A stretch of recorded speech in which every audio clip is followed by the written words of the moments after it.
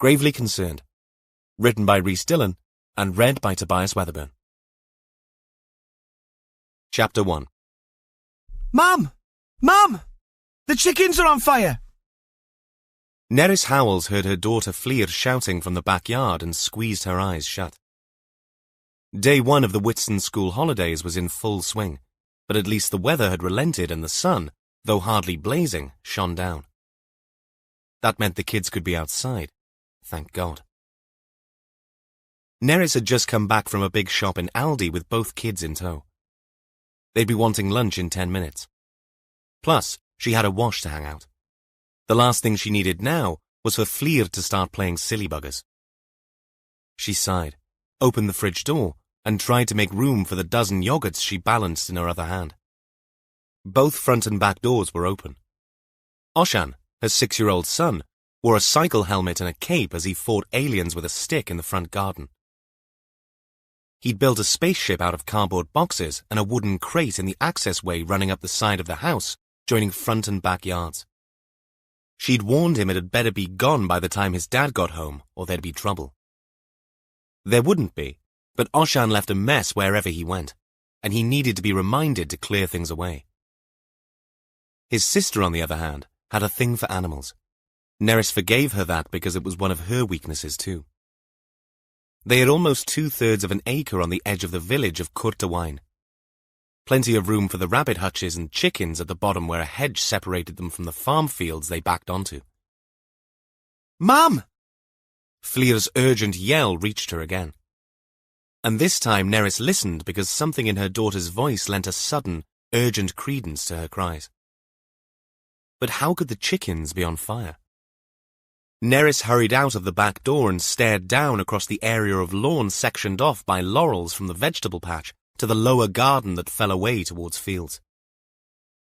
The smell reached her even before she saw the smoke. An acrid whiff of burning straw and then a column of grey smoke spiralling upwards. "Fleer?" she shouted, panic flaring. "Where are you?" Her daughter, 10 and leggy in her jeans and a "This Girl is Double Digits" t-shirt, sprinted around the laurels, tears streaming down her terrified face. "We've got to get them out! We've got to get them, Mum!" "Shit!" Nerys muttered and ran.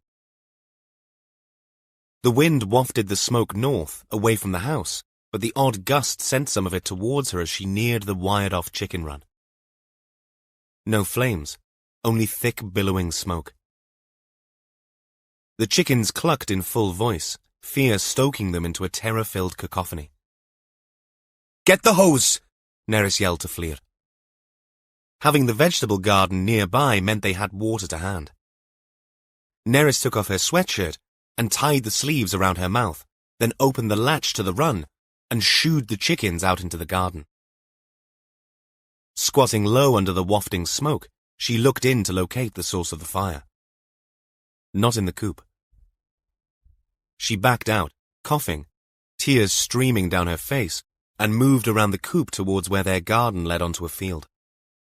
The hedge needed cutting, but this was fledgling time, and the hedge would continue growing for a few more months before the farmer trimmed it. The blackthorn and hazel were already in full leaf, but she could see enough through the gaps to make out the remnants of a pile of straw smoking furiously. And she could smell something. Was that petrol? Fleer appeared next to her, hose in hand, adjustable spray nozzle attached. "Look after the chickens. Make sure none of them get out onto the lane." Mysawellon, the Howells property, sat next to an access lane leading to a path that went all the way to a water treatment works for the village.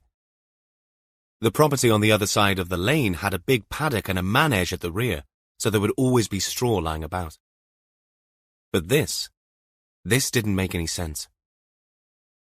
Nerys couldn't see over the overgrown hedge, but by squatting and turning her face away from the smoke, she found a gap wide enough to get a good jet of water through and onto the straw.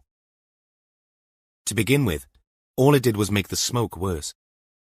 But after a couple of minutes of steady dousing, the smoking eased and the few flames died away.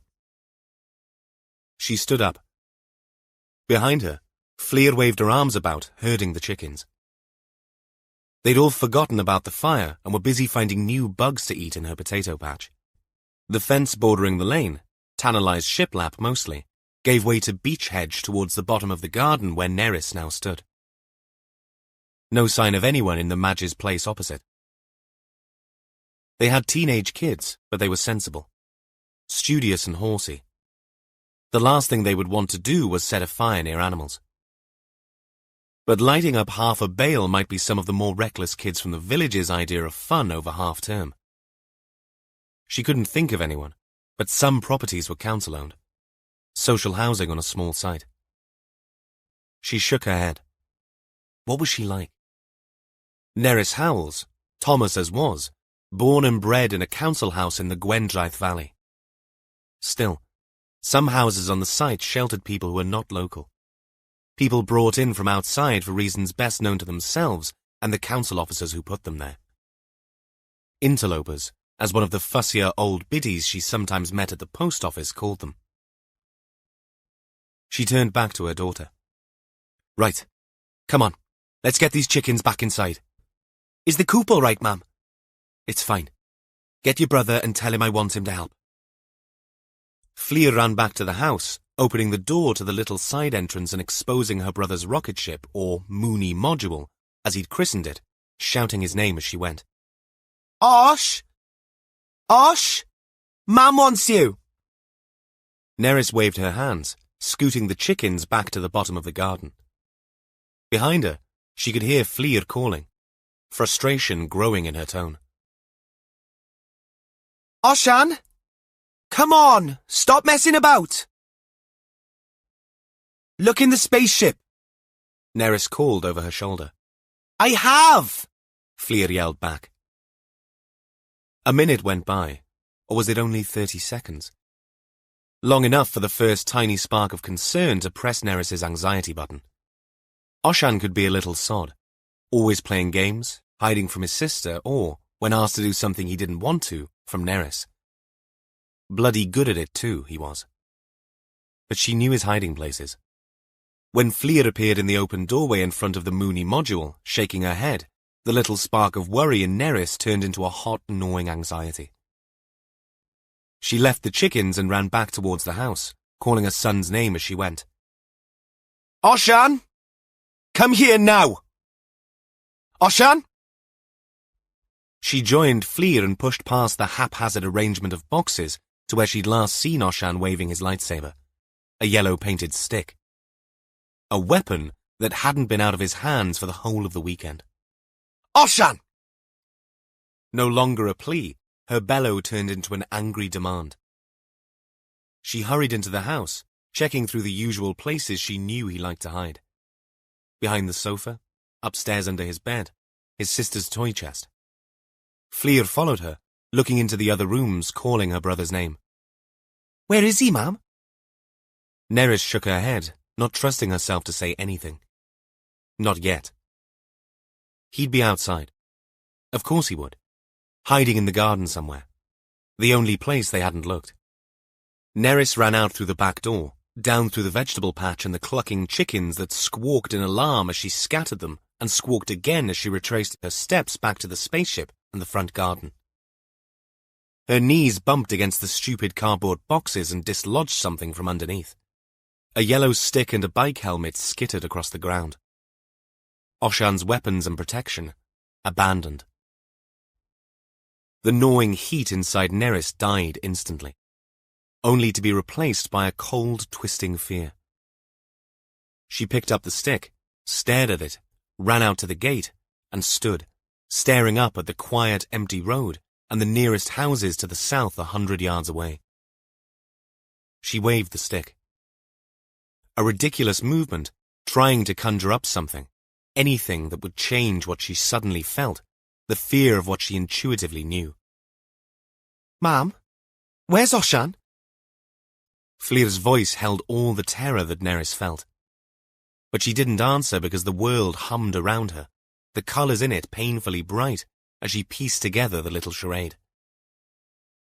The smoke had been a distraction. Someone had set it. Someone who'd wanted her away from the house for 5 minutes. the 5 minutes that it took to steal a child. The denial from Nerys when it came shattered the afternoon quiet and set a dog barking somewhere. No. No. She ran through the gate, ran down the lane towards the field with the burning straw. Empty. Ran into the Madges. Empty. Ran up the road calling Oshan's name every 10 yards. Fleer followed, crying openly, but invisible to her mother, whose eyes had taken on a strange absence as if she was no longer there. People heard the shouts, heard the desperation in Nerys's voice. They came out of their houses and stared, asked what was wrong. Those same people flinched when they heard, turned to one another and murmured. Many of them joined Nerys and shouted Oshan's name. But no one had seen him. Fleer was still crying and Nerys still running 15 minutes later when they got back to Maes Llywelyn after searching the handful of lanes that made up Courtawain village and finding nothing. Mum? Fleer wailed. Where is... Check the chickens, blurted Nerys by way of distraction, and with such feigned exuberance that it stopped Fleer in her emotional tracks. Make sure they're okay. Nerys nodded, smiling, or at least showing her teeth in a way that made Fleer frown. But the little girl didn't argue. She turned and ran out. Nerys didn't give a flying foul about the hens, but she wanted Fleer out of her mind for a moment because she had no room for her there. Not now. The world started to slide around her, and all she could think of was doing what needed to be done before the gigantic black hole expanding in her mind swallowed her whole. Fleer ran through the garden, still calling her brother's name. Nerys picked up the phone, dropped it, picked it up again and, with trembling fingers, dialed 999. Chapter 2. DCI Evan Warlow didn't like funerals much. He realized that if he met anyone who did, he'd recommend a psychiatric formulation. Except for undertakers, of course. He glanced back. A couple of them stood at the rear, hands clasped in front of them, dark-suited and professionally somber. End of life, or rather end of existence as flesh and bone given, they were in a crematorium, was their bread and butter. Still, unless you were an undertaker or a relative, you mostly went to funerals out of a sense of duty. And this funeral, the cremation of his ex-wife Jeez Denise Foley, plucked at the old duty strings with a discordant vengeance. It wasn't the surroundings that troubled him. In fact, Llanelli Crematorium did this sort of thing pretty well. A modern red brick building designed with a nod to divinity, thanks to a high-vaulted wooden ceiling and huge gable windows letting in masses of light, while the dearly departed, suitably encased in flammable wood, turned to ash. It also had a memorial garden where those same ashes could be scattered, or urns buried, all aimed at the need to have something physical as a link to remembrance. He understood all that, just as he accepted the need for a ceremony. The craving for a formal farewell went back millennia. All very human. What was harder to swallow was the belief, by some, that after a lifetime of blasphemy and booze, Denise needed a member of the church to send her off. He doubted it would have been what she'd wanted, but then neither he nor she had any say in it. The arrangements were the remit of her current partner, Martin Foyles. And good old Martin found a vicar from somewhere, crossed his palm with silver, hopefully not 30 pieces, and got him to stand up there to wax lyrical about Denise and ask them all to pray for her. They'd even sung a hymn. Denise would have laughed her socks off. In fact, Warlow kept one eye on the coffin to make sure it didn't start revolving at speed to the accompaniment of maniacal laughter. But in the main, he, like everyone else, was here to remember the woman Denise used to be. And more than that, because his sons Alan and Tom were sitting in the front row, one pew ahead of him. They were saying goodbye to their mother, and he kept the thought firmly at the front of his mind while the ancient vicar began rabbiting on about how Denise struggled with her illness. Struggled with opening a bottle of vodka, more like. The illness, in the form of a devastatingly acute pancreatitis, blew in like a desert storm and wiped her away in a matter of days. Hardly any struggle had taken place at all in the end. One day Warlow was WhatsApping her at the hospital. The next thing she'd been in a coma, never to return from massive multi-organ failure. The boys sat to the right, Tom with his partner Jodie, Alan on his own because his partner was too pregnant to travel and stayed in sunny Western Australia. Martin's daughter from a previous marriage sat next to him and held his hand. Warlow could have squeezed in there between the daughter and his own boys, but opted for Tier 2 when it came to seating. Close, but with the requisite amount of distance for decorum in his own mind. At last, the coffin sank out of sight on its way to the furnace, and the music changed to Earth, Wind and Fire's September, the first 2 bars of which were guaranteed to get Denise out on the dance floor no matter where or when. Martin had got that one right at least. Warlow glanced back again. The place was 2/3 full of people he knew, some better than others. Relatives and friends paying their respects. Right at the back, he glimpsed his colleagues, the towering figure of Superintendent Sean Buchanan, difficult to miss at 6'4" when standing, a big man even sitting down. Next to him sat a man with a barreled chest and Michelin Man girth.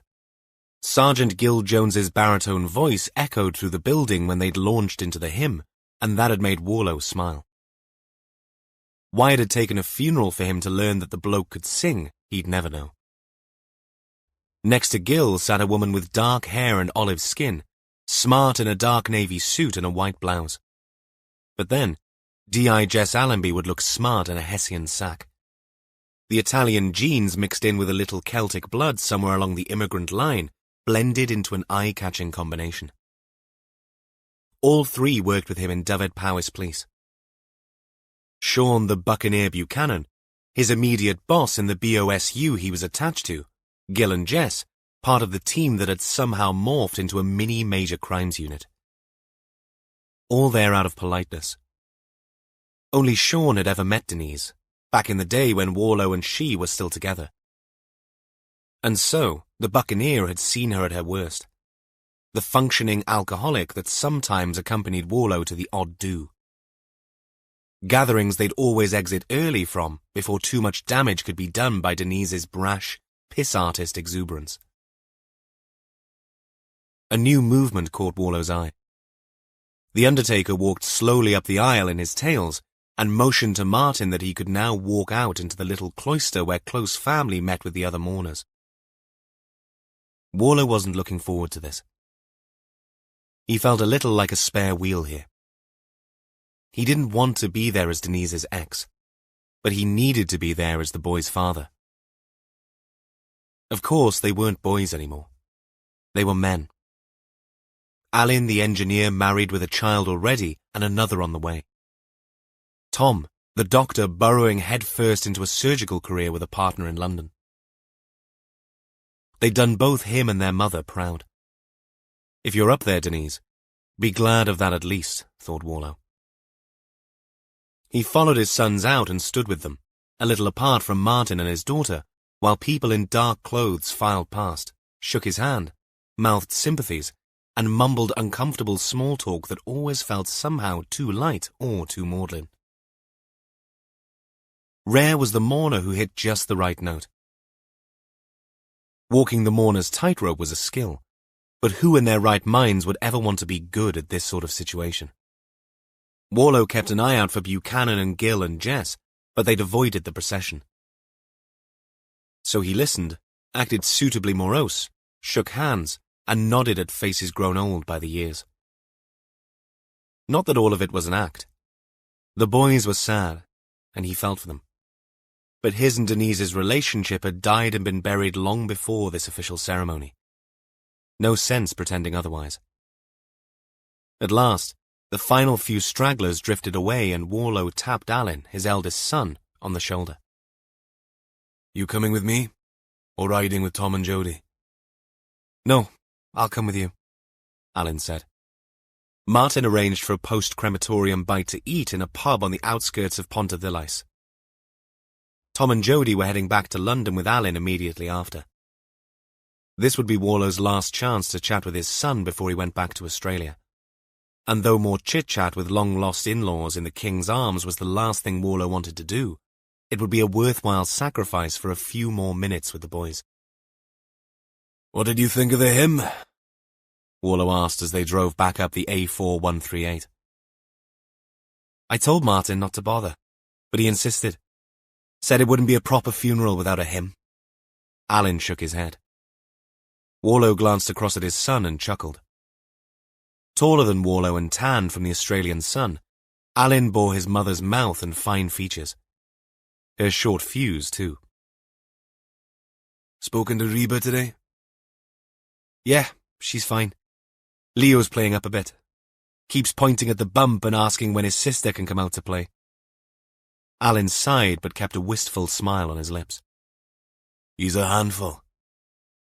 Warlo wasn't talking from personal experience, but it was obvious from the videos and photographs he'd received since Leo's birth. Alan picked up on it. So, come on, Dad. When are you going to come out to find out just how much of a handful he is? Good question. You can't use the cottage as an excuse. That's all done. And there's no need to worry about upsetting Mum now. Visiting Alan had been a bone of some contention between Warlo and Denise. Alan had been up front about not wanting her to come out, and more than once she'd ring Warlo up at some ungodly hour to make sure he didn't go without her. Don't you dare, Evan Warlo. Don't you dare visit your grandchild without me. But since Alan had put a moratorium on her going anywhere near his child, Warlo too had effectively been banned. So he'd crouched down in that dark emotional crevice between a rock and a hard place and waited. But the rock had moved and daylight was flooding in. For someone used to the murk of indecision, all this light was proving uncomfortable. Not that Alan had accepted Warlo's desire not to upset Denise as a very good excuse. He'd been unable to see his father's need to play nice, and Warlo's unwillingness to visit became an equally contentious bone. Warlo himself had been happy to keep his head well buried in the sand, using Denise as the convenient excuse to start with, COVID after that, not wanting to tell Alan the real reason for his reluctance to visit. Worried that if he did, he might face an equivalent ban. Alan had a strong will and equally strong opinions.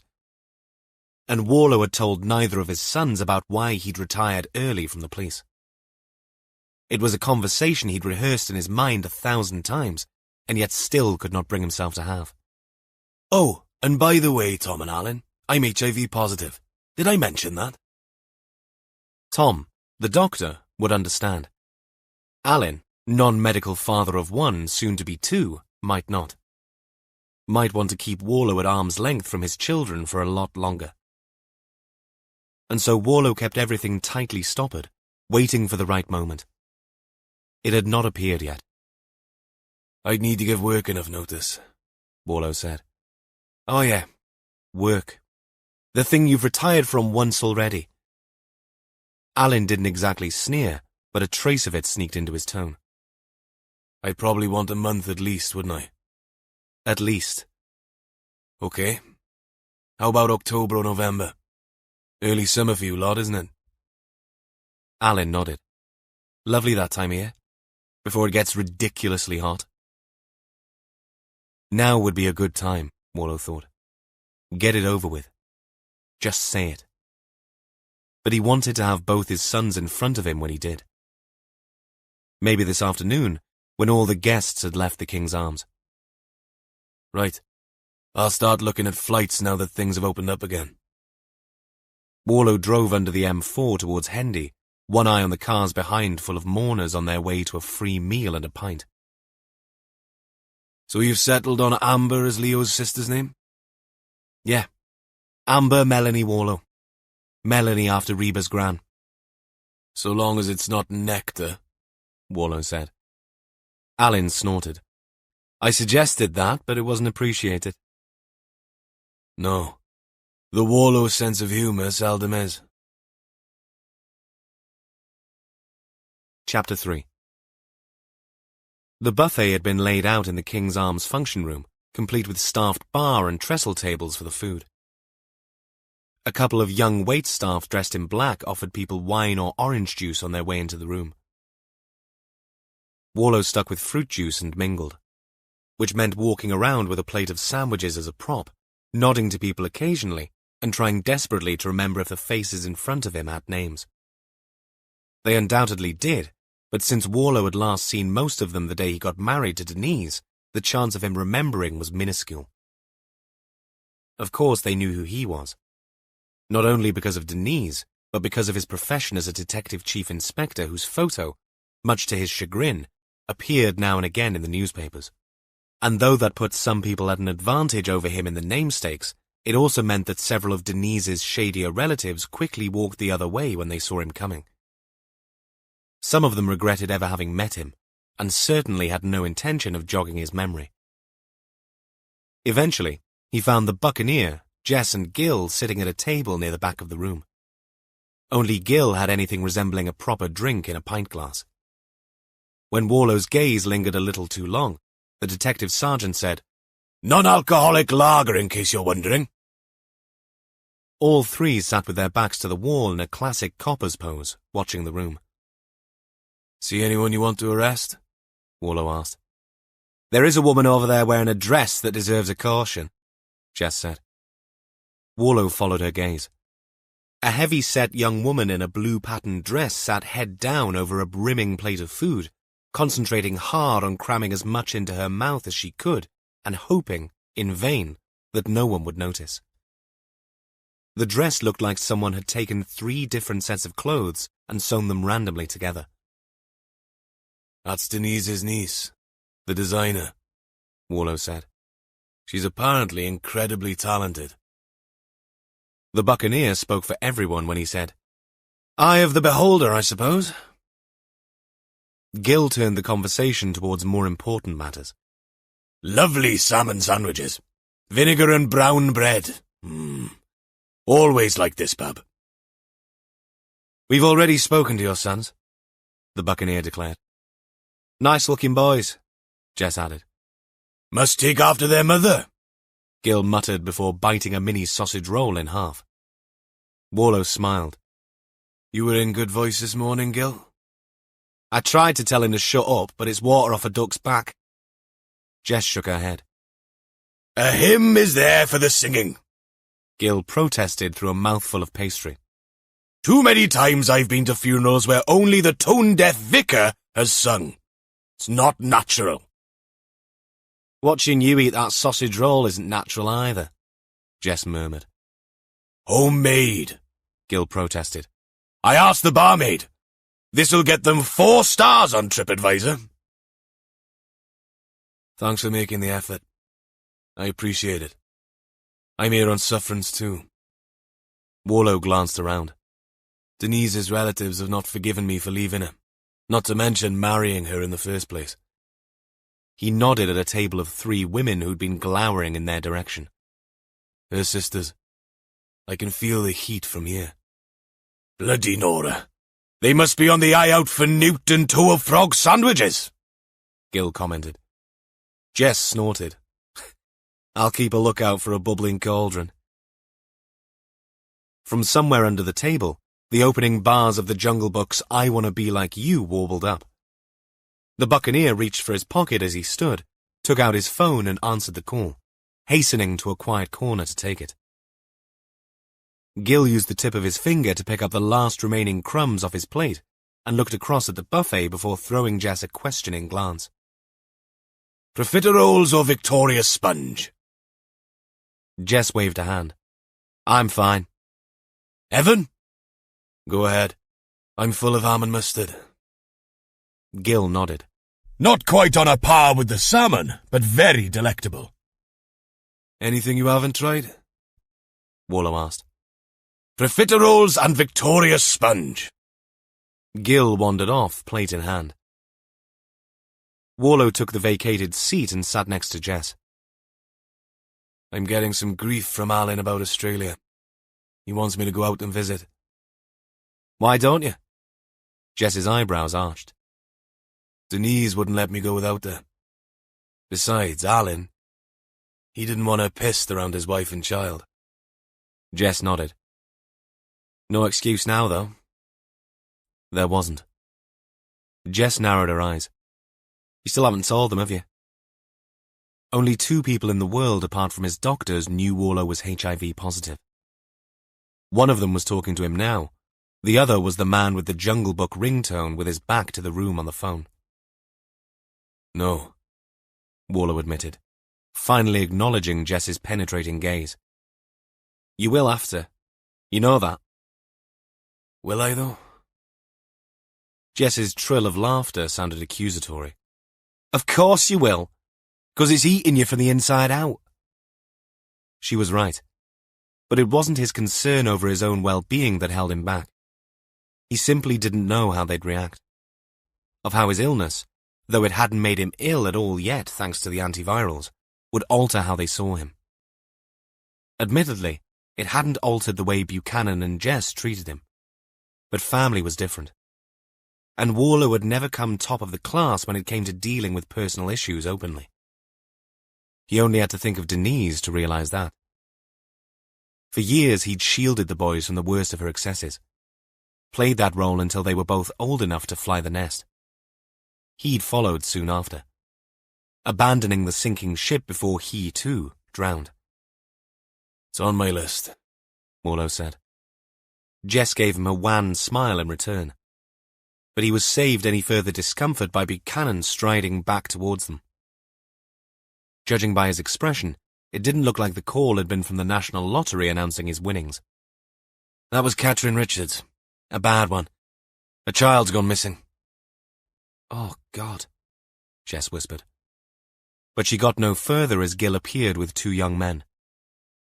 Ah, so this is where you're hiding. Alan nodded towards his father. In the thin blue line corner.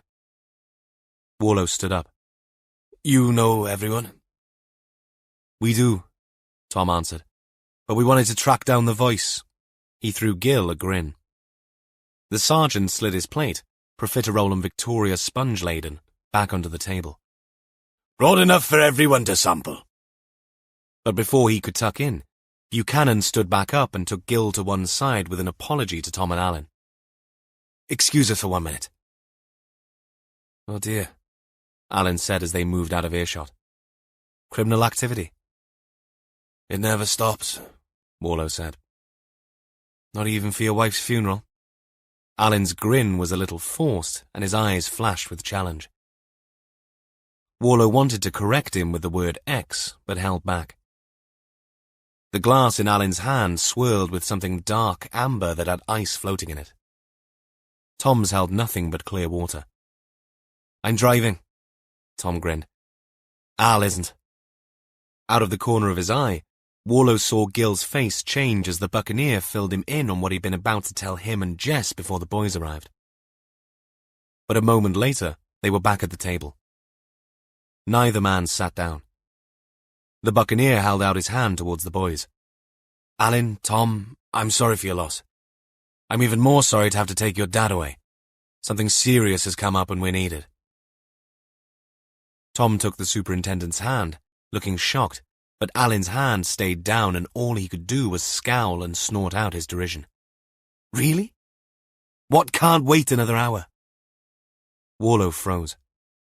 Alan was not a child, yet in his petulant response, he saw Denise's legacy. One drink and her belligerence came to the fore. Warlow did not want to fall out with his son today of all days. But he was spared from responding by Gil, who turned to Alan, the customary genial smile tempered by something else. Something dangerous. You have a child, don't you, Alan? Yes. What's that got to do with? How old? 18 months. Leo, isn't it? Alan nodded. So, imagine you go out to the garden to fetch something and when you come back, Leo is gone. The front gate is shut, so you look everywhere. But there is no sign of him. I expect you'd panic. I expect you'd run around wildly calling his name. And when there's no response, you'd call the police because it's us that deals with such things. People like me and your father. How would you feel if, when you rang the person on the other side of the phone, told you they'd be there to help once they'd finished their alcohol-free lager and sandwiches? Alan's face paled. Gil kept going. Your dad leads a team that answers calls like that, Alan. I'm sorry about your mother too. It's tough. But as of this minute, and yes, every minute counts, the living need Evan more than the dead. Alan put his drink down. It clattered onto the table, the ice clanking in the glass. Shock had replaced the argumentative sneer. Gil spoke a few whispered words into Warlow's ear. The buccaneer offered a few more condolences to Alan and Tom, and when Warlow turned back, he said, "We could go and you follow, Evan." Warlow shook his head. They all knew that the hours following an abduction were the most important. "I say my goodbyes and follow you in." This time Alan shook everyone's hands as the police officers left, leaving Warlow alone with his sons. "Not what I'd planned for today," he said. Tom shrugged. "Sounds like they need you." He opened his arms and Warlow stepped in. Alan looked a little sick. "How old?" "What?" Warlow asked. Alan swallowed loudly. "The kid." 6. A boy. Christ. Alan held out his hand. Warlow pushed it away and pulled him into a hug. "I am coming to Oz." Warlow announced this as he stepped back. "That's a promise." Tom's eyes lit up. "Jody and I are thinking of going too. Maybe we could go together." "I'd like that." Warlow nodded. "The Warlows on the beach together." He smiled at his boys. "Can you give everyone my apologies?" He glanced up at the mourners. Not his world. Not anymore. The boys nodded in unison. "Go do your thing, Dad," Alan said with feeling. Warlow nodded. Then he turned and left the pub. Chapter 4. Warlow got back onto the M4 at Junction 48 and joined a string of cars heading west. Tourists flocking to the Pembrokeshire and Cardiganshire coast, no doubt, some to the ferries for Ireland. Traffic moved quickly, but not quickly enough for Warlow as he waited for a gap to push into the middle lane. At the same time, he found Catherine Richards' number in his contacts and called her up via the Jeep's Bluetooth link to his phone. He steered over to the middle lane, passing caravans and motorhomes which seemed to make up every other vehicle. Catherine answered after 5 rings. "Afternoon, sir." "Superintendent Buchanan and Gill gave me nothing but the bare details. What have you got?" "This one's close to home, sir. Oshan Howells is the boy's name. The family live at Courtawine, a dozen miles up the valley." "I know it." A small village off the A40, closer to the market town of Llandilo than Carmarthen, where Dyfed Powys had their HQ. The mother and both children had come back from a shopping trip. Someone had set fire to a load of straw in a field at the rear of the property, next to a chicken coop. "A distraction?" "Looks like it, sir. By the time the mother had dealt with that and got the chickens out, the boy was gone." Warlow's grip on the steering wheel tightened. He pulled out to overtake an orange VW campervan. Behind him, a red Jaguar flashed its lights in warning. Warlow ignored it and powered on past the van. "How long ago?" 3 hours and counting, sir." "House to house?" "Ongoing, sir, but few houses to call on. It's a small place." "I'm on my way in." "I'll get the kettle on." Warlow ended the call. The day had stayed dry, an even greater draw for the holiday makers keen to get a bit of early sun on their backs. That got him wondering how much the weather played a part in everything. Cliched though it might be as to how obsessed the British were with the weather, it was always something you factored in. Showers were forecast, but he'd seen nothing of them yet. In this part of the world, the fronts came and went vigorously. The weather could change in an instant. What if it had rained when whoever had taken Oshan had set the fire? The boy would still be in his house watching Paw Patrol. Warlow would still be at G's Denise's funeral. The day would not yet have soured. But it had not rained yet, and Oshan was not in front of the TV. He was somewhere else, with someone else, someone he didn't want to be with. Warlow felt his chest tighten.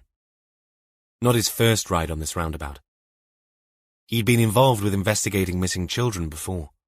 Once, memorably, he'd caught a dog thief and found a shoe belonging to a kidnapped girl in the dark hole the thief used to keep the dogs in.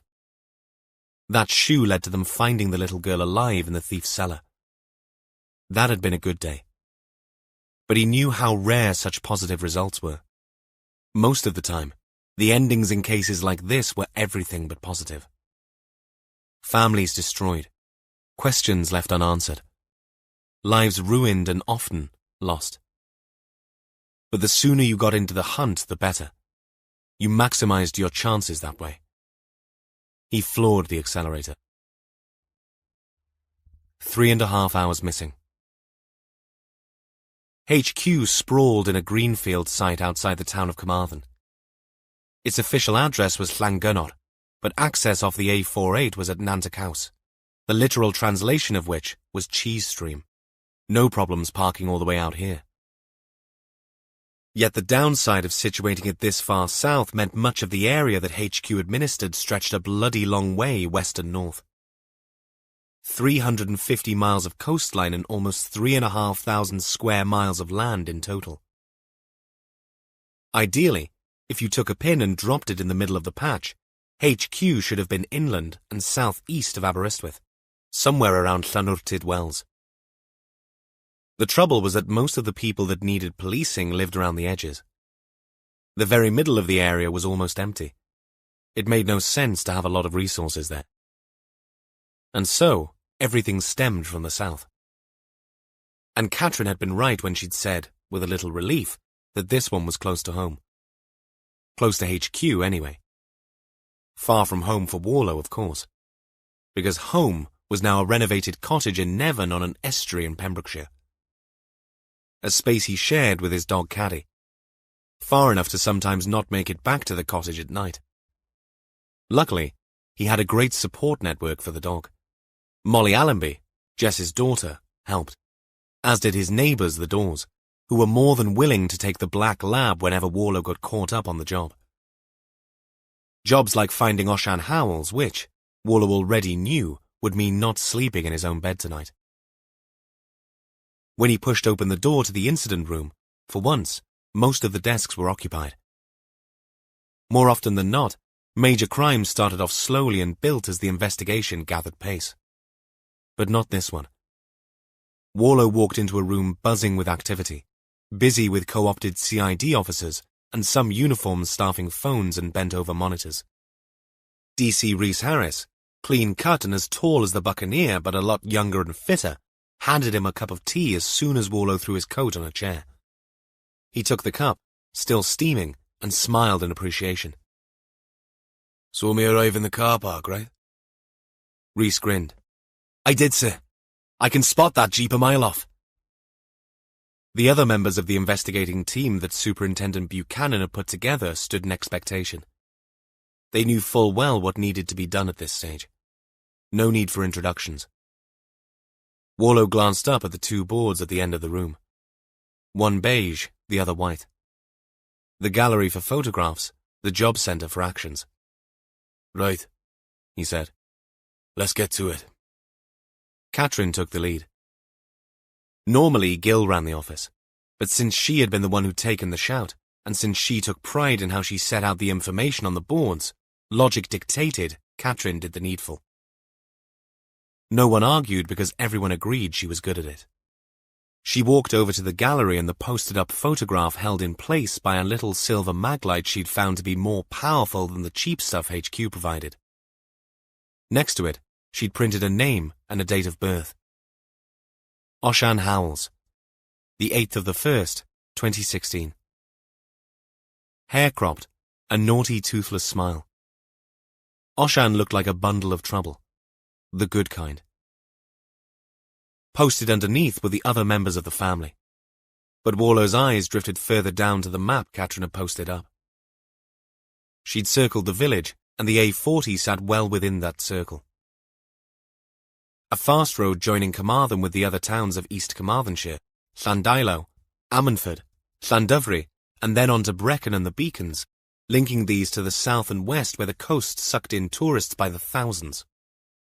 South lay Swansea and Llanelli, and to the north, the more rural roads ran up towards farmlands and forest. Warlow ground his teeth. Easy to be overwhelmed in this sort of situation. Best to control what they could. Who's the liaison officer? PC Melling, sir, Catherine said. Warlow threw Rhys a glance. He and Mellings were a couple. Rhys held up his hands. Nothing to do with me, sir. The Buccaneer asked for her, Gil said. Good choice. At least we'll have someone competent with the family. Warlow nodded. Rhys's face beamed. Anything from forensics? They're looking at the fire. Jess walked to the board and pointed to a diagram of the property. So far, all they've said is that there's no doubt an accelerant was used. The straw was dragged across from the property on the other side of an access lane. They keep horses, so there's lots of straw about the place. Anything come in as evidence? Gil shook his head but pointed at 2 more photographs. One of a bicycle helmet, the other a yellow-painted stick. Stormtrooper helmet and lightsaber, Gil said, and his voice sounded tight. Didn't do him much good. They're with the Tex. Shame the Force wasn't with him, Rhys muttered. True, but it is now, Warlow said. He felt the knot that had formed in his stomach as he'd driven in, tightening a little more. He looked at Gil. Something in the way he breathed hinted at an anger building within him. The same anger that was building in Warlow. The kind of anger that didn't do you any favours as a police officer. Being professional required a certain detachment. An ability to dissociate yourself from the crime and the person perpetrating it. The trouble was that when it came to kids or animals, that damned nuisance of a thing called being human kept getting in the way. Because being human meant that if you ever caught someone beating on their dog, or hitting a child, you couldn't help but want to step in and intervene. Ask them what they thought they were doing, and if they didn't oblige, punch the miserable bastards in the face. Or punch the miserable bastards in the face and then ask them what they thought they were doing. And in a case like this, you could multiply that anger by a factor of 100. Someone had taken a 6-year-old child for a purpose that could only be wicked. The Americans favoured the term nefarious. The trick was to rein that anger in and do your job. At least until you found the sod. Then, if you were lucky, you could rein it all out again while no one was looking. So Warlow knew he needed to keep all that in check if he was to be useful. And so did Gil, who had come across many more than his fair share of such people. Though the word people was stretching things a bit, Warlow often thought. Okay, it sounds planned. Warlow motioned back at the boards, waving his finger at the images. How much to the press now? Catherine's mouth turned down. Mrs. Howells turned to social media early on. Facebook and Insta. She contacted friends and neighbours. Unfortunately, the press is all over it. Warlow turned back to Rhys. Tell Gina to make sure the family does not talk to the press until we've spoken to them. Rhys nodded and picked up his mobile. Is he a wanderer? Warlow looked at Oshan's photo. His mother says no. Oshan's a home bird. Star Wars obsessed, Catherine replied. Anything of interest with the mother or father? Jess shook her head. No exes, nothing on the PNC. They seem like a completely normal family. A normal family whose world had just turned upside down. Warlow went through his checklist. What about health issues? Catherine shook her head. And social care has nothing to add? Nothing, Jess said. Then we treat this as elevated risk until proven otherwise. Nods all round. Warlow sucked in a deep breath and let it out in the same tempo. Right. Best I get out there as soon as possible and take a look. Then I'll talk to the parents. Gil, you keep a lid on things here for now? The sergeant nodded. For now. Warlow looked down at his tea, still too hot to drink. And someone get me a paper cup for this. I'll drink it on the way. Chapter 5. 4 hours missing. Warlow walked down the lane between the Howells property and the Madges. The tarmac ended after 50 yards at a second entrance into the Madges' place and gave on to a stoned path running next to a stream. Warlow pushed away some overhanging branches and followed the sound of running water. Wild garlic grew in clumps everywhere, shaded from the sun and the wind by hedges and trees. The path descended to the stable block of the Madges' property, stood high on one side. On the other, the field where the fire had been lit stretched away. Warlow kept walking. The path opened out under a green sign with an image of a white walking man on it. Here, a locked gate barred entry into a treatment works under a Welsh water sign, and a new access lane led back to a tarmac road and the A40. A secret passage of sorts, then. One not frequented by many, he guessed. Warlow turned around and retraced his steps. Uniforms had already searched all of this, but he'd needed to see for himself. He rejoined the stone lane and walked up towards the road fronting the Howells property. On the other side, an empty field of rushes and rough pasture gave on to a copse. Lots of places to get away quickly, out of sight. An initial search hadn't thrown up anything of any use, and the pulsar was looking to extend the search area. The crime scene bods had long gone, too. There'd been no trace of violence, and petrol had been confirmed as the accelerant for the straw fire. In the road outside the Howells' house, a few uniforms stood around, making sure no one poked their nose in where it wasn't wanted. The press had set up at the edge of the 50 yards cordon at either side of the entrance. But even now, a reporter was doing a piece to camera. Jess was talking to some uniforms who'd done the house-to-house in the village. Catherine had her phone to her ear, busy listening. Eventually, Jess came back to where Warlow stood. Anything? He asked as she approached. Something and nothing. The local primary school had a nature day just before they broke up for the holidays. A kid went missing for half an hour but then turned up unarmed. She said she'd been playing with a new friend. They were on the point of ringing us when it all fizzled out. Warlow shrugged. I'll leave that with you to follow up. Catherine put her phone away and joined them. Pulsar says they sent the dogs in, and they followed a scent up towards the trees here. She pointed to the field opposite. The dogs went through the copse and out the other end to a road. They lost track at a passing place. Warlow nodded. Nothing's spilling off from that. No forensics? It's grassed all the way through. No muddy prints. They're having a look at the passing place for tyre tracks. What about the fire? Jess shook her head.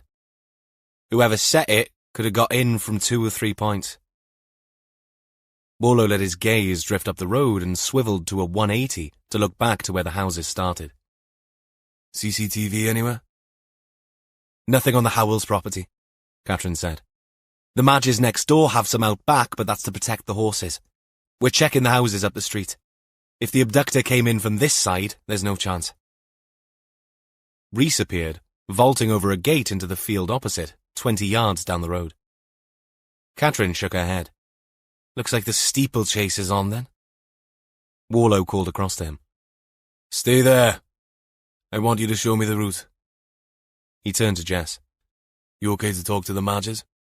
Of course. Jess turned away. I'm talking to neighbours still. Catherine's liaising with Gil, who's chasing up the sex offenders register. See what rodents there are in the vicinity. Another unpleasant box that needed ticking. Warlow joined Rhys.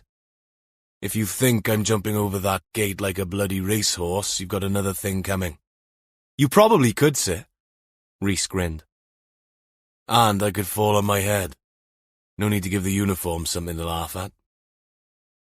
The DCI climbed over and stood in the field, studying the latch. He knew the type. A spring fastener comprising a vertical rod you pulled to release from the catch. The gate itself was not locked, but as was so often the way, the owner had tied some nylon rope around the gate and post as a deterrent and to let walkers know they should not enter. Who owns the field? A farmer called Gwilym, sir. This is the southern edge of his land. The sheep in the field next door are his. Warlow looked up across the rough ground to a greener pasture 100 yards away, where sheep were quietly grazing along, with at least 20 lambs. How much did Oshan weigh? Rhys consulted his notebook. Around 3 stone, sir. Warlow nodded. Get a photo of this tie. Ask the farmer if it looks like the knot is his. But anyone could untie this, sir. That's why we need to ask. He'd know. If no one messed with the tie, it means Oshan was carried over. And if that's the case, it would need to be someone strong. If the tie were loosened, anyone could have opened the gate and taken Oshan through. Rhys nodded, scribbling in his notebook. Good point, sir. Lead on. Warlow followed Rhys with the hedge on their left, following yellow markers in the ground where the dogs had signalled. They reached the copse and a ditch that separated it from the field itself. Agricultural fencing topped with a single strand of barbed wire marked the boundary. Any sign of where they crossed? Rhys pointed to a white marker. They think there, sir, where the fence post is angled. The fence looked too tall to step over. Warlow reached the marked point. A thick carpet of dried leaves covered the ground. There'd be no footprints here. Above, the branches of an oak reached down, close enough to act as a handhold for someone wanting to climb over. If he crossed here, then he had Oshan tied up so that he wouldn't run. So he placed him over the fence before he climbed over himself. An aluminium fence ladder placed by the palser straddled the fence a few yards further on, and Warlow climbed it. He stood on top, above the barbed wire, and took in the view. Through the trees, the distant foothills of the beacons were visible. Grey-blue mounds against the paler sky. Further west across the valley, Paxton's tower stood tall, like a chess piece on the horizon. A folly straight out of a Game of Thrones set. The copse had a mixture of old deciduous and a few evergreen trees scattered over a shallow area of only 20 yards in depth, sloping down to the narrow road and the passing place pull-in. No other properties within sight. No traffic. No sign of anyone. If someone had parked here, they'd taken a gamble. Anyone passing would have noticed the vehicle. But then who would be passing up here in this remote spot? Knew what he was doing, all right, Warlow muttered. Whoever did this had done their homework. Is that how you see it, sir? You tell me, Rhys. The young detective was shaping up well, and despite the situation and the hum of urgency buzzing away at the back of Warlow's brain, one day, Rhys might oversee an investigation like this. Rhys paused, considering the question. It means someone must have reconnoitred, sir. If this is a stranger abduction, then Oshan was chosen for where he lived rather than who he was. Exactly, Warlow said. But most abductions aren't stranger abductions, are they? They were about to turn back and retrace their steps when a bright yellow Astra with a black stripe running lengthwise along the bonnet and roof turned into the lane and sped towards them before screeching to a halt in the pull-in. One man got out. Young, dressed in clothes that in Warlow's day would have been classed as gym wear, but these days passed for everyday wear. He had his hair shaved at the sides, leaving a curly mop on top. His t-shirt and trousers had matching stripes down the sides. The driver stayed in the car, baseball hat clamped on. Warlow turned to Rhys. Why haven't they shut off this road? Don't know, sir. Get onto them now. This is still a crime scene. Curlytop was out of the car, already making strides up the bank and into the copse, his face alight with excitement. Warlow shouted across. You asked permission to be in that copse? The youth turned, annoyed. There's no fence. Why would I need permission? Warlow stood below him and saw the driver put up his phone. Video recorder on, no doubt. It is someone's land, though, so you are trespassing. What the fuck has it got to do with you? Curlytop yelled back. Warlow smiled. As it happens, quite a lot. He took out his warrant card and held it out for the man to see, and then stepped over to the car so that the driver could take a close-up. Detective Chief Inspector Warlow. And who might you be? We don't have to give you our names, the driver said. You're right. But Rhys here has your car registration, and I also have the right to arrest you for trespass. Be up to the owner to press charges, of course. The first brief flare of doubt bunched up Curlytop's brows. Fuck's sake! I only want to get to the top and take some photos. Be worth a shitload to the papers. Oh?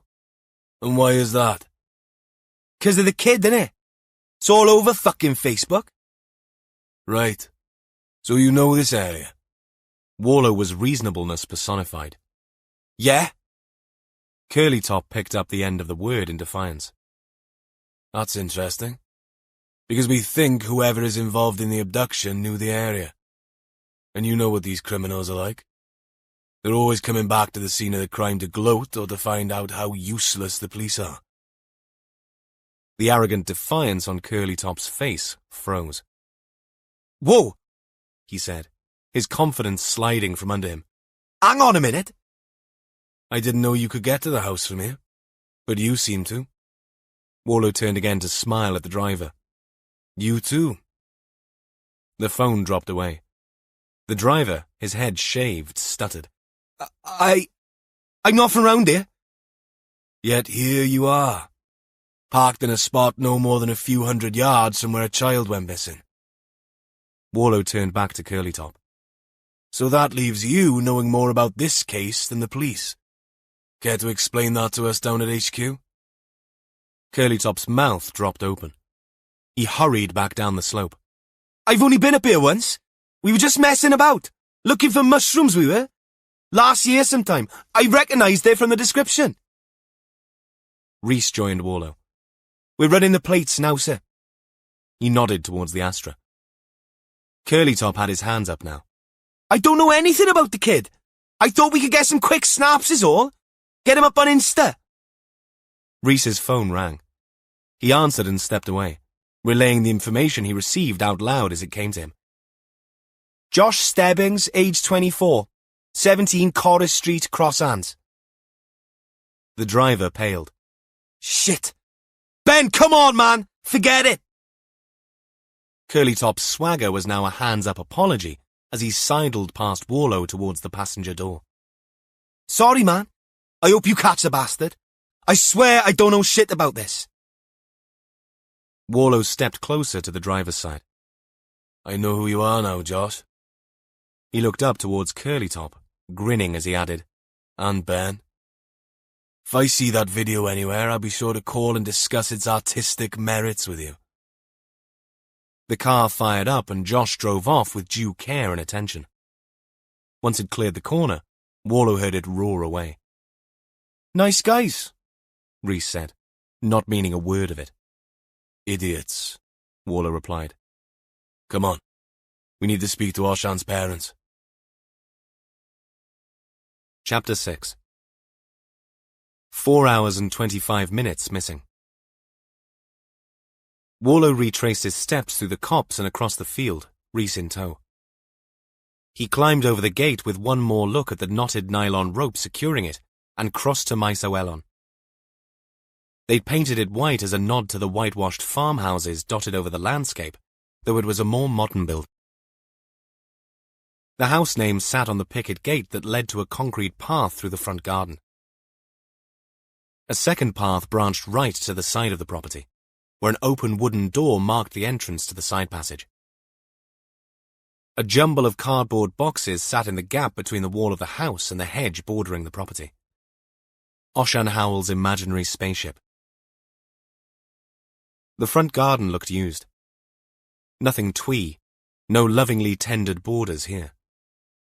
Just flattened grass stamped down by little feet. Warlow noted a rugby ball and a football in a plastic hoop. The uniform guarding the gate opened it for Warlow and the two detectives walked up the path to the front door, which opened without them having to knock. The woman who stood there wore the black uniform of Dyfed-Powys Police and, despite the circumstances, smiled a greeting. PC Gina Melling's eyes slid past Warlow to Rhys. Her eyebrows shot up, but, to her credit, she gave nothing away. Though he'd been already told, Warlow felt a rush of relief on seeing Mellings as the flow. He'd worked with her before, knew how capable she was. Gina, how are they holding up? Not too bad until Mrs. Howell's brother arrived, sir. Gina's mouth turned down. Is he here now? Gina nodded. Tea, sir? Silly question. Milk and one. Gina's blue eyes strayed to Rhys. Tea or coffee? Coffee, if it's going. 1 sugar or 2? You know it's only 1. Gina stifled a grin and turned away. Warlow sent Rhys an over-the-shoulder glance. Word to the wise. Coffee is always a risk. Bound to be instant. So could be anything. Better to stick with tea. And how come your girlfriend doesn't know how many sugars you take? She does, sir. She just... Warlow's turned to flicker a smile. Once the flow had made the introductions, they all congregated in the living room. Warlow and Rhys sat on a brown leather sofa, the cushions sagging in the corners, and the backrest angling back in such a way that anyone sitting in it would be comatose in 15 minutes. But this was no time for sleep. Gina came back with the tea and put it on a coaster on a low table. Warlow sat forward, his coat still on. He didn't intend to spend too much time here if he could help it. Talking to the relatives was important, but Oshan wasn't here. It was now after 4 p.m. The boy had been missing for almost 5 hours. From the look on Nerys Howell's face, it could well have been 5 years. It had probably felt that long to her. She wasn't a small woman. Chunky as one of Warlow's old sergeants might have said. But worry had ravaged an attractive face, fed by what her imagination was no doubt throwing into the mix every few seconds. She had mascara-smudged eyes and lids puffy from tears. She held on to the hand of a big man sitting next to her. Nerys's husband, Lloyd, was broad in the chest and sat with his thick arms folded in his lap. His expression had the lost look of someone stuck in a waking nightmare, struggling to find a foothold in reality. "Would you like a biscuit?" Nerys asked. Not for me, thanks, Nerys, Warlow answered. "I'm fine too," Rhys said. Nerys ignored them. "There's a box in the cupboard over the sink. We keep it up there so that Oshan can't." She caught herself, pulled in air with a ragged intake of breath, and kept talking. "I could put a plate out if..." Gina cut her off. "No need, Nerys. Everyone is fine." Yes, forget the bloody biscuits, Ned. This irritable warning came from the third member of the family standing silhouetted against the window. James Ryan was everything his sister wasn't. Wiry with an angular face and tattoos on his neck and wrist, and many more under his plaid shirt. Warlow sent him a neutral glance, which Ryan returned with belligerent interest. The DCI re-engaged Nerys and Lloyd. I realize you've had nothing but people asking you questions all day, but I'm the senior investigating officer, and I would like to ask you some more. It is frustrating for you, but it's all part of the process. If that's all right. Nerys nodded, eager to cooperate. And Lloyd nodded dully and muttered, Whatever we need to do. But James Ryan, standing behind his sister, glared at the DCI and shook his head, his pent-up anger keen to find a target. "How many times are you going to badger my sister? Jesus, Oshan isn't here. He's out there somewhere." Warlow nodded. I know, but it's the little things that usually add up to something big in an investigation like this. "Little things?" Ryan spat. "What bloody little things?" This time Warlow blanked Ryan. You have 2 children, Nerys? Nerys nodded. Oshan and Fleer. It's half term, so they're off school. Does Oshan play outside much? In the front garden, I mean? Lloyd shook his head. No, not much. We've got a lot more room at the back. He practices taking penalties or converting tries out back. But he's been watching Star Wars, Nerys added. He decided that the front garden was in space. She snorted. It sounds pathetic. Warlow gave her a half smile. It's not. Sounds like he has a great imagination. Nerys smiled in return. A brave effort that faltered as soon as it formed. He built a spaceship, and he began fighting aliens. He shut the door into the backyard because he wanted to be on a different planet. So it's new, this playing in the front garden? Warlow asked. Yes, Nerys explained. New this weekend. She looked at her husband. He squeezed his eyes shut. Playing the if-only game, Warlow guessed. If only they hadn't let him watch Star Wars. If only it had been raining today. If only. If only. Can you run through what happened today? Right from the beginning. Right from when you got up, Mr. Howells. Lloyd. Okay. Lloyd. You got up first? 7. I'm off to work by 7:30. I'd normally wake the kids up, but it's the holidays. Warlow gave him an encouraging nod. Right. And when you left for work, you saw no one? You didn't pass any cars? No. The road was empty, Lloyd confirmed. Warlow flicked his eyes to Nerys. And you took the children shopping? Aldi. We were there by 9. Again, you saw no one parked on the road? No. Rhys had his notebook out, scribbling down details. We were back by 10:30. And you've seen nothing odd? No one driving past or hanging about? Lloyd shook his head. There are some Airbnbs in the area. Not unusual to see the odd tourist driving around. But nothing that aroused your suspicion? Warlow inquired. Christ's sake, Ryan muttered. What is this? Spot the bloody kidnapper! Nerys's head jerked around at him, but he remained defiant. Well, Jesus, come on! Why are you being such a pain, James? Nerys said, the words pitiful and pleading. Warlow watched the dynamics, deciding already that Ryan had relinquished his membership of the Dyfed Powys Police fan club somewhere along the way.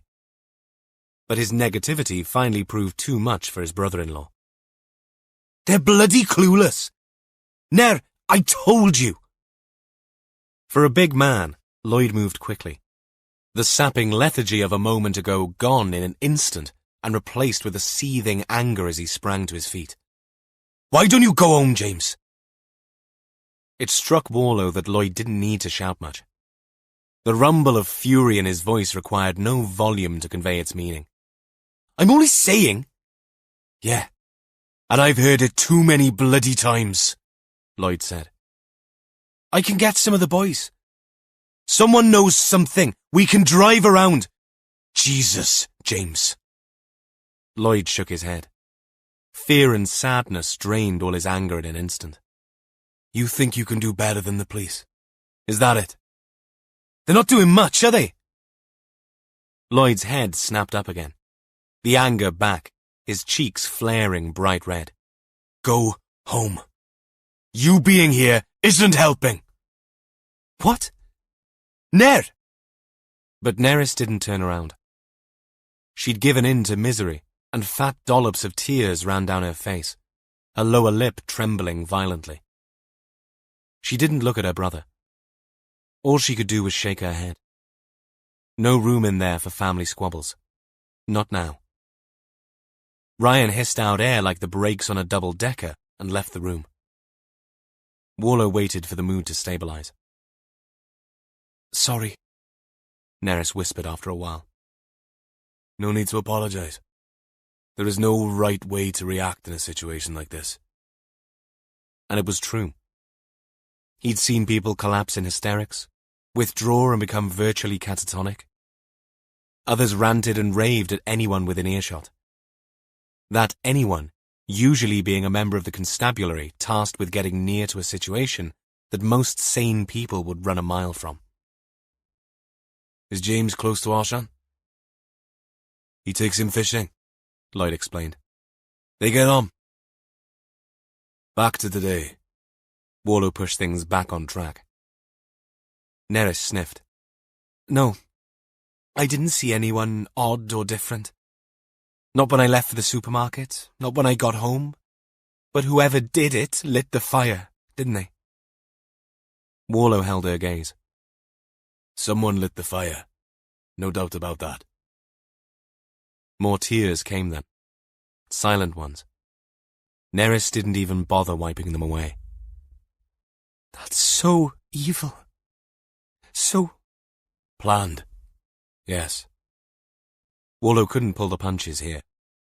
He wouldn't lie to these people. And you haven't fallen out with anyone in the area? Not even in the most trivial way? Lloyd shook his head. No. I don't owe anyone money, if that's what you're asking. Why? Nerys's expression crumpled in disbelief. You think someone could do this for money? It's possible, Warlow told them. There's a reason Arshan has been taken. Lloyd's head dipped onto his chest. Not likely though, is it? A ransom? It's still a possibility. What about the other reasons? Lloyd asked. There are other reasons. None of them good. Again, Warlow couldn't lie. And we face that fact. He fell short of giving them the stats. That if this turned out to be a stranger abduction and a predator, there was a significant chance that Arshan might be already dead. Taken and used for nefarious purposes. He'd shoulder that burden himself for now. These people, these victims in front of him, needed hope. We're going to talk to all of your neighbours. Ask them the same questions. The dogs have traced Arshan over the field to the cops, so we know he went there. We have men searching in case he's wandered off and got lost. Nerys squeezed a couple more tears from her eyes. There was more Warlow needed to ask, but not now. Gina's going to stay with you. She'll answer all your questions and answer the phone to the press if you want her to. She'll be able to tell you anything you need to know. Nerys looked up into Gina's face. The PC smiled and put a hand on her shoulder. Warlow turned to Rhys. Anything you want to ask, Constable Harris? 6 months ago, such a question would have made Rhys flush a bright red and stammer out a standard, "No?" But that was then. Rhys looked up and addressed Lloyd. Does James live locally? No. Why? We'll want to talk to him when he's calmer. See if he has any ideas. He has a lot of ideas, Nerys said. Rhys nodded. And one of them might help. We leave nothing to chance, Nerys. Right now, the only idea James has is what knot he'll use to string up the bastard who did this. Lloyd muttered. He's a hothead. Warlow nodded. He's allowed to be. I have no idea how I'd react in a situation like this. None of us do. Nerys stepped in to defend her brother. He's angry. He loves the kids and he wants to find who did this. We all do, Nerys, Warlow told her. And I promise that both of you will do whatever it takes to bring Arshan back to you. I give you my word on that. Nerys nodded, and her mouth formed a trembling smile of gratitude. Gina says you won't give up. Ever. She's right. Warlow looked Nerys in the eye when he answered. Rhys hadn't given up on his question. What's James's address? Lloyd answered. He lives in Whitland, with his partner. He made to get up, but Rhys put a hand up. Don't trouble yourself now. Give it to Gina. No, I'll do it now. Lloyd got up and walked to the kitchen table, glad, it looked like to Warlow, of something to do. Rhys had managed that well. All three of the officers in this room knew the stats.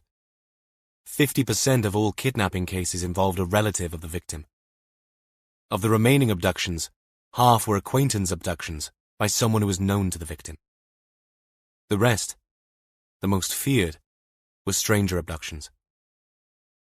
Warlow was keeping an open mind. People were innocent until proven guilty, but in Warlow's head, everyone was capable of doing anything. That included James Ryan. It also included Lloyd and Nerys Howells. Though if they were involved in this, they'd missed their vocation as actors. One look at them told him they'd been stripped raw by events. Still, Warlow had crossed no one off his list yet. They would certainly need to talk to hothead James Ryan, and they'd be double-checking Lloyd Howell's movements. They wouldn't be doing their jobs if they didn't. Lloyd came back with a post-it note with James Ryan's address written on it. Warlow finished his tea and put down the mug. One more thing. The press. I'm not talking to them, Lloyd muttered, his brows gathering. Good idea. For now, at least. Gina can screen all the calls that come in if you'd like her to. We may decide to use the press if and when, but it will be on our terms. An appeal, you mean? Nerys asked, her mouth curling in distaste. I don't like the idea either. But there'll be forensic psychologists who'll be advising us on all of that. For now, we'll have uniforms stationed to keep the piranhas at bay. And Gina is a great Rottweiler when it comes to dealing with them. Gina nodded with a grim smile. Thanks. Lloyd sat down next to his wife. She reached out for his hand and he took it. But Nerys had one more question to ask. The big one. The one that rasped at her throat when she voiced it. Do you think he's dead? Warlow held her gaze.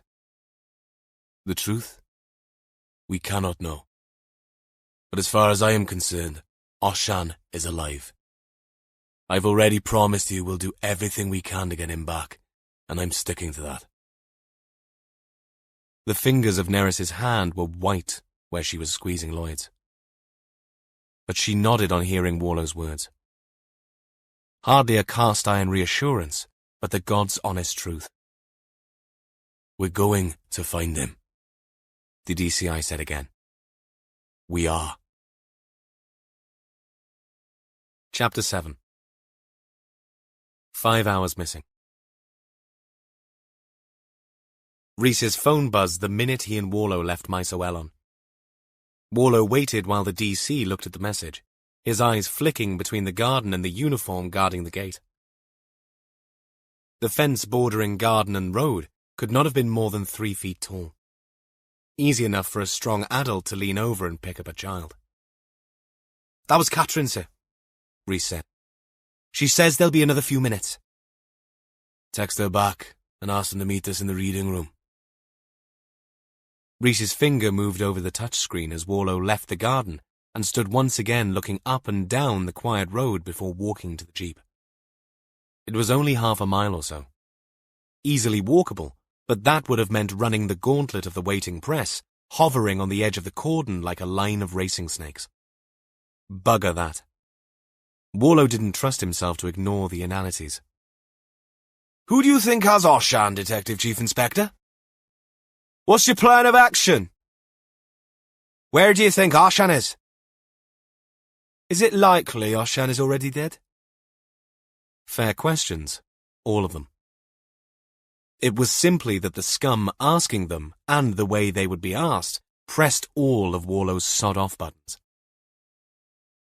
They parked up 100 yards past the driveway to the reading room, near a gate that led through a field to a church perched on a hill.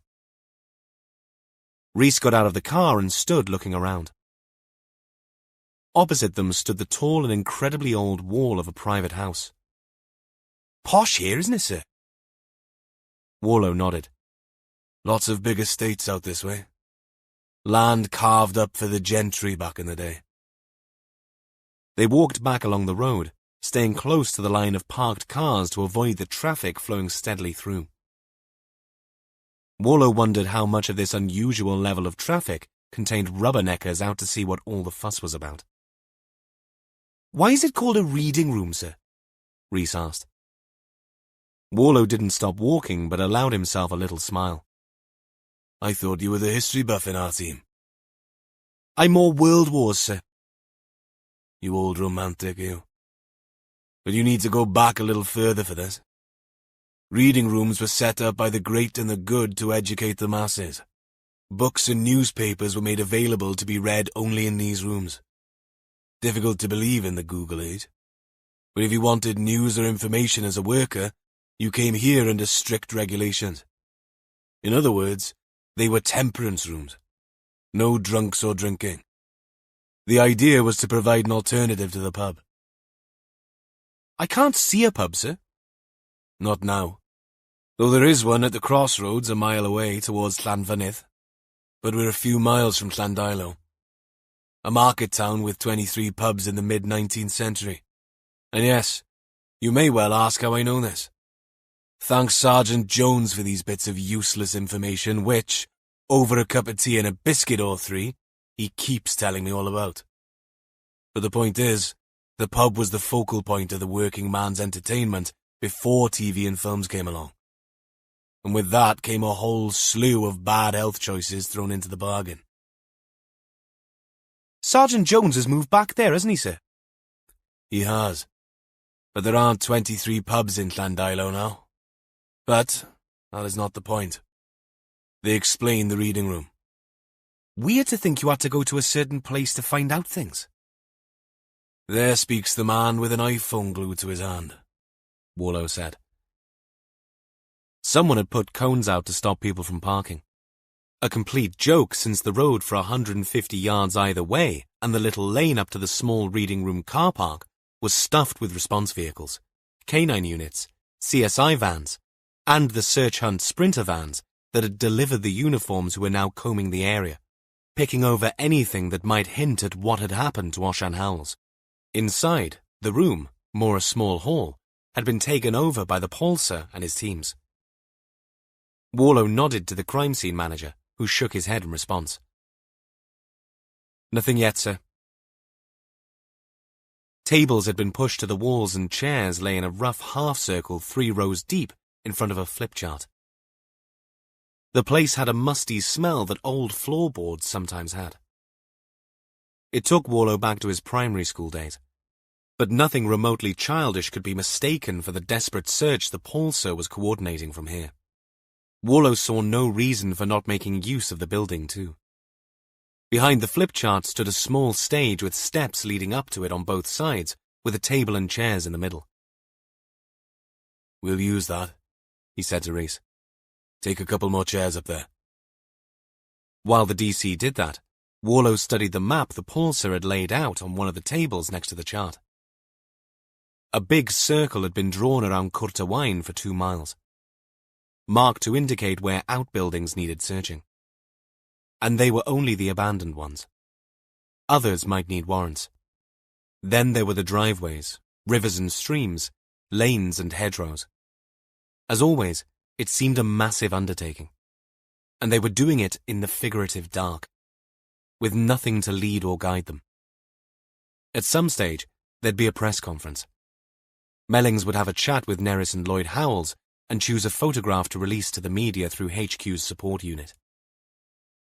That photograph would then appear in all the newspapers and on TV. The official acknowledgement of a family's nightmare. But it hadn't happened yet. They still had time to see if someone, somewhere, had seen something. The one advantage of being out here in the countryside came in the form of habitual behavior. People tended to get up at the same time, walk their dogs at the same time, get to work, open the shop, wave at the postman. Boring, some might say, but it wasn't the chaotic buzz of the city where everything happened fast and with exponential possibilities. Warlow clung to the hope that something would turn up. Though there were tea-making facilities out back, no one had done anything about them. When Jess and Catherine arrived a few minutes later, the 4 members of the investigating team sat on the little stage, tealess, and spoke in low voices while down below the crime scene manager and an evidence officer got on with the business of organising men and facilities. Warlow filled them in on their interview with the Howells. He mentioned James Ryan as someone they need to keep an interest in, but his gut feeling was that neither Neris nor Lloyd Howells was directly involved. What about the Madges? He asked. Jess shrugged. 2 teenage kids, both away. One staying with a friend, the other on a chemistry refresher course. We spoke to the parents. He is some kind of financial consultant who works from home. She is the horsey person. They were both at home this morning when Oshan went missing. Both can vouch for each other, and neither of them saw or heard anything different until Neris Howells raised the alarm. What about the straw for the fire? Rhys asked. Catherine nodded. They keep bales dotted around. We went out into the paddock. There is a path that runs past the property, slightly lower down. I know it, Warlow said. Leads to a water treatment works. Catherine elaborated. It wouldn't take more than a minute to scramble up the bank from the path and reach over a fence to grab some straw. The field where the fire was set is only a few yards away. A couple of forensic techs are examining the fence for signs of scuff marks or a boot print. And they're happy for us to search the property? Catherine nodded. Do we think that the abductor knew about the straw in the path? Rhys asked. Jess undid her coat. He scoped out the area. It's a public footpath. He could have done all that yesterday or a week or a month ago. The one thing that came up again was this incident a couple of weeks ago when a child went missing for half an hour. From the school, was it? Rhys asked. Not quite, Jess explained, while Catherine flicked through her notebook. Mrs. Madge is a primary school governor, so she knew all about it. Catherine looked up, her face serious. Small school. 49 kids, 3 teachers. The week before end of term, the whole lot of them went out on a nature trail walk. Near to the school and the Howells property, in fact. She reached into a messenger bag and pulled out a sheet of A4 paper on which a crude map had been drawn with a few crosses dotted along the snaking lines for roads labelled School, Mysawellon, and Nature Woods. Warlow peered at it, frowning. The woods between the school and Mysawellon formed a rough triangle, with each side measuring 2/3 of a mile.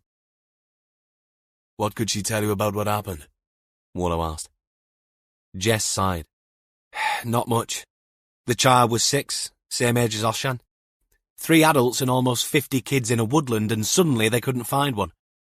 They made the kids sit down in one area, and one teacher stayed with them while the other 2 searched. It took them half an hour, but it appeared she'd strayed close to a stream near where the woods began, and they found her there, unharmed, saying she'd been playing with a green man. A green man? That's what the kids said.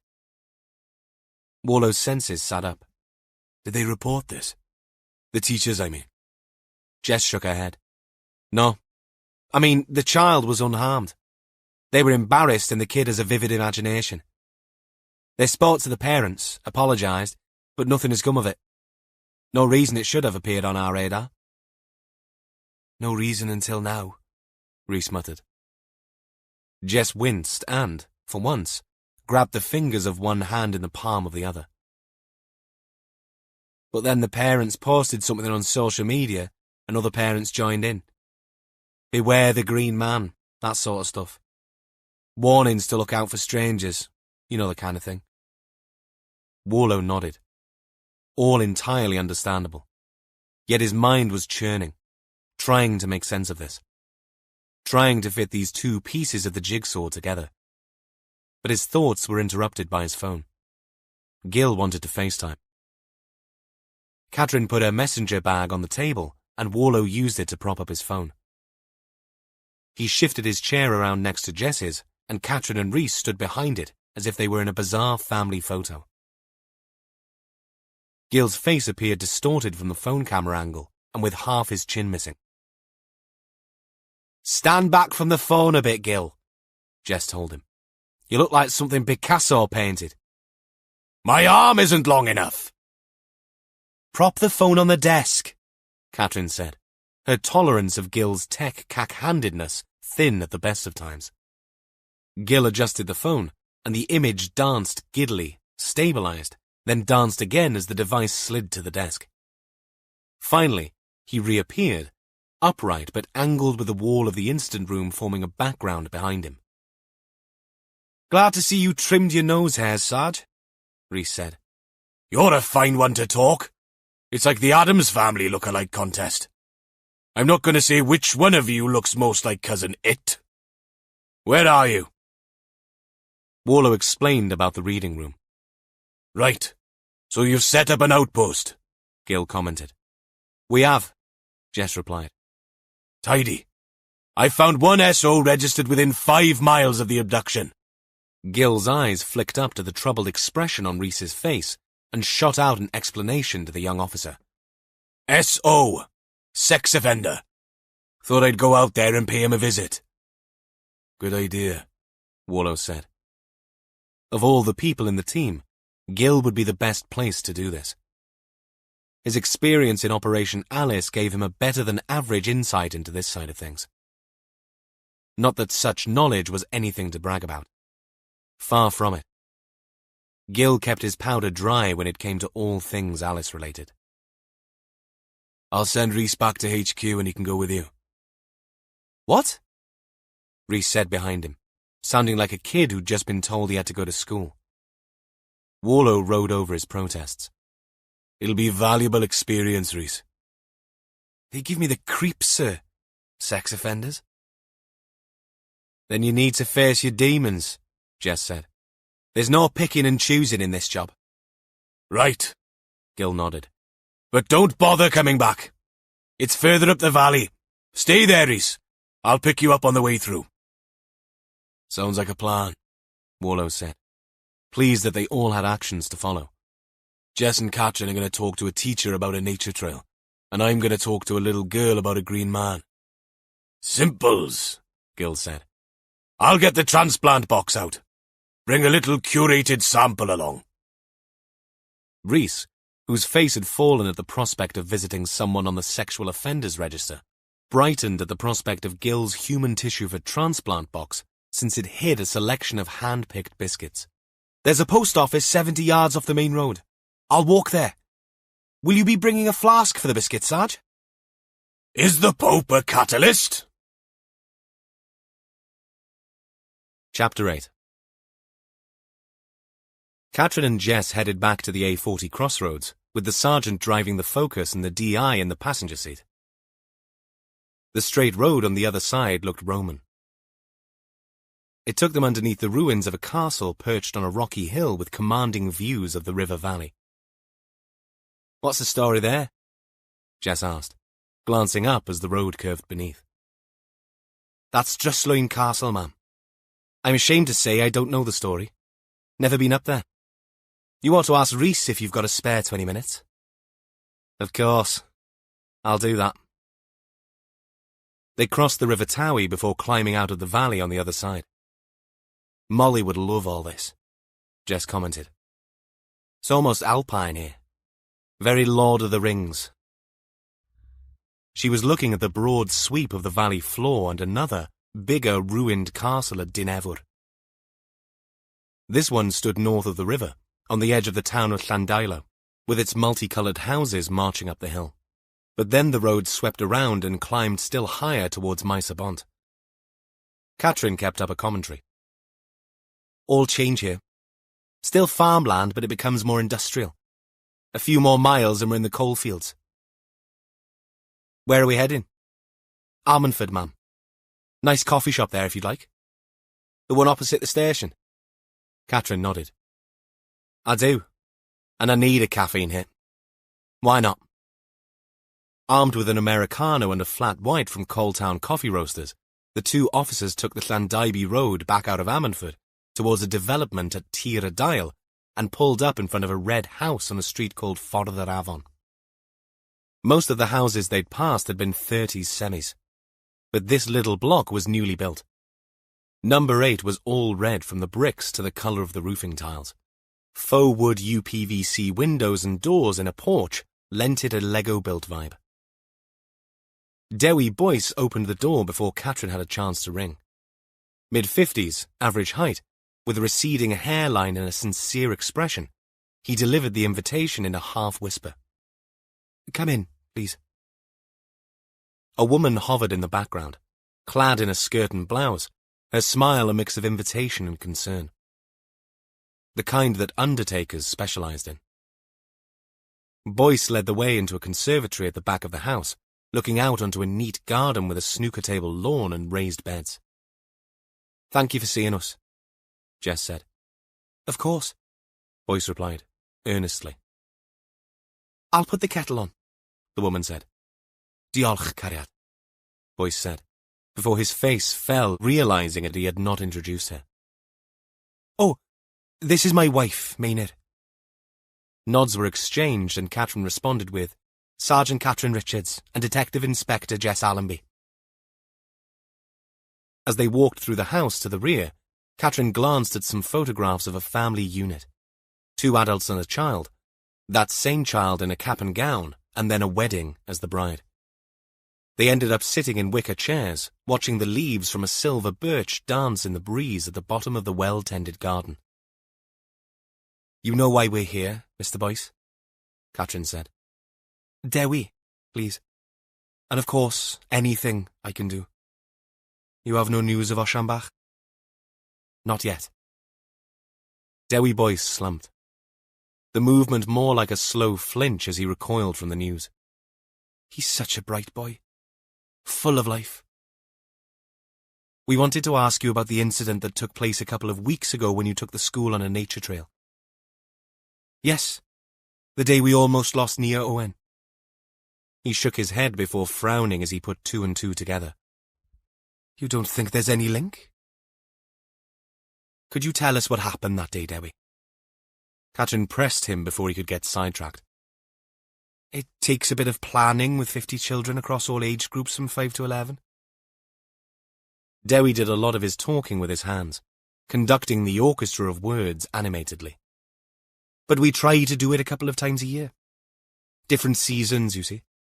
And the woods are owned by one of the school governors. They've even made a little play area there with tables and chairs carved out of fallen trees." Catherine waited impassively. Boyce caught the look in her eye and concentrated. "We went over at 9:30. A dry day after 2 previous dry days. A rare event.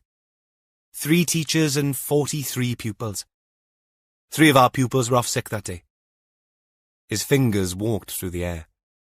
"We crossed the road as a crocodile, 2 abreast, and then we were on the lane that leads to the treatment works. Across a stile and a field, and we were in the woods." "And when did you realize Nia was missing?" Dewi made a shape in the air with his hand. "It's a circular walk. It's not far. We stop and look at the trees and the flowers. Some of the older children have sketchbooks. We divide them up into 3 groups of 15 or so. Myself, Laurie Williams, and Janice Files." "The other 2 teachers?" Jess asked. Boyce nodded. "I take the older children, Janice the little ones under 7, and Laurie those in between. We set tasks for them and follow it up in class." Catherine wrote in her notebook before looking up. "What happened to Nia?" "It's a small wood," Dewi explained. "The groups are never separated by more than 100 yards. And there are head counts every time we move on. Janice's head count was 1 short. She shouted for me, so I took my group and left them with Laurie. Janice's group was nearest to the entrance. She counted them in and, as she was about to move on, counted again. Nia wasn't there." "She's what, 6? Jess asked. 6, and a character." He shook his head. "We recounted. I wanted no one to panic, though I will tell you that the old heart was racing. We took the other children over to Laurie to keep them all together, while Janice and I searched. It's not a big area. I thought Nia had fallen or passed out. All kinds of things go through your mind. The other children and Laurie were in the dead centre of the wood now. I sent Janice one way, I went the other, looking into bushes behind logs. 6-year-olds are small." Mrs. Boyce came back in with a teapot and left it on the conservatory table. Dewi smiled up at his wife. Maynard put her hand on his arm and left, closing the door behind her. Was it you who found her? Jess asked. Dewi nodded. 15 minutes went by and there was still no sign of her. I knew we couldn't wait any longer. I needed to do something and dreading it. I needed to phone you and then phone Nia's parents. I didn't want to do it from the woods.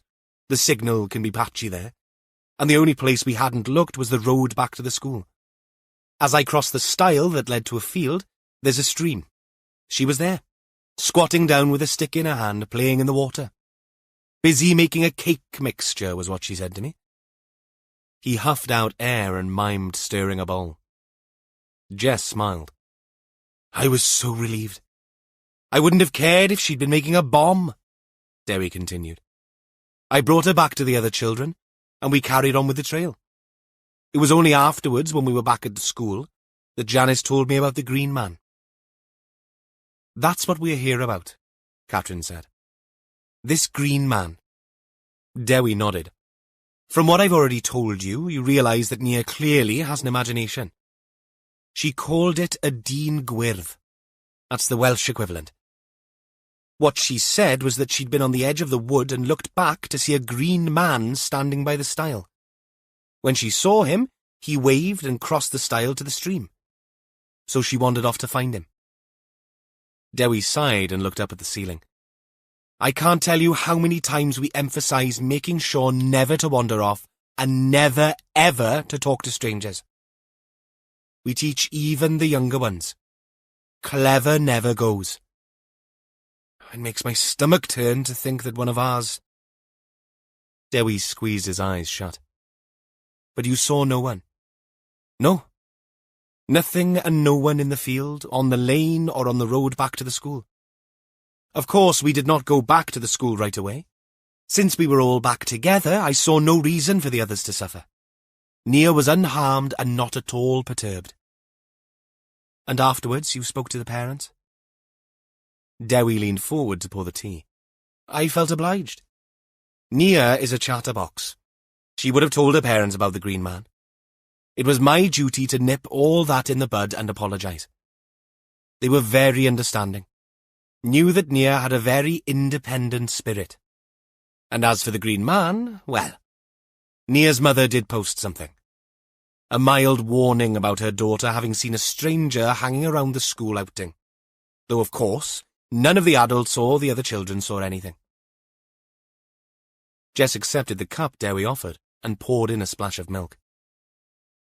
Are you saying that Nia didn't see anything? Who knows? We always assume the children are telling the truth. Always err on the side of caution. We have to. But Nia has an imagination, as I've explained. He offered a plate of Welsh cakes with an encouraging smile. Mainir's own. She adds a little something to the mix.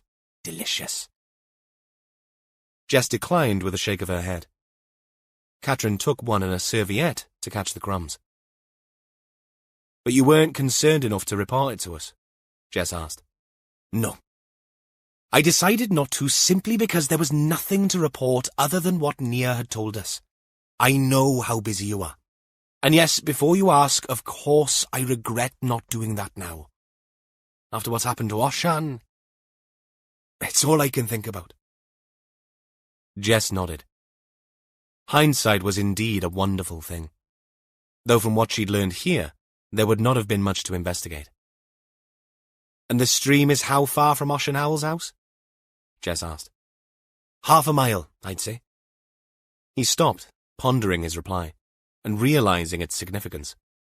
That is close, isn't it? Close enough to merit our interest, Catherine said.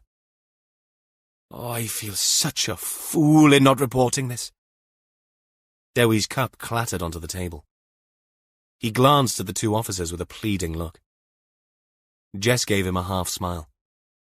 If it's any consolation, the way you and Nia have described things is at odds with the careful way Oshan was abducted. It seems the Green Man, if there is one, made little effort to hide himself. Not the pattern whoever abducted Oshan adopted. Dewi grabbed onto this little straw of consolation and nodded gratefully.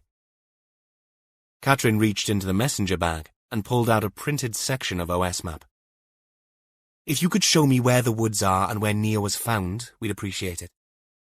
Of course, let me get some highlighters. He stood up and paused, smiling at the women. The one thing about being a primary school head is that I do have an excellent selection of colours. He left the room, and the two officers exchanged glances. What do you think? Jess asked. I think Warlow is right to want to speak to the little girl. Dewi? Catherine wrinkled her nose. For now, we keep him on the list. Agreed. She'd known of cases where there'd been an accomplice. Though Dewi Boyce looked and sounded like the good, kind man he projected, when it came to kids, all bets were off. Obviously, he had not been the Green Man. But the question remained, did he know him? You should eat one of these, ma'am. They're delicious. Catherine took a second slice. Dewi appeared in the door, clutching an assortment of pens. Green for the woods, I think, and red for the lane. Catherine slid the map across and waited for Dewi Boyce to start colouring it in. 5 hours, 30 minutes missing. 30 minutes after his video call to Warlow and the team, Sergeant Gil Jones picked Rhys up from outside the local post office half a mile from the reading room. The registered sex offender's address was in Llanssawel, between Llandailo and Llandyfri. Hell of a place, Gil had quipped. The post office doubled as a shop, now unfortunately shut, and, while he waited, Rhys gazed longingly in through the window at the shelves, his stomach rumbling. He sat on a low wall and watched people driving in and out of the little retail area next to the post office, which had a hairdresser and a solicitor's office as its main attractions. Music drifted out of one parked vehicle, a mud-spattered pickup. Rhys looked across and saw a baseball-hatted James Ryan smoking with the window open, glaring back at him. When Rhys returned his gaze, Ryan put out his cigarette and wound the window up. Gil's car, a Chrysler people carrier that had seen better days, smelled of bubble gum and prawn cocktail crisps. Folly Farm visit last weekend. Me, the missus, and a murder of grandchildren. So thank your lucky stars it is only bubblegum and crisps you can smell. Given their eating habits and age, that no one threw up was a bonus. It's a murder of crows, Sarge, Rhys said. Not grandchildren. You haven't met my lot. Diawled bach, the lot of them. Gil's brawny arms and thick fingers clutching the wheel made it look tiny as they sped east along the A40, shadowing the river. Rhys spied a wrapper on the floor, picked it up, and smoothed it out on his lap. I used to love curly whirlies. I used to weigh 11 stone, Gil replied. But the past, as they say... Is a foreign country? Rhys offered. No, has buggered off on a Saturn rocket never to return. Is that a quote?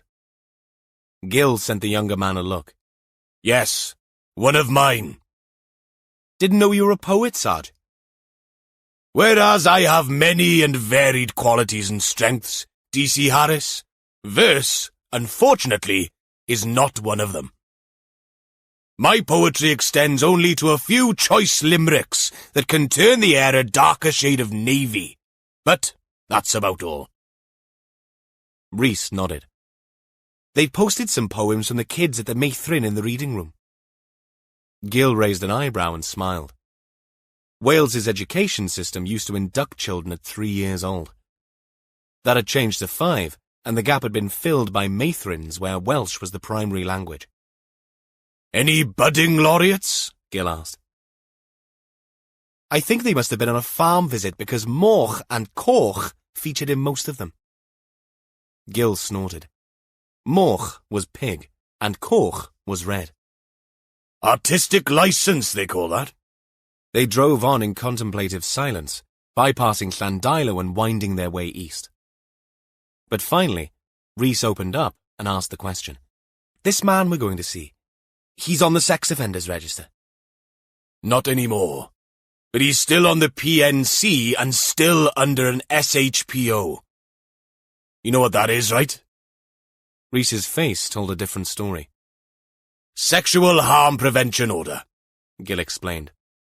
Prohibitions such as using a computer capable of accessing the internet, being anywhere near a child for longer than a certain time, that sort of thing. And he's a suspect in the abduction? We need to tick a box, Rhys. If we didn't, and it turns out he was in the area, we'd never forgive ourselves now, would we? Rhys nodded. It's not glamorous. Sometimes it's downright unpleasant. But got to be done. Now, find that address and put it in your phone. Leighton Pitcher lived in a pebble-dashed bungalow at the end of a cul-de-sac in the village. The narrow front garden needed attention, and straggly bushes would block the path once summer growth kicked in. A green plastic bunded oil tank took up much of the remaining space. Gil parked on the street outside and walked up to a blue front door, looked for a bell, didn't find one, and so knocked and waited. The woman who opened the door had greasy hair tied up in a bun. The yellowed fingers of the hand holding the door open matched the ravaged skin of a lifelong smoker. The shapeless sweatshirt and jeans she wore hung off her, and Rhys wondered if the cigarettes were now demanding payment for the years of neurochemical enjoyment they had given. Help you? The woman rasped. Gil held out his warrant card. The woman looked at it and turned away to call out, Leighton! It's them! She walked away, leaving the door open. From the dim interior a man appeared. No more than a boy in stature, Gil would later use the adjective scrawny to describe Pitcher. Rhys put him at early 20s, dressed in a clean t-shirt and jeans, hair clipped short and clean-shaven. Not the image the DC had conjured for someone on the sex offenders register. He'd imagined someone older, bearded and unwashed. Pitcher looked at the warrant card and nodded, a dull acceptance hardening his features. He reached for a padded coat and stepped outside. Come around the back, to the shed. Stuff's there. Gil exchanged a quick glance with Rhys and flicked his eyebrows up. Pitcher wasn't tall and looked even more like a boy behind Gil's ample girth and Rhys's 6 feet plus height. They followed the contour of the building's gable end, and Rhys glimpsed a modern kitchen through the window before they got to the back garden and a path leading down towards a large, shiplapped building with double-glazed windows and a black chimney pipe sticking up from the roof. More a garden office than a shed. Inside, the space was divided into 2 areas. In one sat a desk with a computer, a franking machine and packaging equipment, and in the other, a couple of chairs and a table. It's been a while, Pitcher said, but I haven't changed anything since the last time you were out. Gil nodded. We're not from the Visor team, Leighton. Pitcher frowned. No?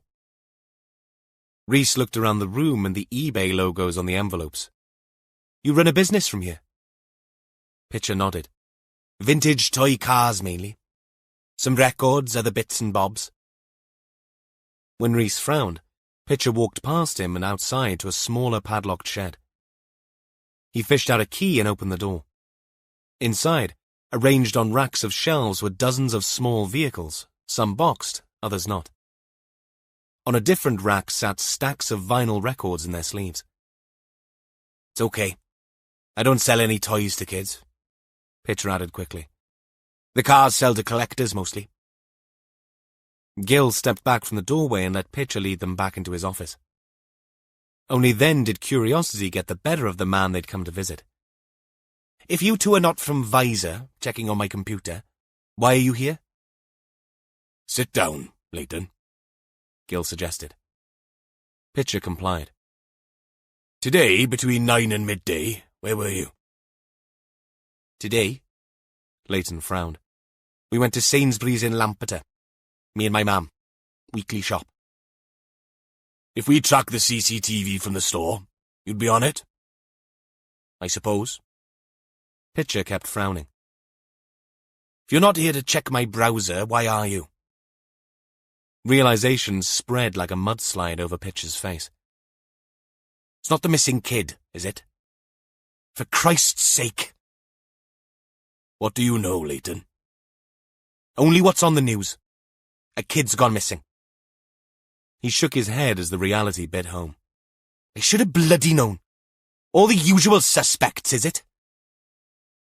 His aggrieved gaze slid from Gil to Rhys and back again on a tennis match loop. What time did you leave and what time did you get back? Gil asked. Really? Pitcher's eyebrows shot skywards. Gil waited. Like I said, we left at 9. Back at around 11:30. And it was Sainsbury's in Lampeter, not Aldi? There is no Aldi yet, Pitcher said grudgingly. They say there's one on the way. That's your mum who opened the door, was it? Gil asked. Yeah. The word came out as a whisper heavy with defeat. Right. We'll have a quick word with her and then we'll be on our way. Every time. What? Rhys asked.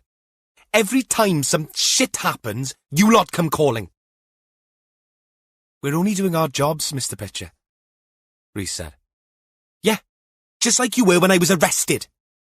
Pitcher's lips were a thin white line. Makes no difference that she was the one who sent me the photos. She said she was 17. I didn't ask for a selfie of her tits. She sent it.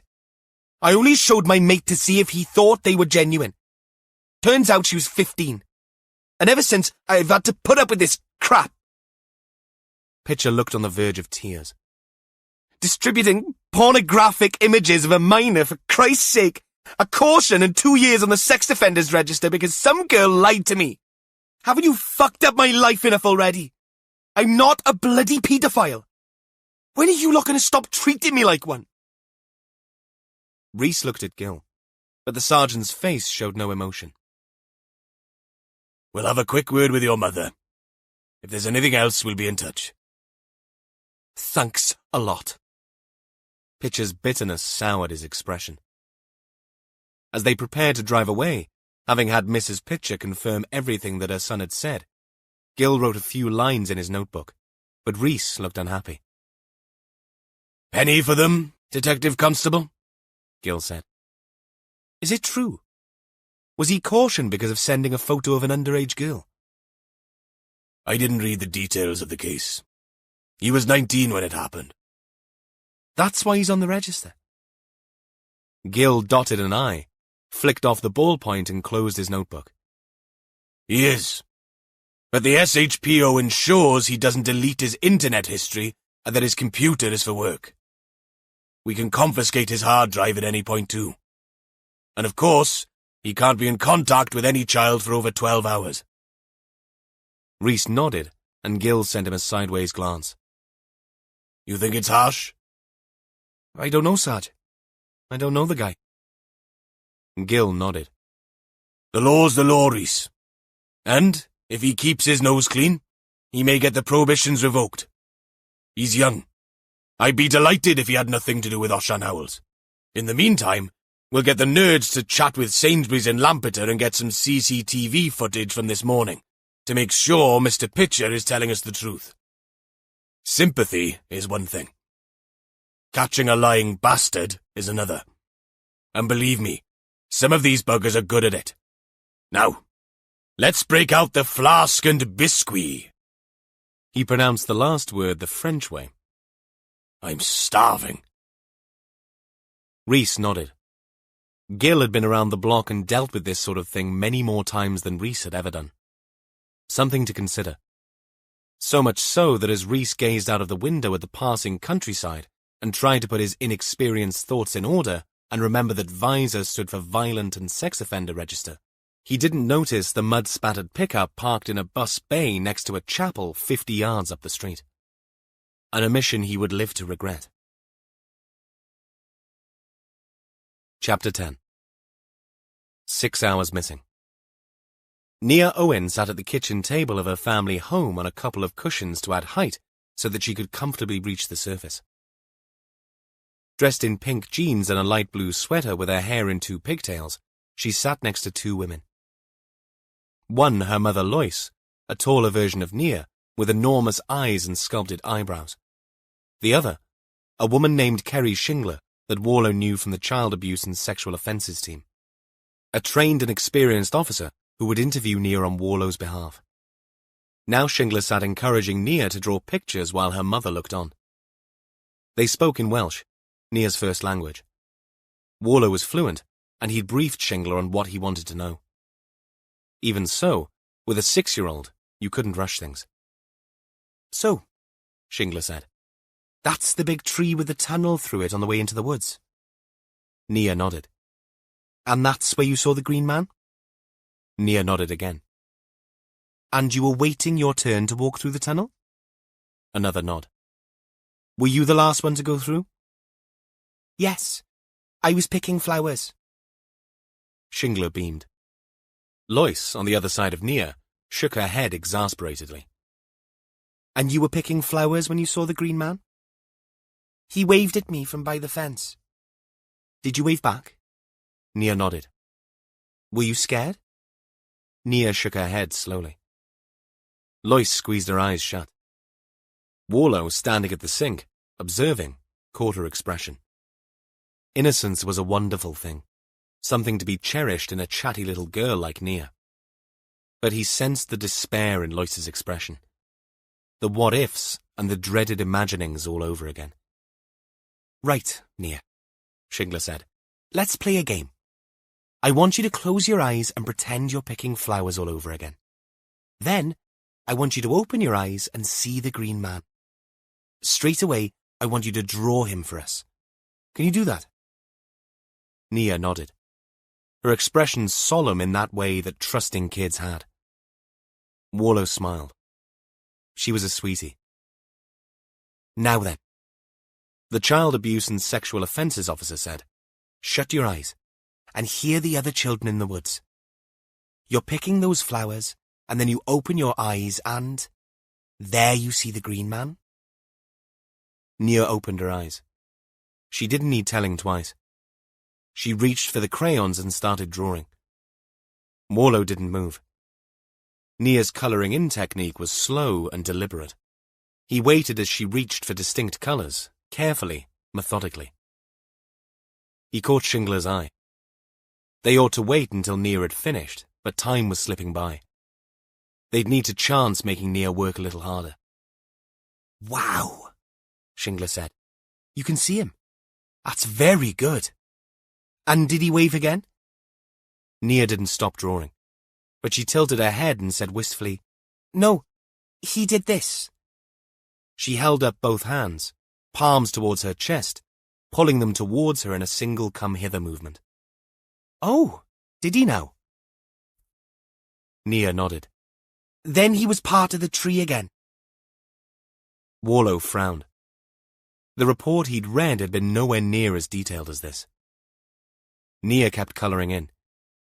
"Then you walked across to find the green man?" Shingler continued probing. Nia nodded. "But when I got to the fence, he was gone. He left a face in the mud by the water." "A face?" "In leaves, with eyes and a mouth." More detail. Nia finally sat back, contemplating the drawing. The Casso officer looked on, frowning. "Shall we show this to Mr. Warlow? I know he wants to see what you've drawn." Nia nodded. The Casso sergeant turned and handed over the A4 sheet. Warlow grinned and held it up. "Thank you, Nia. This is great. Let me take it over to the window to look at it properly." He walked over and put it down on the drainer under the light from a window. The green man's figure had a dense block of green for legs and arms. But Nia had put a round head on a big torso, and instead of block colouring, she'd used more than one shade of green for the body and face. Warlow took out his phone and took a quick snap. He turned back, smiling broadly, feeling something vague and unsettling signal its significance in the back of his head. "This is really good, Nia. Was the green man wearing a coat?" Nia nodded, unperturbed. Warlow turned away, pretending to study the drawing again, but really scrolling to Safari on his phone and punching letters into the search engine. A series of images came up. He picked one and used his fingers to enlarge it before walking over to Nia. Is this like what the Green Man was wearing? He put the phone on the table in front of her. She took one look and nodded. Warlow flicked to the next image. And is this what his face was like? Nia, beaming, looked at all three of the adults in turn, delighted that her drawing had explained everything so clearly. "Well done, Nia," Shingler said. "Well done you. Right. I think this clever girl deserves a hot chocolate." Lois stood up and made for the kettle. Warlow glimpsed her expression as she stood. What he read there was terror for what might have been. Thank you, Nia.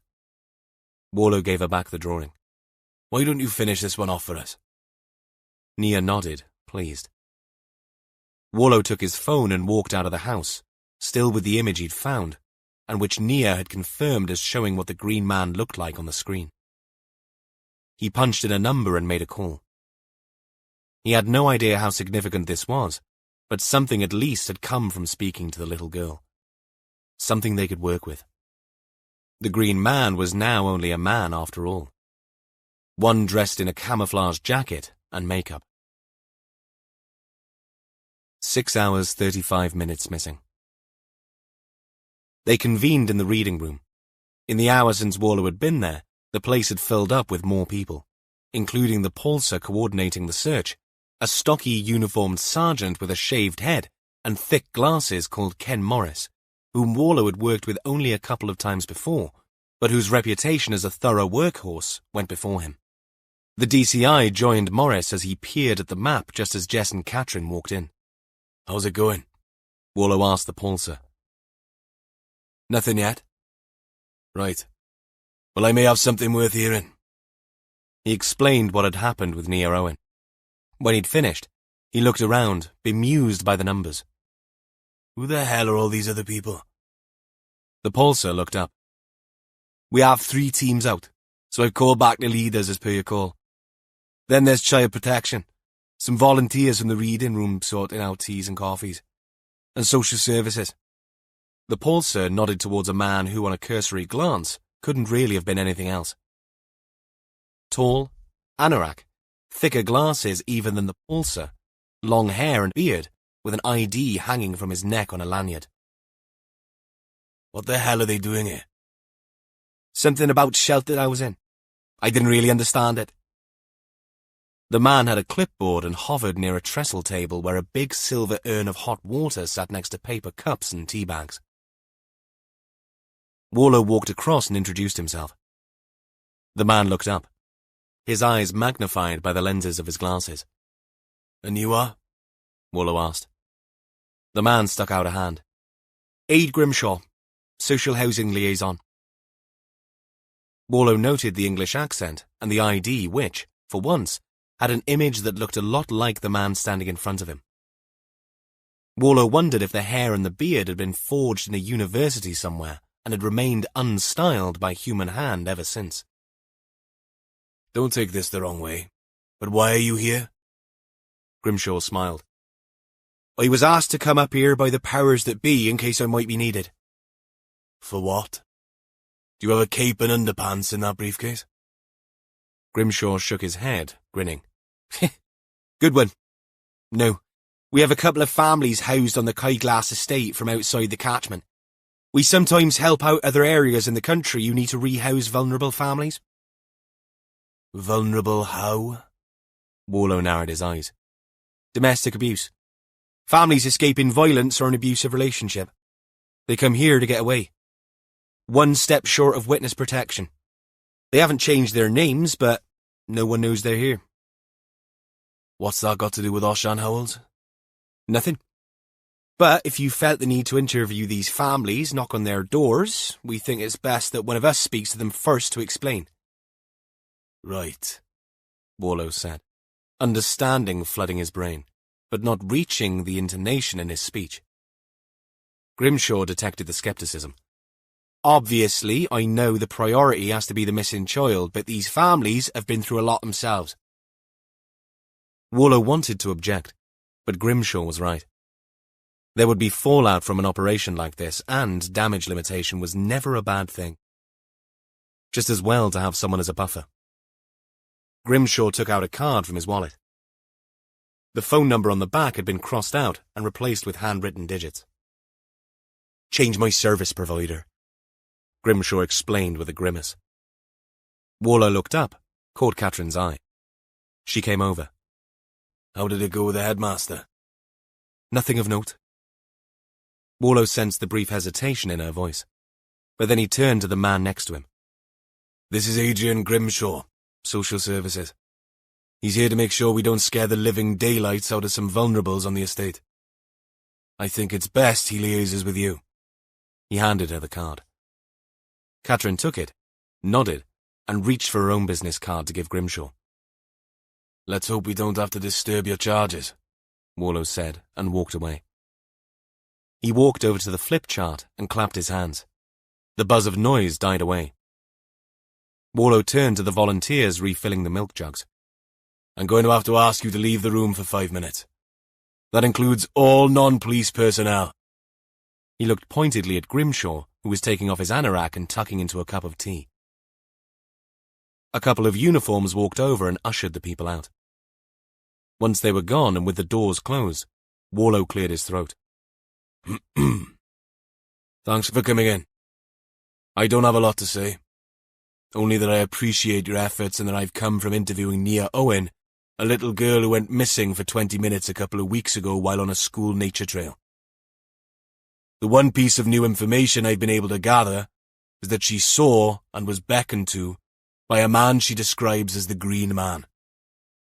He was dressed in a camouflage jacket and had likely attempted to camouflage his face." The crowd murmured. "Bear in mind, this is from a 6-year-old, but she is bright and definite about the jacket. I've given the Paul Sir details of where this happened. It's within half a mile of Oceanhowell's house. It may not be much, but it's something. And we keep it very much to ourselves. Understand?" Nods and murmurs. "Right. Keep it up." Warlow walked towards the entrance and called to Catherine and Jess while the Pulsar stepped forward. "We not going to wait and hear what he says?" Jess asked. "No. Let them get on with it. Time we got our heads together. I said we'd meet Gil and Rhys at HQ." Chapter 11. 7 hours, 10 minutes missing. Warlow got to the incident room just before 6. Gil and Rhys were already back, and the room buzzed with activity from the indexers and uniforms manning phones. Most of them collating and assessing reports of sightings and curious bits of information sent in by the public. A public keen to do whatever they could to help Oceanhowells. The police had appealed for anyone with information to ring a hotline. Unfortunately, most of this information ended up being irrelevant or nonsensical to everyone but the caller. Still, you never knew. Rhys stood up immediately as Warlow entered the room. His fixed grin rang an alarm bell in the DCI's head on seeing it. "Hello, sir," the DC said. Warlow recognized bad news being delivered when he saw it. "What?" he growled, expecting the worst. "Sergeant Jones said it might be better if I warned you, sir." "Of what?" Rhys made a face. Warlow stepped forward. "Don't tell me they found Oshan. Don't tell me he's—" No, sir," Rhys answered quickly and jerked a thumb over his shoulder. "You have a visitor." Since Rhys's head was at least half a foot higher than Warlow's, he had to lean to the side to peer past to the back of the incident room. To where, standing in the doorway of the tiny SIO's room, stood the reason for Rhys's warning. Warlow raised a hand in greeting and saw the movement mirrored by the person standing there before the hand dropped back to clasp its fellow and complete a relaxed military stance. Warlow glanced to his right where Gil sat, the sergeant desperately trying to keep a straight face before taking a quick step and leaning forward so that his head was down and out of the eye line of the figure at the back of the room. "You could have bloody well warned me sooner." Warlow whispered. She got here a minute before you did, Gil replied in an equally hushed tone.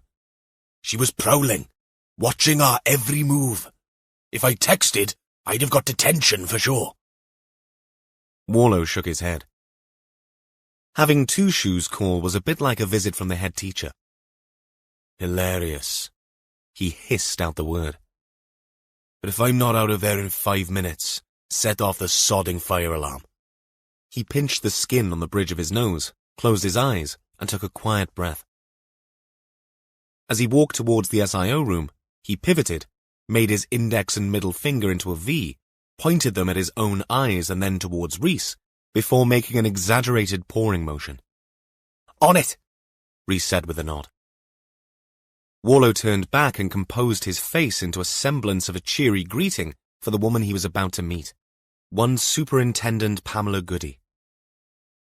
She had short dark hair, a smile that made her mouth look like it had too many teeth, and a managerial role in the machinery of policing that Warlow could not understand, no matter how hard he tried.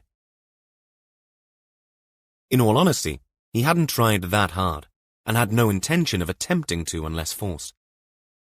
Goody had risen in the ranks because of her ability to enforce rules and send memos about how modern policing needed to comply with societal mores without throwing up in the back of her throat. And because it took police recruits about 10 seconds to think up nicknames, she was known to all and sundry as Goody Two Shoes, or in the main, just Two Shoes. Afternoon, Mom. Not a social call, Evan. I promise I won't keep you long. Things are a bit manic. He gave a vague wave of his arm in the direction he'd come from. I know. Two Shoes pushed open the door and ushered Warlow in. She, all pixie hair and no makeup, sat in the seat Warlow normally occupied. The DCI remained standing. He had no intention of making this a sit-down affair. Almost immediately, his phone buzzed. He didn't ask to take the call. Didn't need to. Gil's whispering voice came down the line. You really want me to set off the alarm? No, but tell them I'll be... He looked up at Two Shoes with his eyebrows raised. She held up one hand with her fingers splayed. 5 minutes, Warlow said. Two Shoes nodded earnestly and Warlow signed off. The superintendent pursed her lips and steepled her fingers. Evan, as part of my brief in charge of compliance and liaison with the Commissioner, I am charged with ensuring that officers are clear in their duty in cooperating with internal and external investigations. Warlow nodded. He knew where this was going. Two Shoes confirmed it with her next words.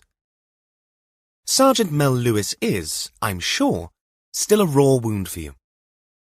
Her nostrils flared. But making life awkward for another force's officers whilst they're looking into corruption and organised crime links will not help. In fact, it does more harm than good. The quickest and easiest way to get rid of Two Shoes, in everyone's opinion, was to let her have her say, nod, take your lumps and move on. But Warlow had never bought into quick and easy. He tilted his head and felt his lids go to half-mast.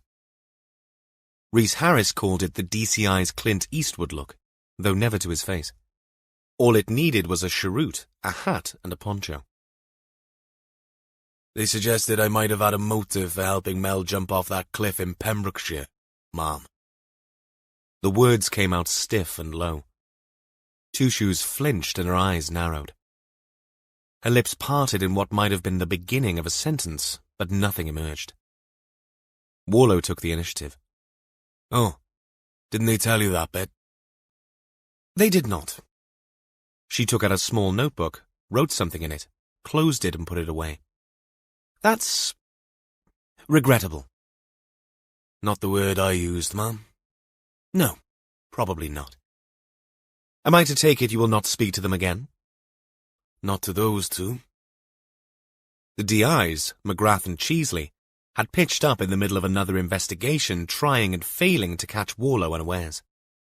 Their investigation into Mel Lewis's death and his involvement in an organised crime gang that the team had helped break up would not go away. and though it might seem that Warlow had been trying to dodge the investigation, he had not. Yet, funnily enough, he took exception to being accused of coercion and conspiracy on his own patch. He wanted to know how deep Mal Lewis's involvement had been as much as the next man. But there were ways and means, and so far, West Mid's police, the force tasked with carrying out the investigation, had not covered themselves in glory. Fair enough. I'll pass that along. But the investigation is ongoing. Someone will need to talk to you again. Warlow nodded, then turned to go. One more thing, Evan. Derek and Karen Geegan. What do those names mean to you? Warlow pivoted, a frown crinkling his brow. The Geegans? Don't tell me they've turned up at last. Two Shoes shook her head. Unfortunately not. But we've had a request from a journalist through Freedom of Information to ask if you were involved in investigating their disappearance. Simple answer, no. Last I heard, Owen Tamblyn told me they'd gone AWOL after Derek Geegan's release from prison. Tamblyn was an old colleague of Warlow's and a DCI with South Wales Police. I've already spoken to Tamblyn, but I want your take. Warlow bit back his frustration. If she talked to Tamblyn, there'd be nothing to add. But he was willing to play the game in order to get Two Shoes out of the room. Putting the Geegans away was a joint operation between us and them. I worked with Owen on it. The Geegans were as nasty a pair of parasites as I've ever come across. They sent Derek Geegan down for manslaughter. Karen did some time too, but nowhere near enough in my humble. They befriended the vulnerable. Older people, challenged people, pretending to be carers. Sometimes moving into people's homes and robbing them blind. And finally, starving and suffocating a victim. Their defense was that their charge had become violent, and Geegan was trying to subdue him. The bastard got out of prison a month or two ago. Medical grounds. He has leukemia. I said a prayer of thanks to the god of karma. Two Shoes blinked at that but said nothing. Warlow continued. I'd be delighted if I never saw either one of the bottom feeders again. Karen Geegan sent me cards. Christmas, birthday, you know the drill. I won't spoil your dinner by telling you what she said or what she sent in the envelopes by way of presents. But the short answer is no. I am not involved in trying to find them. Geegan's parole officer has officially listed him or them as Mispers, and now a journalist has hold of it. That's also why I felt we needed to chat. Warlow waited. Two Shoes was persistent, he had to admit. Your relationship with the press is also something that might merit a little work, if previous encounters are anything to go by. I have no problem with the press, so long as they stay behind the bars of their cages. Warlow's answer tripped off his tongue. Two Shoes smiled and showed far too much gum. A sight that was neither pleasant nor necessary. You see, that's your problem. That sort of talk doesn't help. Warlow disagreed. That sort of talk helped him enormously. But the sooner he played ball with Two Shoes, the sooner this little dance would end. Mom, I haven't been near the Geegans for years, and I have no intention of getting within 100 miles. And that, if a journalist ever asks me about it, is exactly what I will say. Right. But we also have a press officer, and I suggest that if anyone contacts you, deflect them in that direction. I think that's a far better approach than jousting with someone who can and will manipulate whatever words you choose to use. Much as he hated to admit it, Two Shoes was right. I can live with that, Mom. Good. However, what you do not know, because it has not gone any further yet, is that when the parole officer called on the Geegans, he found evidence of an altercation. Some broken plates, chairs overturned, some blood which turned out to be Derek Geegan's on the edge of the sink. I have photographs if you'd like to see them. Warlow shook his head. What do we make of all that?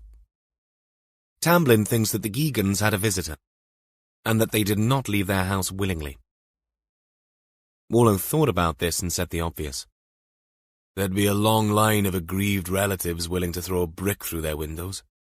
But actual GBH? Can't think of anyone.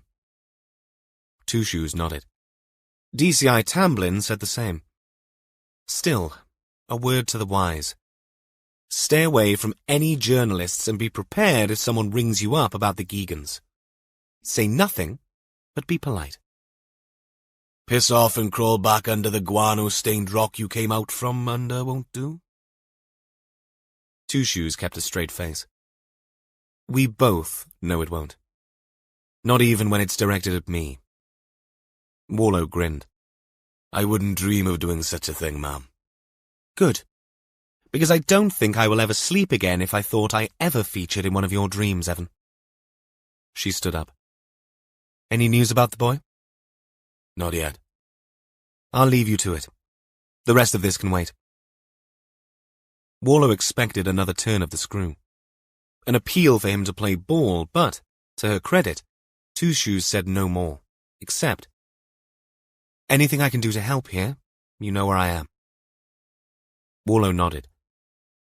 Even a dyed-in-the-wool manager like Two Shoes felt the pressure of a case like Oshan Howell's. You wouldn't be human if you didn't. It was like a festering thorn in your finger, always there, even when you were forced to talk about something else. Two Shoes walked through the door, leaving Warlow with his own thoughts. And what a murky whirlpool they were. Chapter 12. 7 hours, 25 minutes missing. When the door closed behind the superintendent, Warlow's first instinct was to open it and get right back to the fray. But he held back. A visit from her was always fun-packed, and it brought with it uncomfortable thoughts of responsibility and the consequence of your actions. Mel Lewis and the Geegans were like the dusty corners of a room he no longer went into. A room that needed a damn good spring clean to make it habitable. The difficulty was finding the time to get the Hoover out. There'd always be an excuse not to. Excuses like Oshan Howell's or Geez bloody Denise. Warlow walked around the desk, fell into the chair, and took a breather, considering each of those little problems in turn.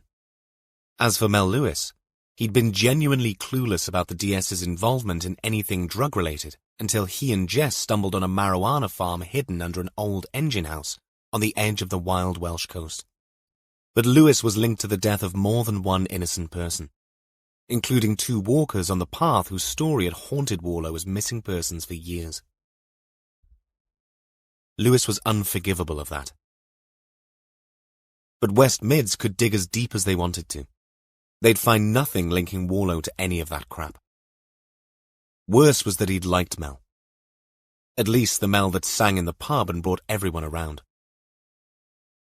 Warlow had to somehow not let the tail end of that fondness get in the way. He wanted to find out as much as anyone what had turned Mel. Greed? Coercion? There'd be an answer somewhere. And then his thoughts strayed to Denise. Was it really only a few hours ago that he'd been with the boys at her funeral? He ran a hand through his greying hair and glanced at his watch. The Geegans were another story. Incredulous to think that even now, years after he'd been involved in putting them away, they could reach out and involve him in their sordid lives. Thankfully, they were not on his patch. But Two Shoes was right to assume it would not be the last he'd hear of them. He could feel that certainty stirring in the depths of his soul. He glanced at his watch. She'd been in the room for no more than a few minutes. He could spare 2 more. Warlow rang Owen Tamlin's number but got the old, "Leave a message," brush off. Owen, it's Evan. Give me a ring when you can. You know who it's about. Phone still in his hand, he gave into instinct and made a second call. A background murmur of voices told Warlow that his intended target was in a car. "Hi, Dad." Hi, Tom. You on the way back to London? "We are. Me, Jodie and Al." Stay long after I left? "Only an hour or so." Yeah. Sorry about that. Jodie's voice broke in. It was on the news, Evan. A minute ago. Police are searching for a 6-year-old boy missing since 11 this morning in Carmarthenshire. That is you, isn't it? Yeah, that's me, Warlow admitted. I may not have much time over the next few hours, so I thought I'd catch up with you all now. We're all good, Dad. Alan's voice from the back seat. What time is your flight? Midday tomorrow. I'm crashing at Jodie and Tom's tonight. The plan had been for Warlow to go to London with them to see Alan off. But here he was, apologising for being at work. Again. I'm sorry I can't be there. Don't be, Dad. Tom's voice. He'd always been the people-pleaser, avoiding confrontation. The human WD-40 oiling the friction Warlow and his eldest son always seemed to generate. Warlow waited to hear what Alan had to say. Yeah, Dad. We understand. It's a kid, for God's sake, Alan said. Warlow sighed, wondering not for the first time about the kind of world he lived in where he craved the approval of his sons for hunting a monster who took children. Probably said more about him than the world, he mused. And normally he wasn't needy in any sense of the word. But today these men had cremated their mother. They had a right to expect support from their father. I'm still sorry, Warlow said. Are you going to find him, Dad? Alan again.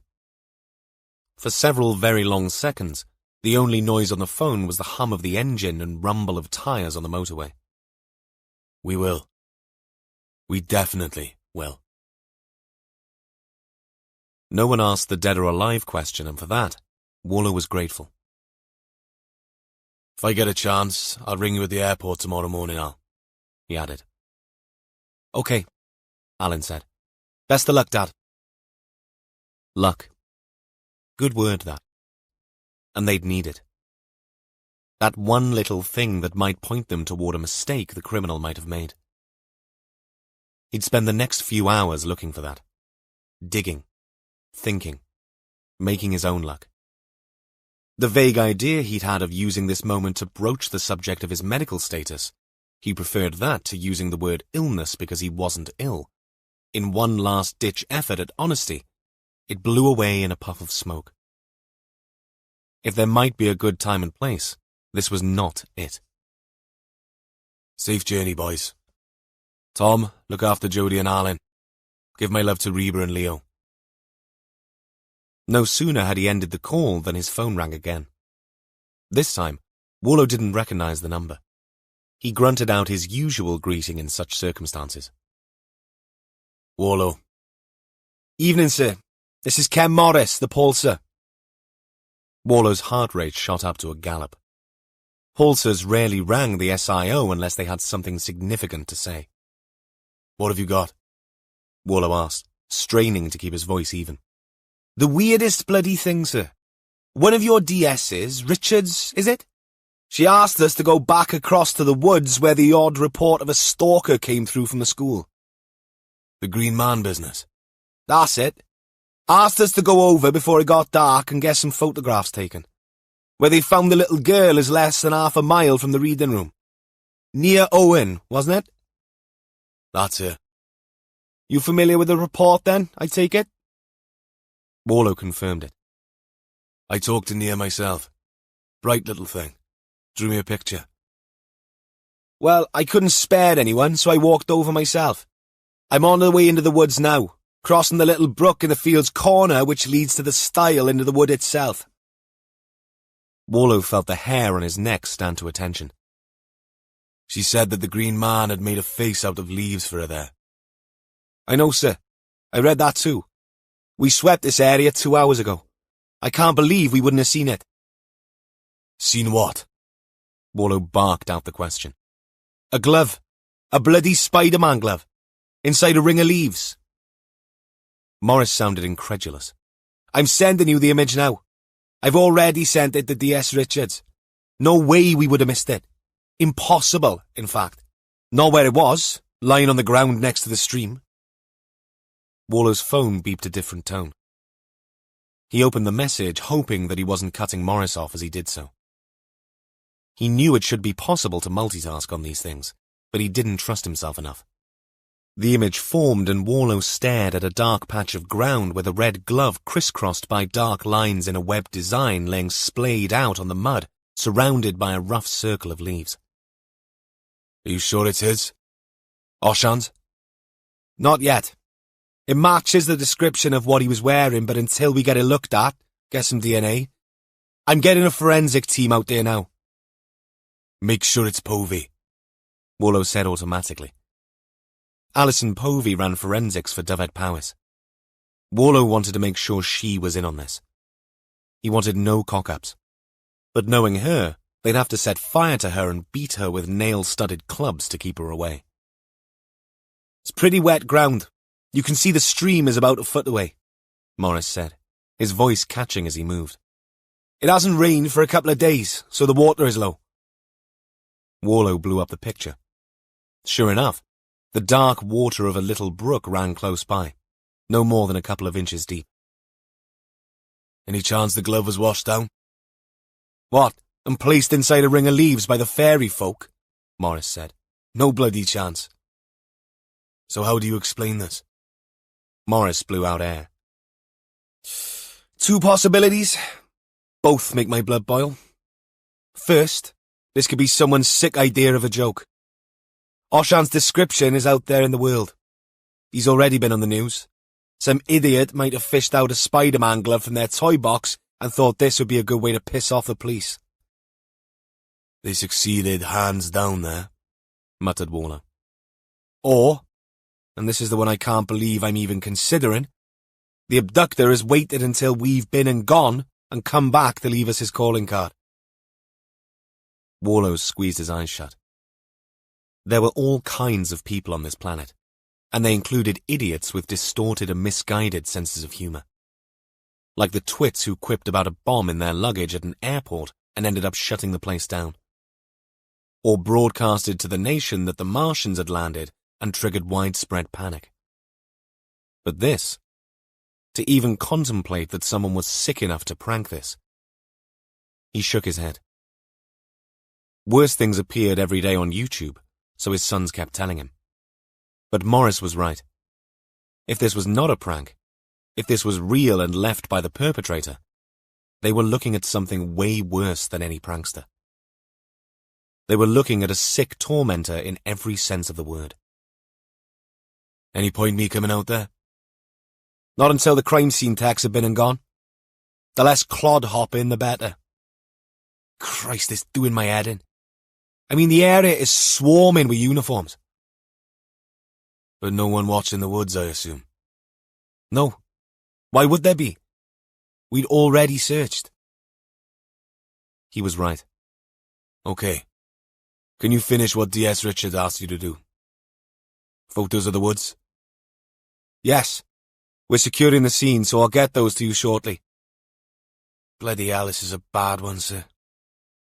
Have you any idea what the hell is going on? As of this moment, none, Sergeant. I really don't. Chapter 13. 7 hours, 30 minutes missing. Warlow walked out into the instant room to a fresh mug of tea and one of Gil's biscuit arrays. He grabbed a hobnob and a fig roll and perched on the edge of a desk. Did she make you do lines? Jess asked, eyeing Warlow warily, weighing up what sort of mood he might be in. You mean 100 I shall be nice to Westmid CID from now on, in my best handwriting, as opposed to the little white powdery ones you always see idiots separating out with a credit card before snorting up a nostril?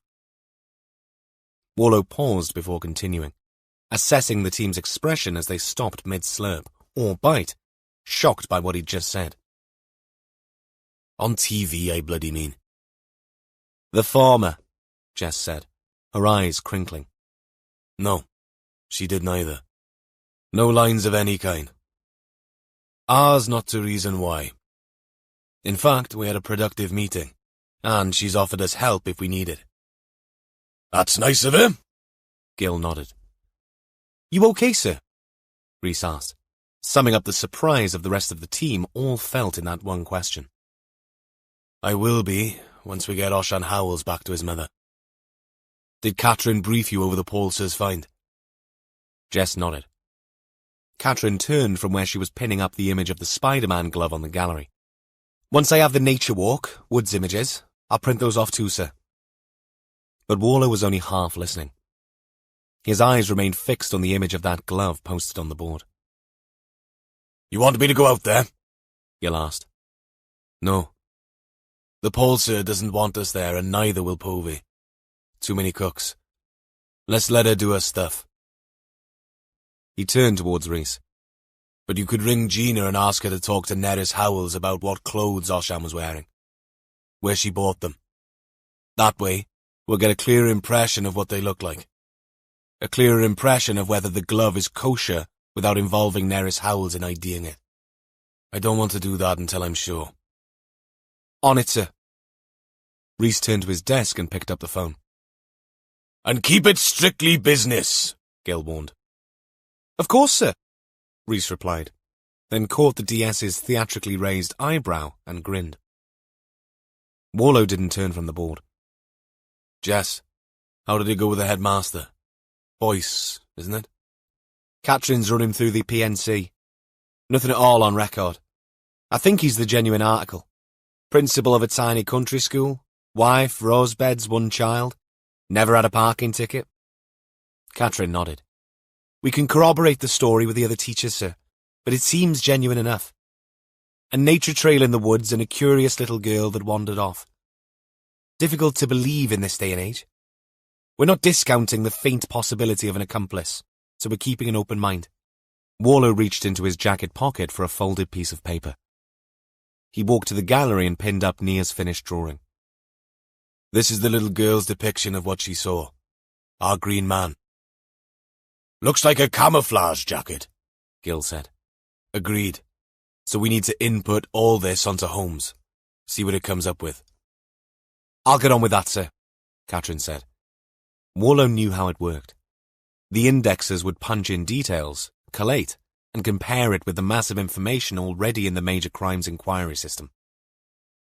It would spit out something. The key was in ensuring its relevance. He threw Gil a glance.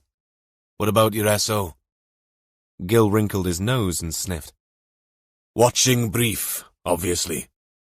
But his thing, if thing is how you describe it, involved distributing images of a minor. Said minor being a 15-year-old who lied about her age. Something she admitted to later. Didn't change the facts. Though according to him, all of it, nothing but a huge misunderstanding. Believe him? Jess asked. I don't believe anyone who messes with kids, victim of circumstance or otherwise. She was 15, and that's the law. But as for his involvement in this case... Gil shook his head. We're waiting on CCTV to confirm his whereabouts this morning, but I'd be surprised if he was lying. Let's put it that way. Catherine walked to a colour printer and came back with the Paulsers' images of the woods where Nia Owen saw her green man. She stuck the images around the edge and used some twine to link them to marked areas on the map. You should think about doing this professionally, Gil said. Catherine sent him a look that would have burned through the heat shield of a re-entering spacecraft. Only saying, Gil explained. You have a knack. I've got some ointment for that, Rhys said, having finished his call and joining the others while they waited for Catherine to do her thing. She did not turn around this time. If this is the comedy club, I'm asking for my money back. Jess joined her at the gallery with a pen in hand to use as a pointer. This is the school. This is the lane into the woods. This is where Nia Owen's group was when she went missing, and this is where they found her, and now the Spider-Man glove. Rhys's phone pinged. He looked at it, did something with his finger to an image, and stood up to show the others. Just had this from Gina. These are the Spider-Man gloves on the shop's website. £4 from H&M. He got them for Halloween last year. Catherine peered at the phone and then at the blown-up glove image from the Paulser she had posted. Stripes are the same on the fingers, and the black spider looks to be the same shape and dimensions. I'd say they're from the same manufacturer. Okay. Rhys, let the Paulser know so he can tell Povey that, Waller ordered. Yes, sir. The DCI followed the lines on the map. So, the kids leave the school as a group, cross the road, walk along that lane past the treatment works, cross a field, and then cross the stream into the woods. Did they have to stop for traffic?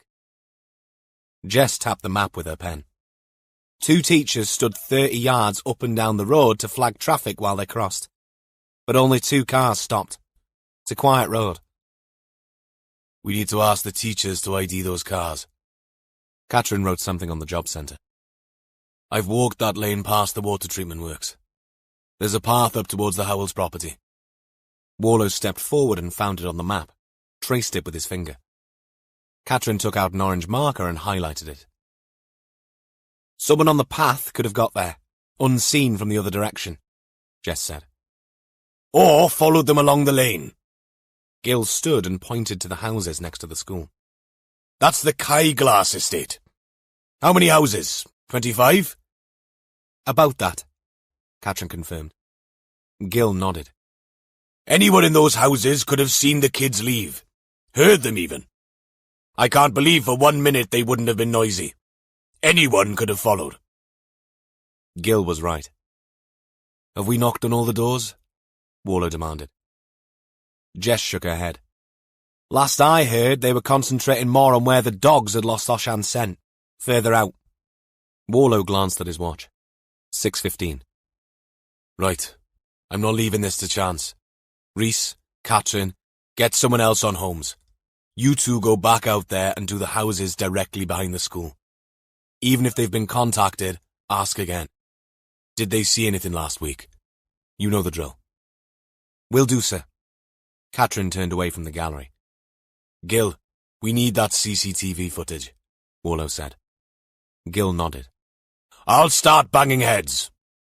We ought to talk to the other teachers for confirmation of Boyce's story and the cars. I can do that by phone, Jess suggested. Warlow wanted to be doing these things himself, but he couldn't. He needed to keep a clear head, and one way to do that would be to get rid of the crap littering it up. And if the gods of coincidence had been listening, his phone rang and Owen Tamblin's name came up. I need to take this in the office, Warlow explained. Owen, he said into the phone 10 seconds later as he half shut the door of the SIO's room. Evan, sorry to hear about Denise. How are the boys? They're fine. Denise has been a sinking ship for a good couple of years now. Never easy, though. No. Owen was being polite. He'd met Denise and knew exactly what she was like, though he'd been spared the excesses of her deteriorating behaviour over the last decade. But time was short and getting shorter. Warlow got down to business. Thanks for coming back to me. I had a chat with one of our superintendents today. Looks like the Geegans are now officially Mispers. Yes, they are, Tamblin said. When I learned of that fact, I have to say I did not shed a tear. I'd like to think that the earth split open and they buggered off back into the depths they were vomited up from. Unfortunately, the probation officer saw it differently, and when he called and got no answer, he got some uniforms to call. Signs of a struggle, I hear? Definitely. Karen Geegan's car was still there. They did not leave via the new Merc she'd just bought. Warlow hissed. With the luck of the devil, Karen Geegan had won a scratch card prize on the lottery a few months before. She'd sent him a cutting from the local rag to gloat. Has anyone talked to you about that? On the record, I mean. As in, where were you on the night of? No. Off the record they have. Did I have a list of scenarios? I gave them the names of all the poor sods the Geegans had defrauded and given cold baths to. Long list, then. The DI I talked to looked like I just spat on his grave. Warlow snorted. What's your gut telling you? Who knows? Perhaps someone else read the article about Karen and her winnings? They were living in Town Hill, for Christ's sake. Not exactly a gated community. The area had a terrible reputation, having once been the country's car theft capital, and recently the scene of riots where anti-establishment temperatures had come to the boil. Are we talking home invasion? Possibly. Tamblyn paused. But there's been no activity on Karen Geegan's bank account. No withdrawals. All that cash is just sitting there. Of course, both our names appeared in correspondence from Miss Geegan. She even had a writing table with cards and letters already written to you and me, but not yet posted. They can have the stack I've got at home as well, Warlow said with feeling. Me too. The only good news, if you can call it that, is that I doubt Derek and Karen are going to turn up on your doorstep with a shotgun. It had crossed Warlow's mind that with Derek Geegan's release from prison and Karen's winnings, their long-festering resentment against the two officers who put them away might manifest into more than threats. Owen was right. If something had happened to them, that threat seemed to be one less thing to worry about. Let your DI know I'm happy to chat, but I've got bugger all to add, and I might be busy for the next day or two. Owen got it in one. You've caught the abduction case? Yes. The noise of a long breath being let out came over the phone.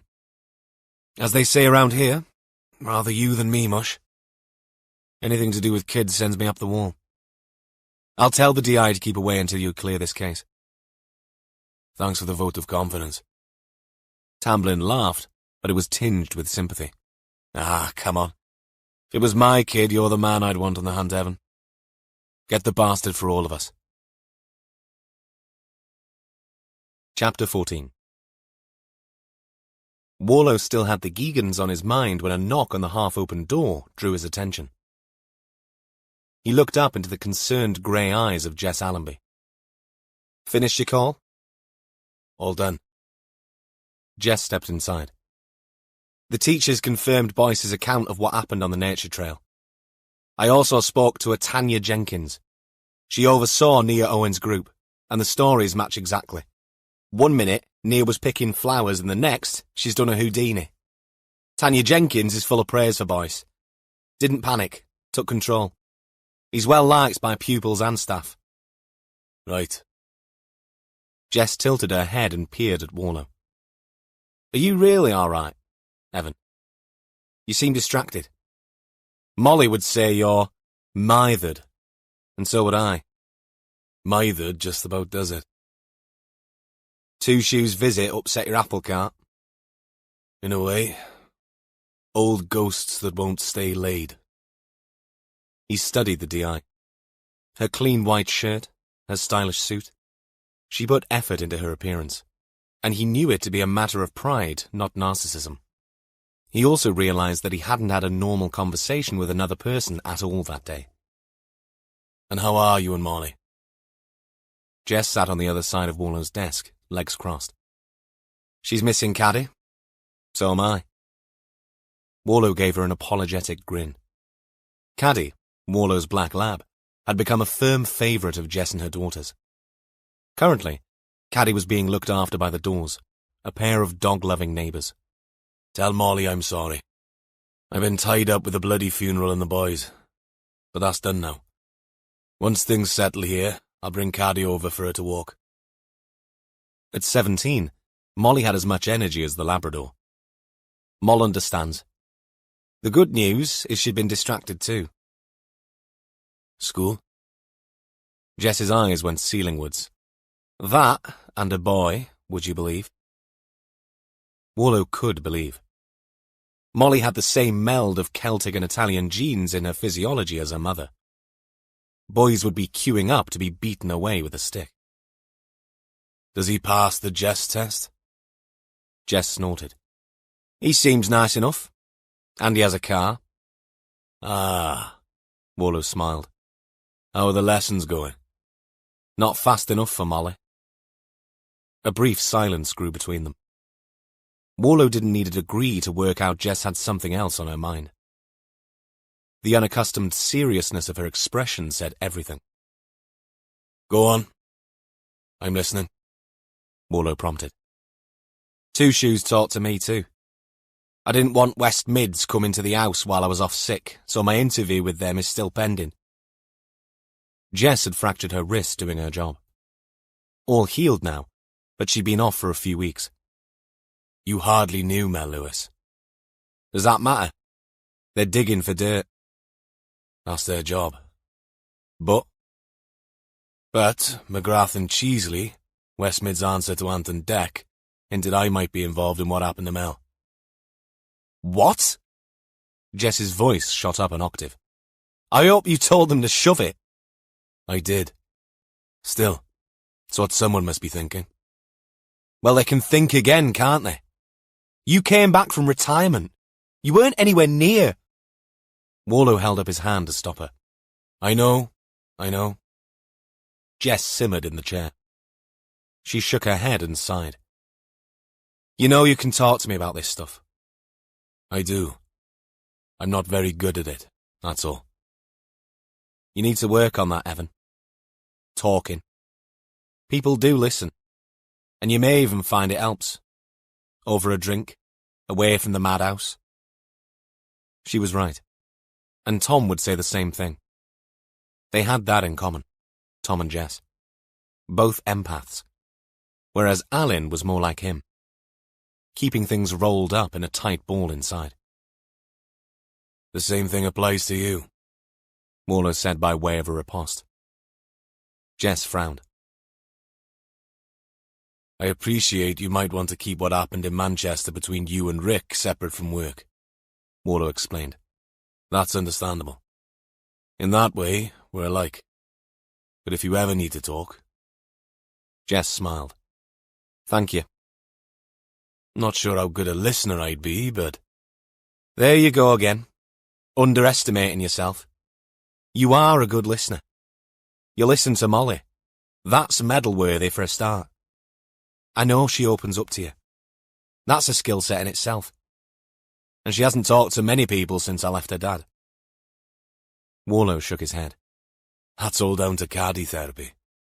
Some of it, yes, but not all of it. Warlow cocked an eye. He could have said more. He should have said more. A door had opened. Just a couple of inches, but a crack nevertheless. And something inside him told him he ought to push it open a little wider. But words failed him. Was this how it went? Christ, it had been so long since he'd had a normal conversation with another woman, an attractive woman. He'd forgotten not only the words to the song, but how the bloody tune went as well. He cleared his throat and fell back on his favourite sword, the one with humour stamped on the handle. So, want me to run this boy she's found through the PNC? Jess laughed. No, he's a nice kid.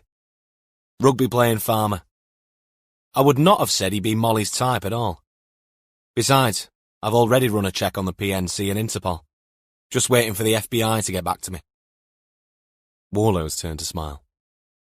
Another knock on the door. Gil put his head in. Is this a bring-a-bottle party? News? Warlow asked. Just had the CCTV through from Sainsbury's. Pitcher was there when he said he was. That's him off the list. Okay, so we're back to the Spider-Man glove. Let's hope the Povey can find something. 7 hours, 50 minutes missing. Rhys and Catherine stood outside Courtewine School. Built in the early part of the last century, the sturdy grey stone and slate-roofed structure had been partly rendered and painted in cream. A high hedge bordered a play area and, with the summer coming, a small marquee stood in the yard, with interlinking mats as flooring, all visible through the chain-link fencing. How do you want to do this, Sarge? Rhys asked. Gil suggested we start with the house the school backs onto. Catherine walked up the minor road running to the side of the building. There were open fields opposite and a stone wall with more chain-link fencing bordering the pavement. The school was security conscious, that was obvious. There are 3 properties along this stretch and another 2 in the cul-de-sac behind the school. She consulted the map she'd brought inside a transparent plastic envelope. Let's start with these. Numbers 7 to 11. A marked response vehicle sped past. Rhys watched it go before saying, "Do you think Oshan could be this close? I mean, there are blue and whites and uniforms all over the place." Catherine shrugged. "Who knows? But as Gil says, you won't find treasure unless you dig for it. He also says he's not superstitious, just stitious. And he can't count the number of times he's failed his maths O-level. And he told me that his granddaughters are into Frozen, so he bought them a bag of peas for Christmas." Catherine's face fell. Oh my God. Not Gil's dad jokes, please. His wife was furious. Apparently, she still hasn't let it go. Okay, you are spending far too much time with that man. My fault for mentioning him. It's bad enough when I'm out there with him. I can't have you turning into his clone. I've seen you laugh at his jokes." Catherine shook her head. "You are mistaking laughter for wincing with pain." She started walking towards the first of the houses, but then hesitated and took out her phone and a business card. "I ought to check in with..." She read the card. "Grimshaw." "Who?" "The social services guy. Some residents here have been rehoused. Relocated here to escape abusive relationships. It's an off-the-radar sort of place. Grimshaw wanted us to liaise with him if we were going to make contact." Catherine punched in numbers and held the phone to her ear. Rhys waited, eyeing up the first bungalow, number 7, while Catherine made her call. "Oh, hi. It's Detective Sergeant Richards. We're about to knock on some doors in the Kaiglass estate. You said you wanted to know? Ring me back." "No joy?" Rhys asked when she joined him. Catherine shook her head. "Answer phone. I'm not waiting. He has my number. Let's get on with it." They'd rehearsed a series of questions on the way in the Focus. Were you at home on the afternoon of Tuesday the 17th? Did you see or hear the children from the school leave on their nature trail? Did you see anyone following them? Did you see anyone in the lane leading to the woods before or after? Have you searched any outbuildings on your property? Have you been aware of any unfamiliar people around the area for the last 2 weeks? They got the same answer in the first 3 houses. Yes, they'd either seen or heard the children on the afternoon of the 17th. No, no one followed them. No, no one in the lane. Yes, sheds checked. No, definitely no strangers mooching about. These came from a retired couple, a woman in her 70s living alone, and a young couple with a toddler of their own peeping out from behind her parents' legs. Rhys took down names and telephone details while Catherine asked the questions and fended off offers of refreshments. Then they moved into the cluster of houses in the cul-de-sac known as Bailey Road. Number 10 and 11's back garden backed onto the stone school walls, topped off with 4 feet of chain-link fencing. The houses were small 2-up, 2-down semis with flat roof extensions at the rear. An identical box numbered 12 and 13 stood at right angles to 10 and 11. A young woman answered the door to number 10 when Catherine rang the bell. Small, in her early 20s, tight jeans and fluffy slippers, orange hair and a nose ring. She opened the door on a safety chain and peered out, her dark eyes under their canopy-length lashes, cautious. Catherine introduced herself and Rhys, asked the same questions, but had to repeat 4 of the 5, as the woman had not understood her. When she answered it, it was not with a local accent. Hers was south of London. Another woman, older but dressed in a saggy sweatsuit, appeared in the hallway behind. The younger woman turned and shooed her off.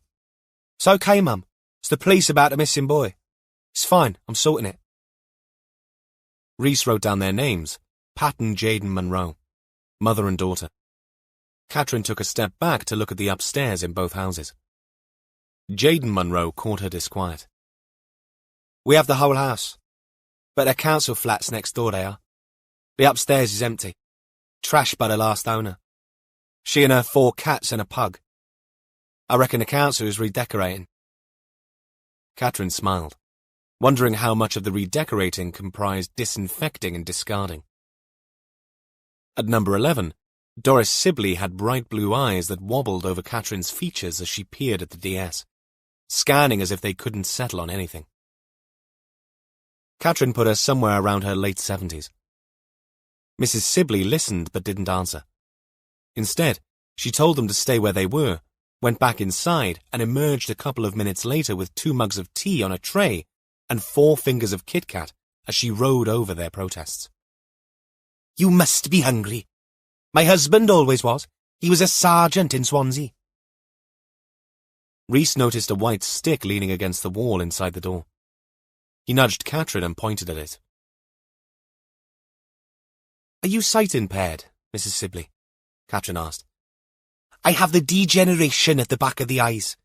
It's the dry type, so injections don't work." She dropped her voice. "Bloody nuisance it is. Still, I have my radio." That skewered her as a witness, thought Catherine. But such practical knowledge didn't seem to bother Rhys. "Are you registered?" he asked. "I am, but I manage pretty well in my little flat. I know where everything is." Once she started talking, they couldn't shut her up. And yes, she, like everyone else, had heard the children as they'd lined up in anticipation of their nature walk, but had seen nothing useful. "Do you have a key for the flat upstairs?" Catherine asked. Doris Sibley giggled. "I do. I should have given it back to the council, but I haven't seen anyone to give it to. There have been decorators and they're back and forth, but they already have a key. So does the young man who is supposed to be moving in. He's nice, but he wishes the decorators would get to move on too." She dropped her voice. "They have their music on loud all day." She smiled.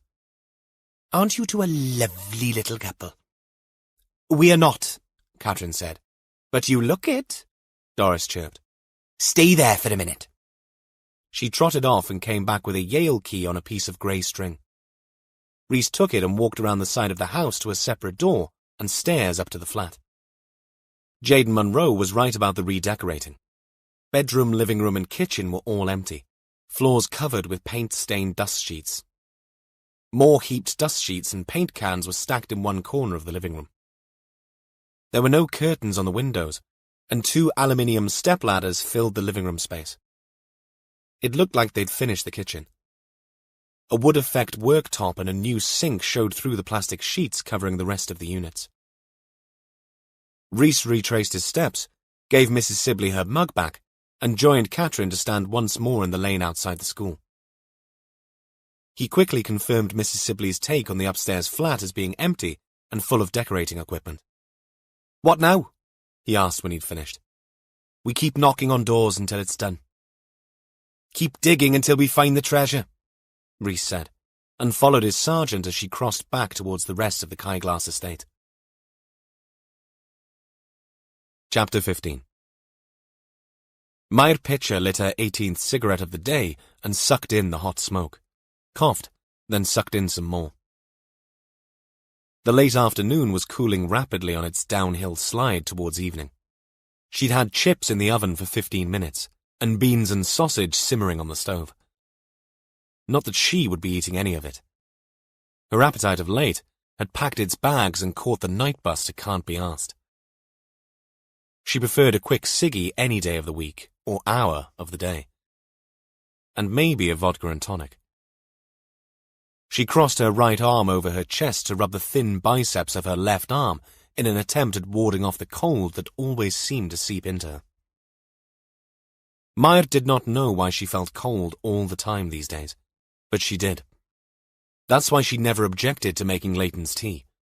That meant she'd be by the stove. Even on a sunny day, the cold seemed to live inside her like an icy core that would never melt.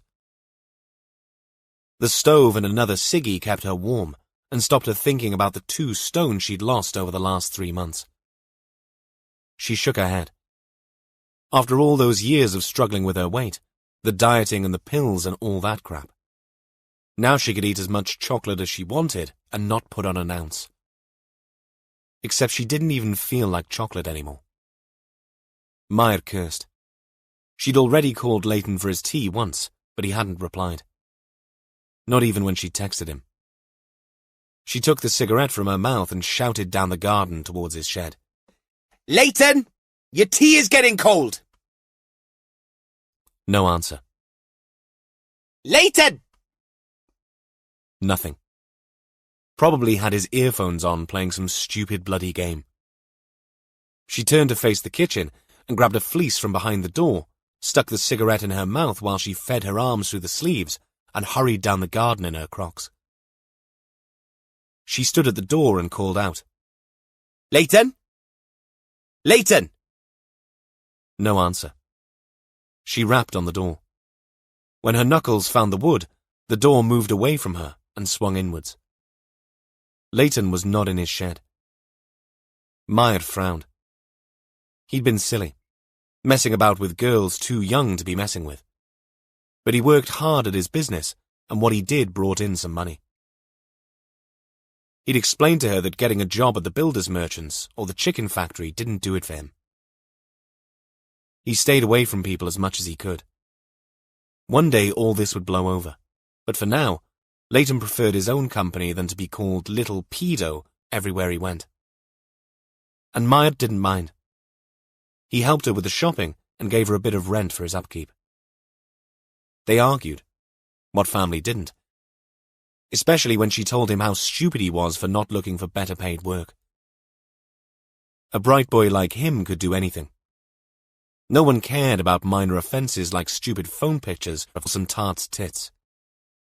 Not these days. He would look at her and shake his head and say, "You have no bloody idea, ma'am." But the one thing about Leighton was that he liked to be tidy.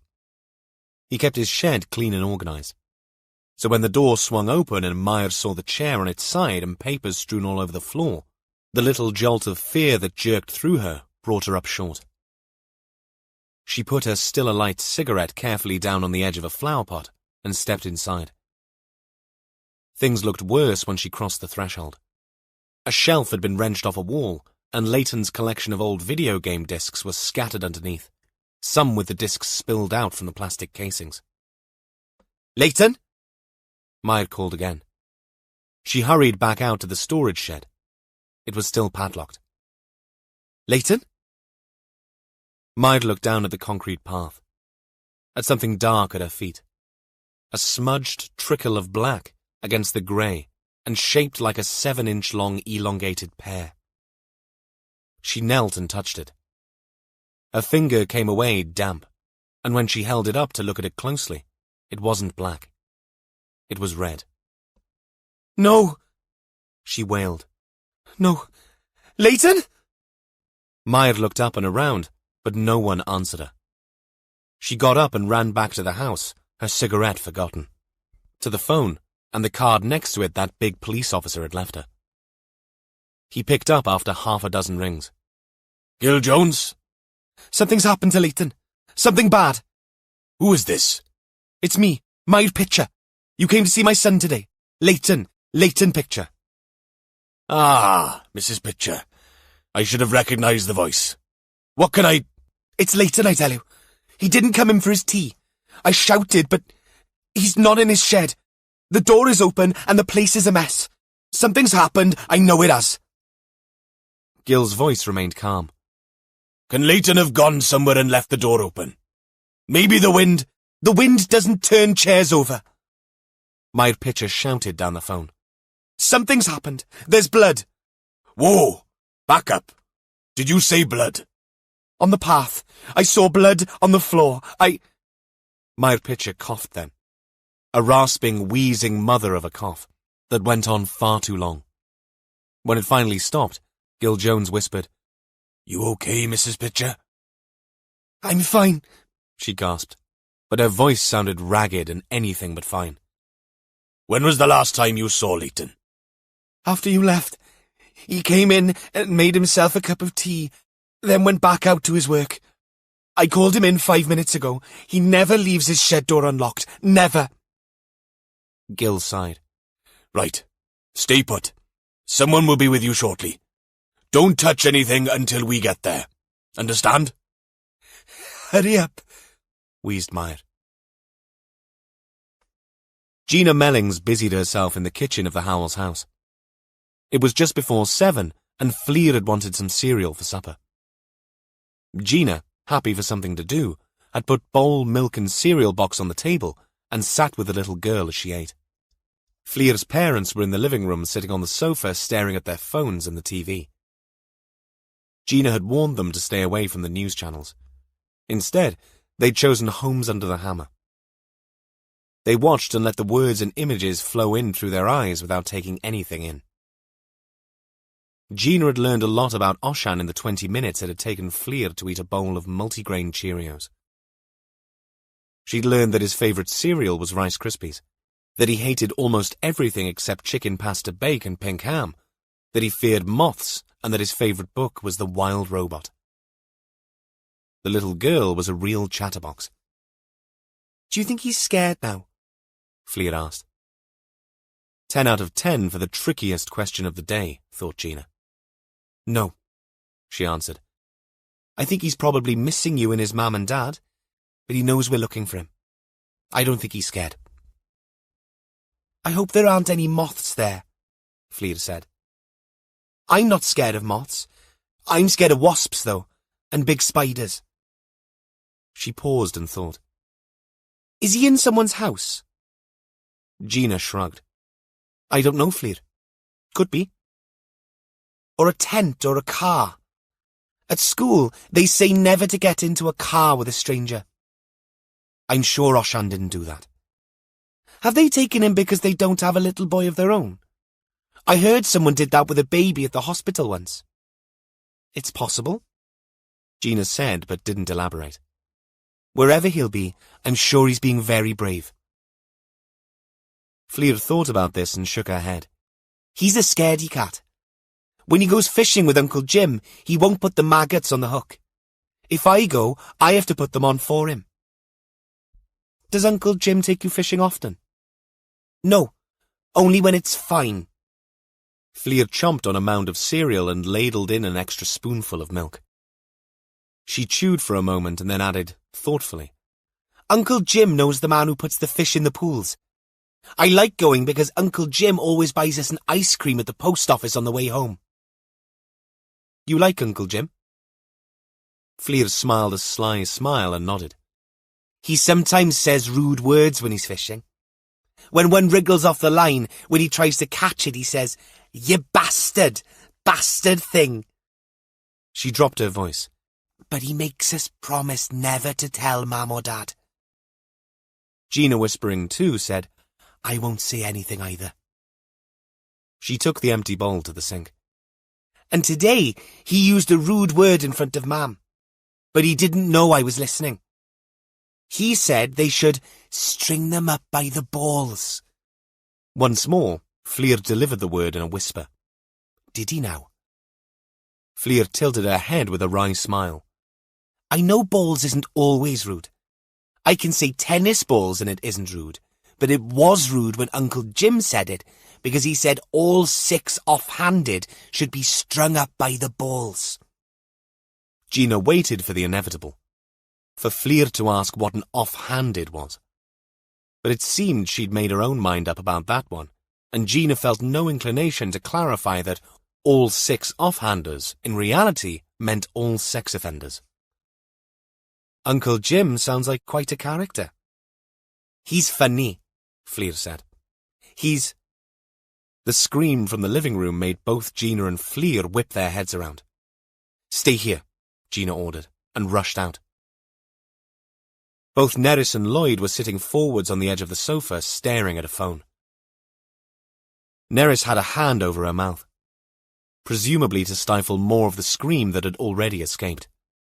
"Nerys?" Gina asked. "What is it?" Nerys turned up a pale face, owl-eyed from fear. "It's on Twitter. The Green Man." "What?" Gina asked, as something twisted inside her. Lloyd's breathing sounded heavy. He held the phone up for the Flo to see. "Yeah, on bloody Twitter, look." Gina stepped closer and looked at the screen. Desp 007-ish at Carnegillis. Is this the kid stealer in Wales? Cops on the lookout for green camo man. #kidnap. #save Oshan. #eyes open. Underneath Desp 007ish had posted an image of a man in a green camouflage jacket and hat walking through a wood. A stock photo, not of the actual man they were after, just enough to give a flavour. A string of responses ran underneath, most of them horrified, most of them suggesting some kind of terminal punishment for the green man. I thought your boss didn't want anyone to know. Lloyd's voice, loud and angry, brought Gina back into the room. She looked into Oshan's father's florid face and read the terror and frustration boiling there. He didn't. Gina held his gaze. Let me check this out. On the sofa, Nerys reached for the TV remote. If it's on Twitter, it'll be on the news too, I bet. Not a good idea, Nerys, Gina said. But she had no power to stop the Howells watching TV. Instead, she turned away, walked back through the kitchen and reached for her phone. Best she found out what was going on from the horse's mouth. She opened the back door and stepped outside into the cool evening air with her phone to her ear. Chapter 16. 7 hours, 45 minutes missing. It wasn't completely dark in the room, but the curtains were drawn and what light there was served only to illuminate its strangeness to 6-year-old Oshan Howells. An unfamiliarity that made him anxious and uncomfortable and added to the fear and loneliness that the day had brought. He knew he'd done wrong by talking to the man. He knew because in school they were taught all the time not to talk to strangers. But he'd been at home, and people came to the house all the time. Sometimes. All we need is a few minutes of soft music to come back to ourselves. This is your moment. Thank you for being here.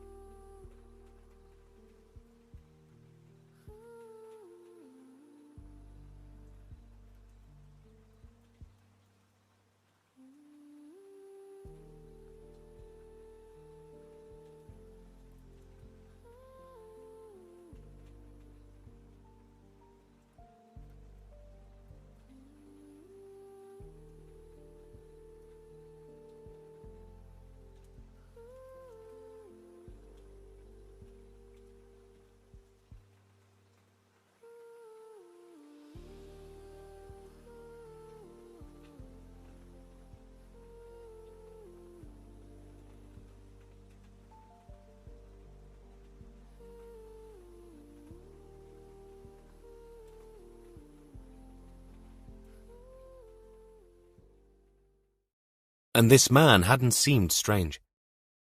He'd stopped at the front gate and looked up and down the road, all smiling. A nice man who'd said hello and asked if this was the way to the school. Oshan knew the way to the school because he went there every day with Fleer and Mam, except for the holidays. He knew the answer to the question, and he was a child who liked to please, and so he'd stood in the front garden in his spacesuit and pointed. When the man pointed in a different direction, the wrong way, Oshan corrected him. He'd walked to the gate and pointed to the right way. That was when everything had gone wrong. He didn't see the lunge the man made until it was too late. By then he'd been plucked upwards, his head jerking forward so that the helmet fell off. He'd screamed, but the noise came out as nothing but a moan as the man clamped a hand over his mouth. Then they were moving. The man started running. Oshan wriggled and fought, but the man clasped him tight against his body. Oshan remembered the roughness of the man's coat against his face, the hot breath against his head. They ran for only a few yards, to a car, to a box in the back that smelled of old clothes. A big hand held him down and put a sticky tape over his mouth and around his hands, and then the man ran around, and the car drove away. Oshan didn't know how far they drove because he was trying to shout through the tape. shout for his mother and flee from inside the dark box. But nothing came out except a moaning noise. Oshan couldn't remember how long they were in the car before it stopped. Daylight came back, and the man appeared, picked him up, and carried him through a door and into this room, to the dim light. The man took off the tape from Oshan's face and from around his hands, but he looped a plastic thing around his wrist, like sometimes was on the side of sticks and plants his mother brought from the nursery. A nylon rope linked the plastic tie to the sofa, and the man told Oshan that if he made a noise, something terrible would happen. He needed to stay quiet. There was water and crisps and biscuits, but they weren't Oshan's, so the boy left them alone. When the man left, Oshan had lain on the sofa and cried. He didn't like the room. It was strange, and there were shadows. At home in his bedroom, Dad had given him a nightlight. A 3D astronaut he could change the colour of. But there was no nightlight here, and no Fleer, and no stuffed dog by the name of Arth. Thinking of Fleer and Arth brought a fresh bout of tears, and so he curled up on the sofa with his lips quivering and the odd ratcheting sob in his breathing. Until he heard the noise. A low, groaning, growling noise from behind another door. Something tied up like he had been. Something with maybe a tape over its face. Something hungry or in pain. It didn't make a noise all the time, but when it did, Oshan shivered and squeezed his eyes shut. There were no moths, but there was the noise, and he was scared that if the door opened, whatever groaned and moaned in the darkness would come for him. He shut his eyes and cried as he softly, quietly, called out for his mother. Chapter 17. 8 hours missing. Jess sent Gil a wary glance as they stood behind Warlow watching a 7 p.m. bulletin on the news. Gil had his suit jacket on ready to leave to pick up Rhys and drive out to the Pitcher property when the call had come in from Gina Mellings. Jess had immediately searched Twitter and confirmed what Gina had told them. Gil had glanced at his watch and suggested they switch on the news. It had made top spot. Police hunting for a missing 6-year-old have refused to comment on a leaked eyewitness report suggesting they are searching for a man dressed in a camouflage jacket. The leak first appeared on Twitter, saying that a man spotted by a child 2 weeks before might be responsible for the disappearance of Oshan Howells from his front garden in Carmarthenshire earlier today. Our correspondent, Alex Dagnall, is in the village of Courtewine, where the boy went missing. Alex, what can you tell us about this development? The scene shifted to outside the police cordon leading to Mysawellon, the Howells residence. Alex Dagnall stood with his back to a couple of response vehicles and Mysawellon in the background. Well, Alison, this story broke via social media. We already know that a couple of weeks ago, the local primary school here went on a nature walk to some woods about half a mile away. Reportedly, one pupil was unaccounted for, but turned up within minutes, claiming she'd followed a green man. The police did not investigate this as the school did not report it to them. But, this evening, in an extraordinary twist, the green man has resurfaced as possibly someone dressed in an army or camouflage jacket. This person is someone the police would like to speak to in relation to the disappearance of Oshan Howells, the 6-year-old who went missing earlier today. Dagnall half turned. As you will see, there is a significant police presence here. More officers and volunteers are combing the surrounding woods and fields and knocking on doors, hoping to find traces or information that might lead to Oshan's whereabouts. Shit, hissed Warlow. Can someone please tell me how these slimy bastards got hold of this? Who knew? Jess asked. Everyone I briefed in the reading room and our lot here. Could someone from the press have been in the reading room? Jess asked. Not possible, Warlow muttered. I chucked everyone but essential personnel out. Or at least I thought I did. It's also possible one of the coppers there has a big mouth, Gil said. Or kids of his own in the area. Warlow let out a sigh that seemed to never end. He pushed himself up out of the chair. Well, it's out now. Bugger all we can do about it. Everyone with a camouflage jacket will be fair game for pointing fingers, Jess said. They simply do not give a toss. Did I tell you how much I hated the press? Warlow shook his head. I think you might have mentioned it. Jess gave him a thin smile. They'll probably want a statement from you at some point. Gil raised an eyebrow. Yes, well, they can bloody well wait for that. And why are you still here? I thought you were going up to see Pitcher's mother. Gil flinched and hurried for the door. I am.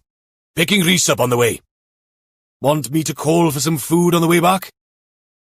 I'm not hungry. Warlow's appetite was non-existent. Me neither, Jess agreed. You might regret that in 3 hours' time. I'll see what I can do. Gil picked up his keys and exited. Warlow watched him go. That man cannot take no for an answer. He's probably right, though.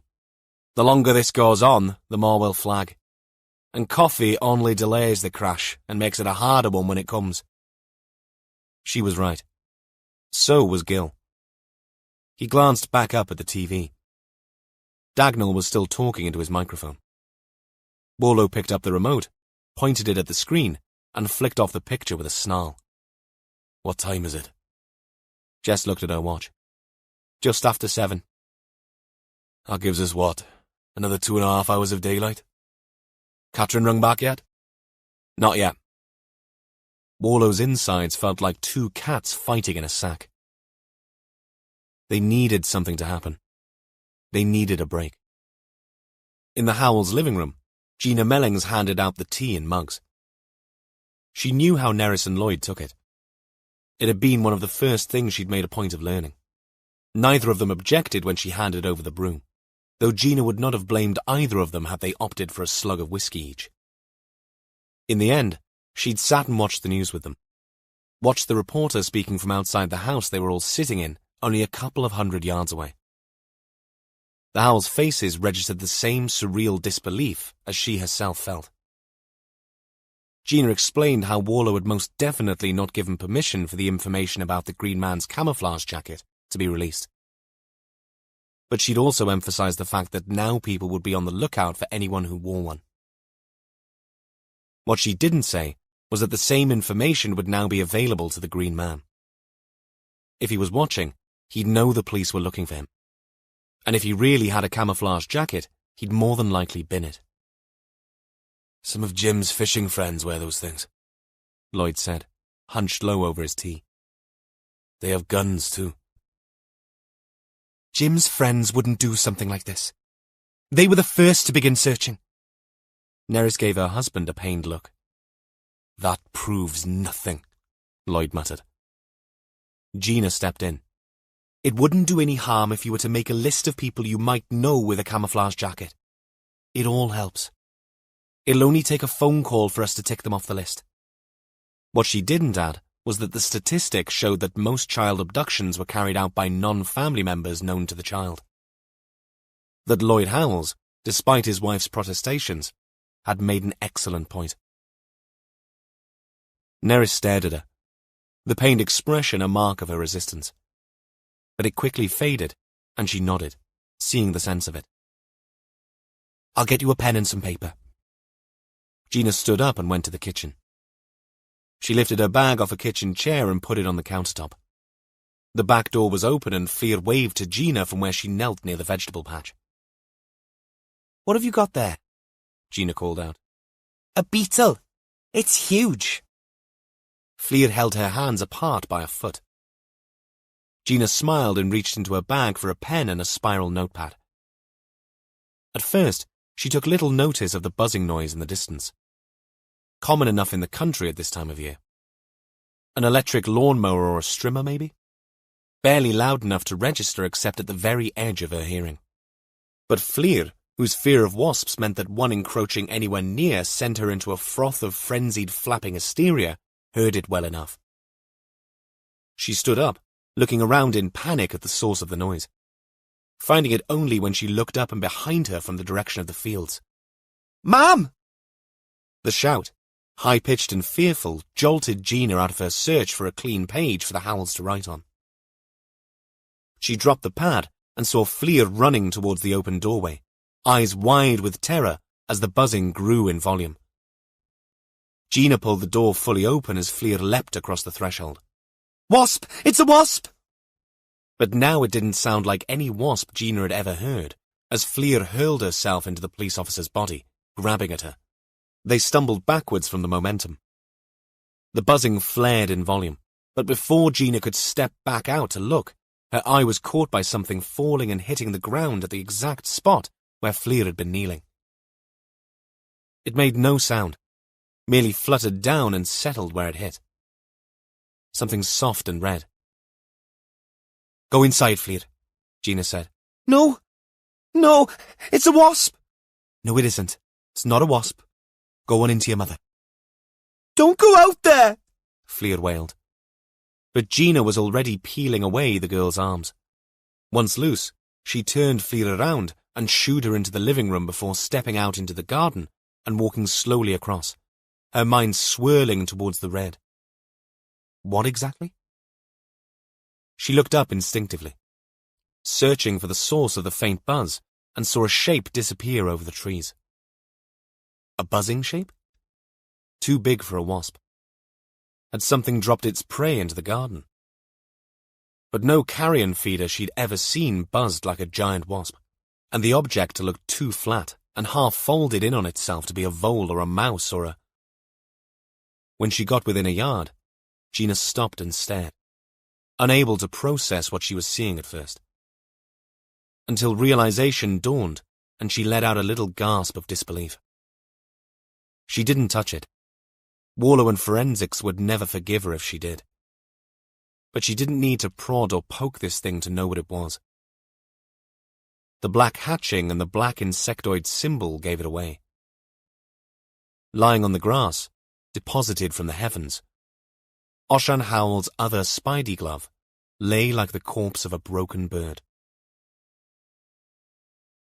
Chapter 18. 8 hours, 30 minutes missing. Warlow parked up inside the police cordon 25 yards from the Howells' property. There were more cars parked up there than had been the last time he'd been here a few hours ago. He'd recognized the crime scene vans and Catherine Richards' Focus. As he exited the Jeep, a volley of questions from the journalists encamped 30 yards away assailed his ears. "DCI Warlow, have you found something at the house? Any news about the Green Man? Is there a body in the garden, DCI Warlow?" He didn't turn around to acknowledge them, wary of what he might say or do. He'd been known to favour gestures when some kind of response was called for. But the dignified thing to do was to ignore them and shelve the image that filled his head. That of strafing the bastards with a machine gun. He had more important things to think about. Catherine got out of the Focus and met him at the gate. "Povey here?" Warlow asked. Catherine nodded. "They've set up a tent in the garden." "Right. There first, I think." They acknowledged the uniform guarding the gate, and Catherine led him through the little passageway where Oshan had built his cardboard spaceship. They'd cleared all that away, the boxes flattened into flat rectangles against the wall. "What about the parents?" Warlow asked. "Inside, waiting for you." Warlow grunted. Of course they were. When he rounded the corner of the house, 2 white-clad crime scene techs were crouched over a marked-off area. A small tent that reminded Warlow more of a beach hut than camping gear stood half on the grass and half on the vegetable patch. One of the techs stood up and nodded. Warlow reached her via a laid-down plastic path. He looked at the indicator flag between the tech's feet, marked with a number 1. "This is where it landed?"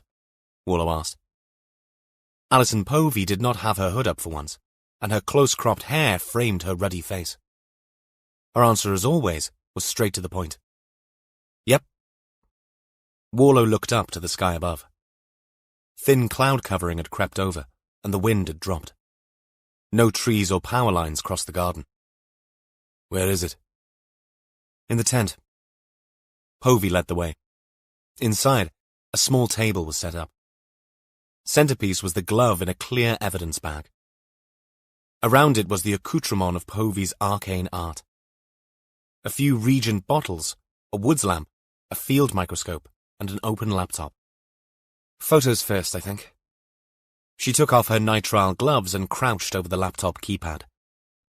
The screen filled with thumbnail images. She moved an arrow with her fingers and clicked. An image expanded to show the crumpled glove on the ground. From behind them, a figure appeared, uniformed and wearing the standard-issue DP police baseball-style cap. Warlow glanced back and nodded at Gina Mellings. "All right," Povey said. "We can hear how it got here from the horse's mouth." Gina quickly explained about Fleur's fear of wasps and the noise she'd heard in the garden, how the buzz preceded the glove parachuting in. "Not a giant wasp, then?" Katrin asked. Gina shook her head. "I didn't see it, but one of the guys at the end of the road caught a glimpse. Definitely a drone. A drone capable of carrying the glove and depositing it." "Which direction is the A40? Katrin asked. Gina pointed towards the bottom of the garden. "That's south. The A40 is 5 fields away." Warlow shook his head, grimacing as if he was in pain. "How the hell did he do that?" Katrin shrugged. "Drones have cameras, sir. They can also carry payloads, sometimes heavy ones. You know that Amazon has been experimenting, and in some third-world countries, they use drones to deliver medical supplies to remote areas." Warlow let out a low and barely audible He turned his gaze back to the laptop and Povey. "I see you've had a poke at it." Povey nodded. "When we examined it, we saw some staining here and here." She pointed to 2 dark, almost purple marks on the palm of the glove. Warlow's gut churned, but he asked anyway. "Way too early for DNA, I realise. But it is blood, right?" "But not Oshan's. He may have wanted us to think it was Oshan's, but we've run it through Raman spectroscopy, and it's actually pig's blood." "What?" Katrin said. "So, are we looking for an anemic sow? A farm?" "Maybe," Warlow muttered. "It's what he wants us to think." "I don't follow, sir." Gina spoke from behind him. Warlow stood up from the laptop. "All this," he waved a hand. "It's theatrics. He's trying to make us react. Twisting the knife. Torturing the parents." "But we can't simply ignore it, right, sir?" Katrin's expression tightened. Warlow flicked his gaze up at her, but didn't shoot her down.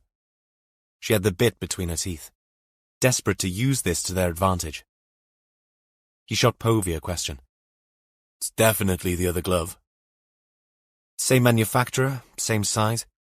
We'll confirm with DNA, of course. But for now, I'd say assume yes until proven otherwise." Povey scrolled through the remainder of the images, but there was little more to be learned and Warlow already had all he needed. Which, when you added it all up, came to bugger all, except knowing that whoever had done this was enjoying the thought of them all clustered in this tent scratching their heads. "Where are the Howells?" He turned and addressed Gina. "Watching us from the kitchen window." Warlow glanced at his watch. Almost 7:30. "Right. Get them into the living room. I'll talk to them there." Rhys and Gil pulled up in front of the Pitchers' bungalow for the second time that day. This time, the door opened without either of the officers having to knock. Maya Pitcher stood there, one arm across her chest, angled up so that the stained ochre fingers of her left hand were clamped onto her right collarbone. She looked even more hunched in on herself than before. "You took your time," she croaked. "No need to thank us, Mrs. Pitcher," Gil answered and got a filthy stare in response. "Has Leighton turned up?" Rhys asked. "Eh?" She cupped a hand around one ear. Rhys repeated the question with the volume up. "Has Leighton turned up?" Maya shook her head. "He isn't answering his phone either. Not even when I text him. He always texts me back." "And he's not locked himself in his storage shed, is he?" Gil said. "No. He's particular, is Leighton. He wouldn't leave his shed in a mess. He wouldn't." Best we have a look. Gil stepped back to allow Myatt to step out. They followed her on the same path Leighton had trodden earlier. She showed them to the shed, the overturned chair and the scattered papers. "This isn't Leighton," she said. Rhys went to the storage shed and hefted the lock, pulled on it to make sure it was locked, rattled it, and then knocked on the door. No response. "Do you have the key to the lock?" Myatt scowled. The DC tried reassuring her. "Look, it's unlikely he's in there, but we need to check. To be sure." Looking even more miserable than she had previously, Myatt shuffled off back to the house, leaving Rhys and Gil alone. Didn't know you had Irish blood, Rhys, Gil said. "I don't." "You'd better check that to be sure." The joke finally found its target, causing Rhys to nod and smile uncertainly. "Very good, Sarge. You got me there." "Fish in a bloody barrel, Rhys." Then Gil caught the DC's expression. "What's the matter with you?" "Superintendent Goody sent us a memo about using triggering language. She'd probably call that joke microaggressive, borderline racism." "But she'd still laugh at it, right?" Rhys's eyebrows went up. "No, you're right. She wouldn't. But then she wouldn't laugh at a cat seeing a cucumber. But tell me how that's offensive." "It's a saying. I have a mate from Limerick whose old dad said it once. I latched onto that. And he says I'm always saying tidy. He takes the Michael out of me, and I reciprocate. Where is the hate speak in that? Microaggression, my hairy ass. I mean, anyone can be offended by anything if they want to be. So that makes it victimhood cobblers in my book." Gil paused and sent Rhys a sideways glance. "You're not from a shoe-mending family, are you?" Rhys shook his head but failed to suppress the smile that came with it. "And I know where to draw the line with the Irish. Never wear a leprechaun hat, and remember, them and their shillelaghs are only 60 miles away across the sea." "What do you reckon to Leighton Pitcher, Sarge?" Gil blew air out of the side of his mouth. "Oh, if he's buggered off, he's not been subtle about it. I mean, why not leave things tidy?" He nodded towards the house. "And tell Miss Congeniality in there he was going out for the night." "Fair point, Sarge." The same thought had occurred to Rhys. Leighton Pitcher came across as a clean freak. Not quite full-on OCD, but tidy. The office smacked of someone leaving in a hurry and not of his own volition. Maybe he had some encouragement to leave. Gil agreed. "We'll get the Visor team out here." Visor is? Violent Offender and Sex Offender Register. Let them have a peep at his hard drive. I doubt there'll be anything, but you never know. But Leighton understands they can call at any time, right? He does. Both officers looked up as Myatt Pitcher returned, wheezing along the path, holding one key of a bunch between her fingers. Rhys took it, undid the lock, and opened the door. Apart from the neatly stacked and arranged shelves, it was empty. "Right," Gil said, taking out his pocketbook and addressing the woman. "When was the last time you saw or spoke to Leighton?" Myatt had gained a shoulder bag on her return to the house. From it, she took a pack of cigarettes and a lighter. The lighting up ritual had always fascinated Rhys as a non-smoker. And though Myatt's hand trembled throughout, within 15 seconds, she had a cigarette lit and puffed upon. 5 minutes after you left, Leighton came up to the house to make a cup of tea for me and him. He's good like that. Always polite. He took his back out to the office." She nodded towards the shed. "So that would be, what, around 5:15? Rhys asked. Myatt shrugged. "And you haven't seen or spoken to him until you fetched him for his supper?" Myatt sucked on her cigarette, blew the smoke away from the officers and nodded her head. "And no one came to the house after us?" "Not that I know of. I'm a bit deaf, so Leighton's put this special doorbell thing up for me. It's extra loud. It also tells Leighton someone's there. Internet thingamajig." Rhys sent Gil a glance and walked back into the office. He came back half a minute later clutching a black iPhone. This Leighton's? Myers' face stiffened. Where was that? He don't go nowhere without his phone. No wonder he isn't answering. On the desk. Gil still had his notebook open. Okay, so where could he be? With the mates? The pub? Myers shook her head with a sour expression. He don't go nowhere since you bastards made him a pedo. Right. Gil snapped his book shut. We better get the crime scene lot up here. He took out his phone. Hang on a sec, Sarge. Rhys held up his hand and trotted back up the path and around to the front door. He peered at the black box where a doorbell should have been. It was almost as big as his own phone, with a shiny lens. He ran back to Gil and Myers looking pleased. Feeling better? Gil asked. It's a camera doorbell security system. Let me look at Leighton's phone. Unless it's password protected. Shouldn't be. Visor insisted that any device isn't encrypted in any way. Sure enough, when Rhys swiped the surface, the phone came on immediately to a home screen. Rhys scrolled through the apps, not sure of what he was looking for, but letting out a satisfied, "Ah!" when he saw the Knock app. He opened it to a menu page with headings like Alarm, Chimes, History. He clicked on the latter, and a new menu appeared with a list of entries under either Detected or Rung Bell. Rhys scrolled to the entry for 4:05 p.m. A mini video appeared of him and Gil Jones standing at the front door. He held the screen up for Gil to see. Bloody hell. Clever stuff. Then Rhys looked for later entries and found one under Detected at 4:50 p.m. He found the video and pressed play, again holding it up for Gil to watch with him. On the screen, a man hurried through the gate, but did not go to the front door. Instead, he turned along the path that led to the rear. Who is that? Gil said. But Rhys said nothing. The niggling memory of something he'd seen at the post office while he waited to be picked up by his DS on their first visit to the picture house came back to him.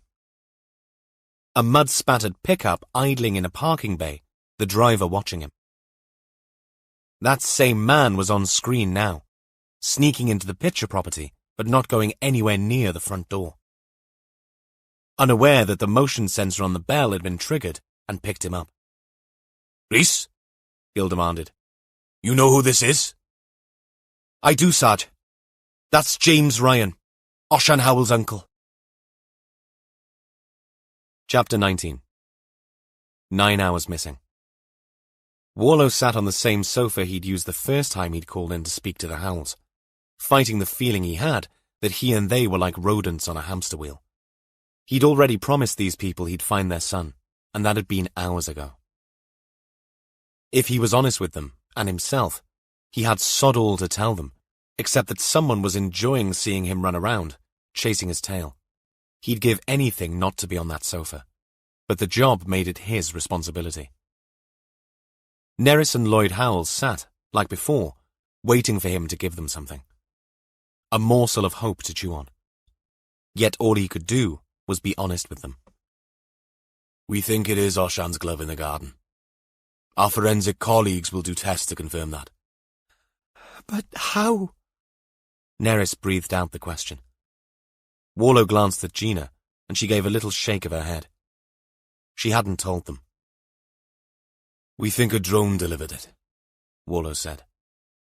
Nerys frowned. Drone? Someone flew a drone over your house and dropped the glove. Why? That I can't answer. Not yet. Just like I can't answer who left the other glove at the stream near the edge of the woods. It's sick. Lloyd glared back at Warlow. Whoever is doing this wants us to suffer. Warlow didn't deny it. There was no point. Either of you seen any drones around before? Over the fields or the woods? Lloyd shook his head. Nerys let hers drop without looking at Warlow, and asked in a whisper, Is this the Green Man? We don't know, Nerys, but we're doing everything we can to find out. This is hard. It's torture. But I need you two to stay strong. I'm still not ruling out the possibility that whoever has Oshan will try to contact you. If he does, We need to be prepared. Gina will stay with you. Nerys looked up and smiled wanly at the flow. Nerys and Lloyd were about to make a list of people who might wear camouflage jackets, Gina said. Good idea. Warlow nodded. And add to that anything you can think of regarding van drivers, delivery men. Anyone you've seen near the house over the last few weeks. You think he's been here? Nerys asked, shooting Warlow a look of horror. He knew the lie of the land. The field, the garden. You can't get all that from Google. Warlow pressed the point home. He couldn't do much to ease the Howells' pain, only make them feel like they were helping. A noise broke the tense silence in the room as Catherine's phone buzzed. She glanced at the screen and walked out of the room to take the call. Who told the press about the Green Man? Lloyd demanded. We don't know yet, but when we find out, I will deal with them, believe me. Lloyd shook his head. The press. They're like... I have a long list of choice words you could pick from, Mr. Howells, but don't let them get to you. They want to provoke a response. They're magpies, looking for the next shiny thing. It's sometimes better that they have something like the Green Man to concentrate on. That way, they don't make things up. Catherine re-entered the room, and her expression and the way she held up the phone told Warlow he needed to speak with her. Excuse me, he said to the Howells. Catherine walked him out of the house and into the garden. It's Gil, sir. They're at the Pitcher's property. Leighton Pitcher is AWOL and they have CCTV video of a caller. She held out the phone. Warlow took it. Gil, what have you got? He listened in silence for a full 2 minutes while Gil spoke. Finally, he said, Good idea. I'll meet you there. He handed the phone back to Catherine. Tell Gina to give the Howells my apologies. You and I need to get back to HQ. Rhys and Gil are bringing James Ryan in for questioning. Half an hour later, Warlow stood staring at the video screen showing a bird's-eye view of James Ryan sitting in the interview room alone. Gil came in, a carrier bag in one meaty hand, a tray of tea in the other. What do you think? Warlow asked. Gil glanced at the screen. It's a voluntary interview. We told him there'd been some recent developments and his cooperation would be appreciated. He gave Rhys a bit of a look, but then agreed to come in. How could he not? Warlow said. It's his own nephew, after all. Solicitor? He laughed and said something like, Why? You're not charging me, are you? Gil smiled wryly. I hate the cocky ones. He held up the carrier bag. Picnic. I got Anwen to sort something out for all of us. Fresh rolls. She does a load for the WI on Fridays. Dab hand, she is. There's ham and mustard, tuna mayonnaise, turkey with hot mango chutney or halloumi with dried tomato. Who's that for? Jess and Catherine. You know what they're like. Oh, and there are crisps. Ideally, she would have sorted something hot, but, circumstances being what they are. So no Wagyu beef or caviar? What sort of catering establishment is your wife running, Gil? The DS swung the carrier bag away. Plenty of uniformed gannets in there who would strip this bag to the handles in 3 minutes. Warlow blinked. He had not allowed the idea of food to impinge on his thoughts too much, but at the mention of the goodies in the bag, his mouth flooded with saliva. No need to be hasty. He grinned.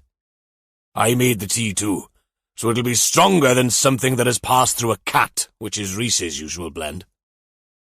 Warlow took his mug. Thanks, Gil. Needless to say, our resident food taster has sampled all but the halloumi. He'd have had seconds had Jess not told him to stay at James Ryan's place for a proper look around. Gil put the bag on a table. Warlow nodded. Jess had shot off to meet the DC and see what they could find. You happy for me and Catherine to have a go at Ryan first? Gil asked. I'd be delighted. Give you a chance to grab a bite. I might have a quick roll. Warlow smiled. You're a good man, Sergeant Jones. Thank the Lady Anwen for this. She doesn't want to see me wasting away on the job. Gil wasting away seemed about as likely as a hen with pre-molars, and chances were the statement had been delivered in jest. For once, Warlow reined back the sarcasm. The food would do wonders for his flagging energy, and as an old boss of his used to say, never look a gift horse in the mouth, ear, or any other orifice. You'll inevitably be disappointed. Gil exited as Warlow reached into the carrier bag and took out a soft roll wrapped in cling film.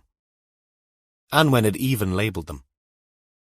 He went for the turkey and mango chutney, unwrapped it, and bit in. It tasted bloody wonderful. On screen, the door opened, and Catherine Richards walked in and held the door open for her fellow detective sergeant and his tray of tea.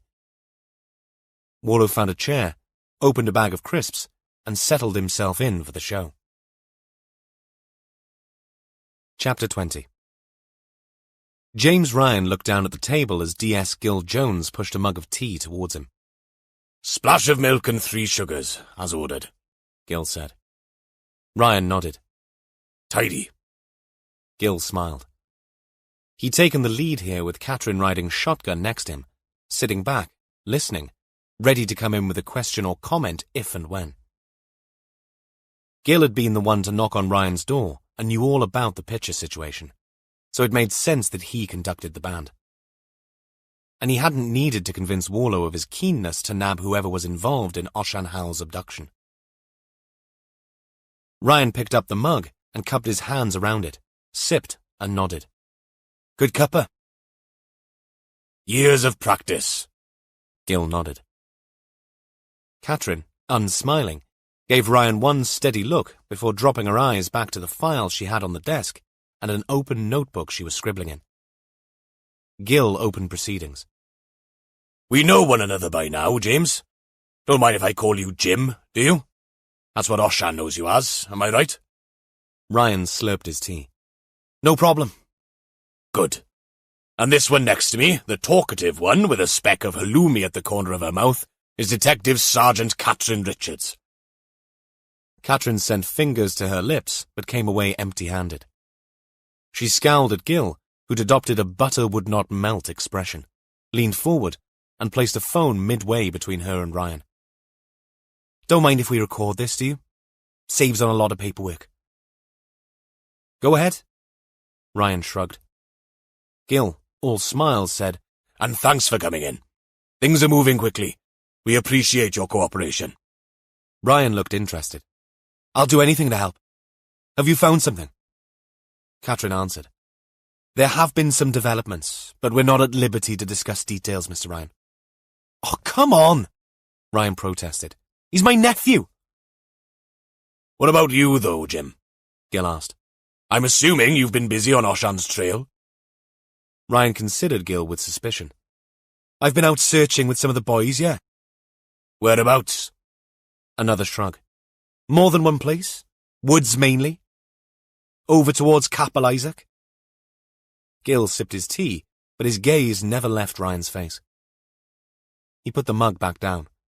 "And how about this morning at around 11 a.m.? Where were you?" Ryan frowned, as if he hadn't heard properly. "This morning? Why are you asking that?" Gil sighed. "An investigation like this is all about elimination. Think of it like setting up the pieces on a chessboard and then knocking them down.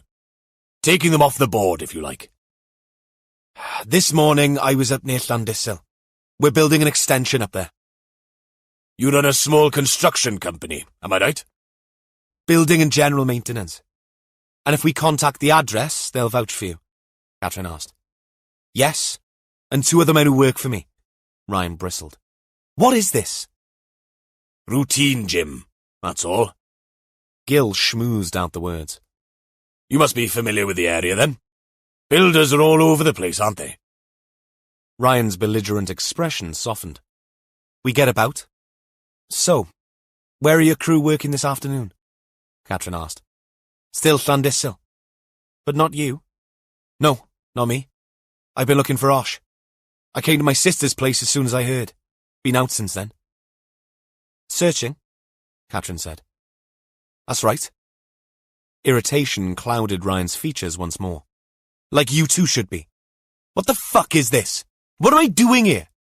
Helping us, Gil said. How is telling you about an extension in Llandyssil helping exactly? Catherine leaned forward and rotated her laptop so Ryan could see the scene as she replayed the clip showing him arriving at Pitcher's house. She let it play through. Ryan watched in silence. Is this where you were searching, Mr. Ryan? Catherine asked. Ryan put the mug down with a clatter, his eyes darting from Gil's face to Catherine's and back again. A movement both police officers had seen in the interview room many times. The look of a man facing a deep dilemma, whether to carry on lying or face the truth. In the end, Catherine led him off the hook with a question. Okay, Mr. Ryan, let's start again. How long have you known Leighton Pitcher? Panic flared in Ryan's face. It's not like that. I don't... Shit! His hand came up to the back of his neck and stayed there, moving back and forth as if he could rub an answer into his brain. Catherine drove the point home. We have you on camera at Pitcher's house. His mother tells us he's missing. Are you and he in this together, Mr. Ryan? Together? Ryan made an ugly, high-pitched laughing sound. No way! I didn't even know his name until... He shook his head. Then what were you doing at his place? Catherine glared at him. A great deal was happening behind Ryan's eyes. He swallowed loudly. You could almost see the survival mechanism kick in. In the end, he opted for a cliché as his best line of defense and uttered a monosyllabic, "No comment." Gil looked perplexed. No comment? Is that the best you can do, Jim? No comment? No comment, Ryan said. You're not under arrest, Gil explained. Ryan thought and then said, So I can leave? Catherine shook her head. Well, you could have. Right then, I'll be off. I said you could have. She didn't move. If you told us what you were doing at Leighton Pitcher's house. No comment. Ryan stood up. Gil sighed. Oh, Jim. Can I go now? Catherine sat back and folded her arms. No, you can't. James Ryan, I am arresting you on suspicion of conspiracy to obstruct the course of justice. You do not have to say anything, but it may harm your defense if you do not mention, when questioned, something which you later rely on in court. Anything you say may be given in evidence. You can't do this! This is wrong! He sat back down, breathing fast. Right, I want a solicitor. Of course. Gil studied the man in front of him and shook his head. What do you think your sister is going to say when we tell her? No comment. DC Rhys Harris stood outside James Ryan's house, staring up at the dark windows and closed doors. Ryan had locked up when he'd left with Gil. He'd taken his own car with the DS following, and now Rhys and Jess were left outside without a warrant. Jess's phone buzzed. She glanced at it, and then at Rhys. They've arrested Ryan for obstruction. They showed him the CCTV and he's clammed up. Does arresting him help us, ma'am? Not one bit. Now there'll be a solicitor. Catherine's getting a warrant, but it's damn paperwork and we'll need to track down a magistrate. Rhys nodded. It all took time. We could look outside. The house stood on a couple of acres off a B road that led to the A48. A renovated farmhouse with outbuildings that Ryan had converted into storage units for his business. Unmarried, Nerys Howell's younger brother had no family of his own. He still played the field, according to some people Jess had spoken to. The house itself looked like a child's drawing. A square two-story structure. 3 windows on the first floor, 2 beneath it on either side of the front door. A classic vernacular Welsh farmhouse. An entrance drive ran into a yard and the half-dozen outbuildings beyond. The 5-bar gate leading into the yard stood open. A couple of vans with Ryan Roofing and Repair and a circular logo stamped on their side panels stood parked up next to an open barn with a corrugated iron roof full of stacked wooden battens. Beyond that, Whitewashed low stone buildings that once might have been animal sheds or even milking parlours led towards a track to an open field and more storage sheds. What do we know about this place, Rhys?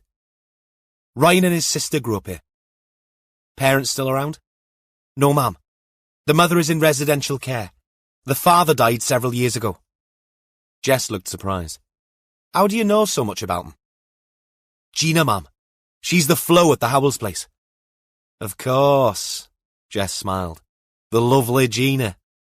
And doing an excellent job, I hear. Rhys nodded. She is good at it. People talk to her and she's a good listener. They walked along the drive past the vans to the open door of the next barn. Inside were a trailer and 2 cement mixers. Bags of sand and a variety of other materials had been stacked at the rear. Being a good listener is a great trait in a Flo, Jess said. Takes a lot of guts to go into someone's home like that. It's never easy. Rhys walked into the barn and around the machines, looking under them and inspecting the materials at the rear. Can't see the attraction myself, he said loudly to continue the conversation. I don't think I'd know what to say. He came back out to join Jess, grinning. We're completely different in that way. Opposites attract, Rhys. Sergeant Jones says opposites don't attract. It's only that if you're too like someone, you end up seeing how much of a Burke you really are. Best to stay on the other side of the fence. Jess shook her head. That sounds like a Gillism. He's always telling me how glad he is that he isn't starting out on the dating game. He said he'd rather be dead than be on Tender. He actually said that? Tender? Yes, ma'am. But then he says the one he really likes is Tandor, where you swipe right on your favourite curry. Jess let the smile come out. What about you, Rhys? Have you tried apps? Before Gina, I mean. Once or twice. I didn't like it. Too many unknowns. What about Molly? I mean, it's second nature for kids, isn't it? Molly says they're for losers. That earned a snort from Rhys, who'd already met Molly and knew she looked at the world through black and white, as opposed to rose-tinted glasses. Still, it's academic for you now that you have Gina. Rhys's silence and slightly confused expression made Jess stop walking and tilt her head. I'm not committing the foe of all pars here, am I? You are still with Gina, aren't you? Yes, ma'am. She's amazing. She's so amazing that I only wish I knew what she wanted. What any girl wanted. Jess's mouth flattened. That's easy. What any woman wants is to feel safe. And I don't mean physically. You treat her like an equal, don't you? She beats me at most things. You have a plan for your life, right? Yes? Good. Look after her, and yourself, and make her laugh now and again. It's that easy. Is it? Sounds like a lot of stuff to get right. Jess laughed. My God, Rhys. Don't overthink it. Gina already knows what you're about. Rhys nodded. Thanks, ma'am. I don't think you need to worry. Now, I see another 5 buildings down there. Should we split up, ma'am? No. Let's stick together. Rhys thought about objecting, but remembered that the DI had only recently returned after fracturing her wrist while searching a property very much like this one. She'd been alone on that call. Alone and surprised by an attacker. No point testing fate a second time. Got you, ma'am, he said. See? That's exactly the sort of thing Gina wants to hear.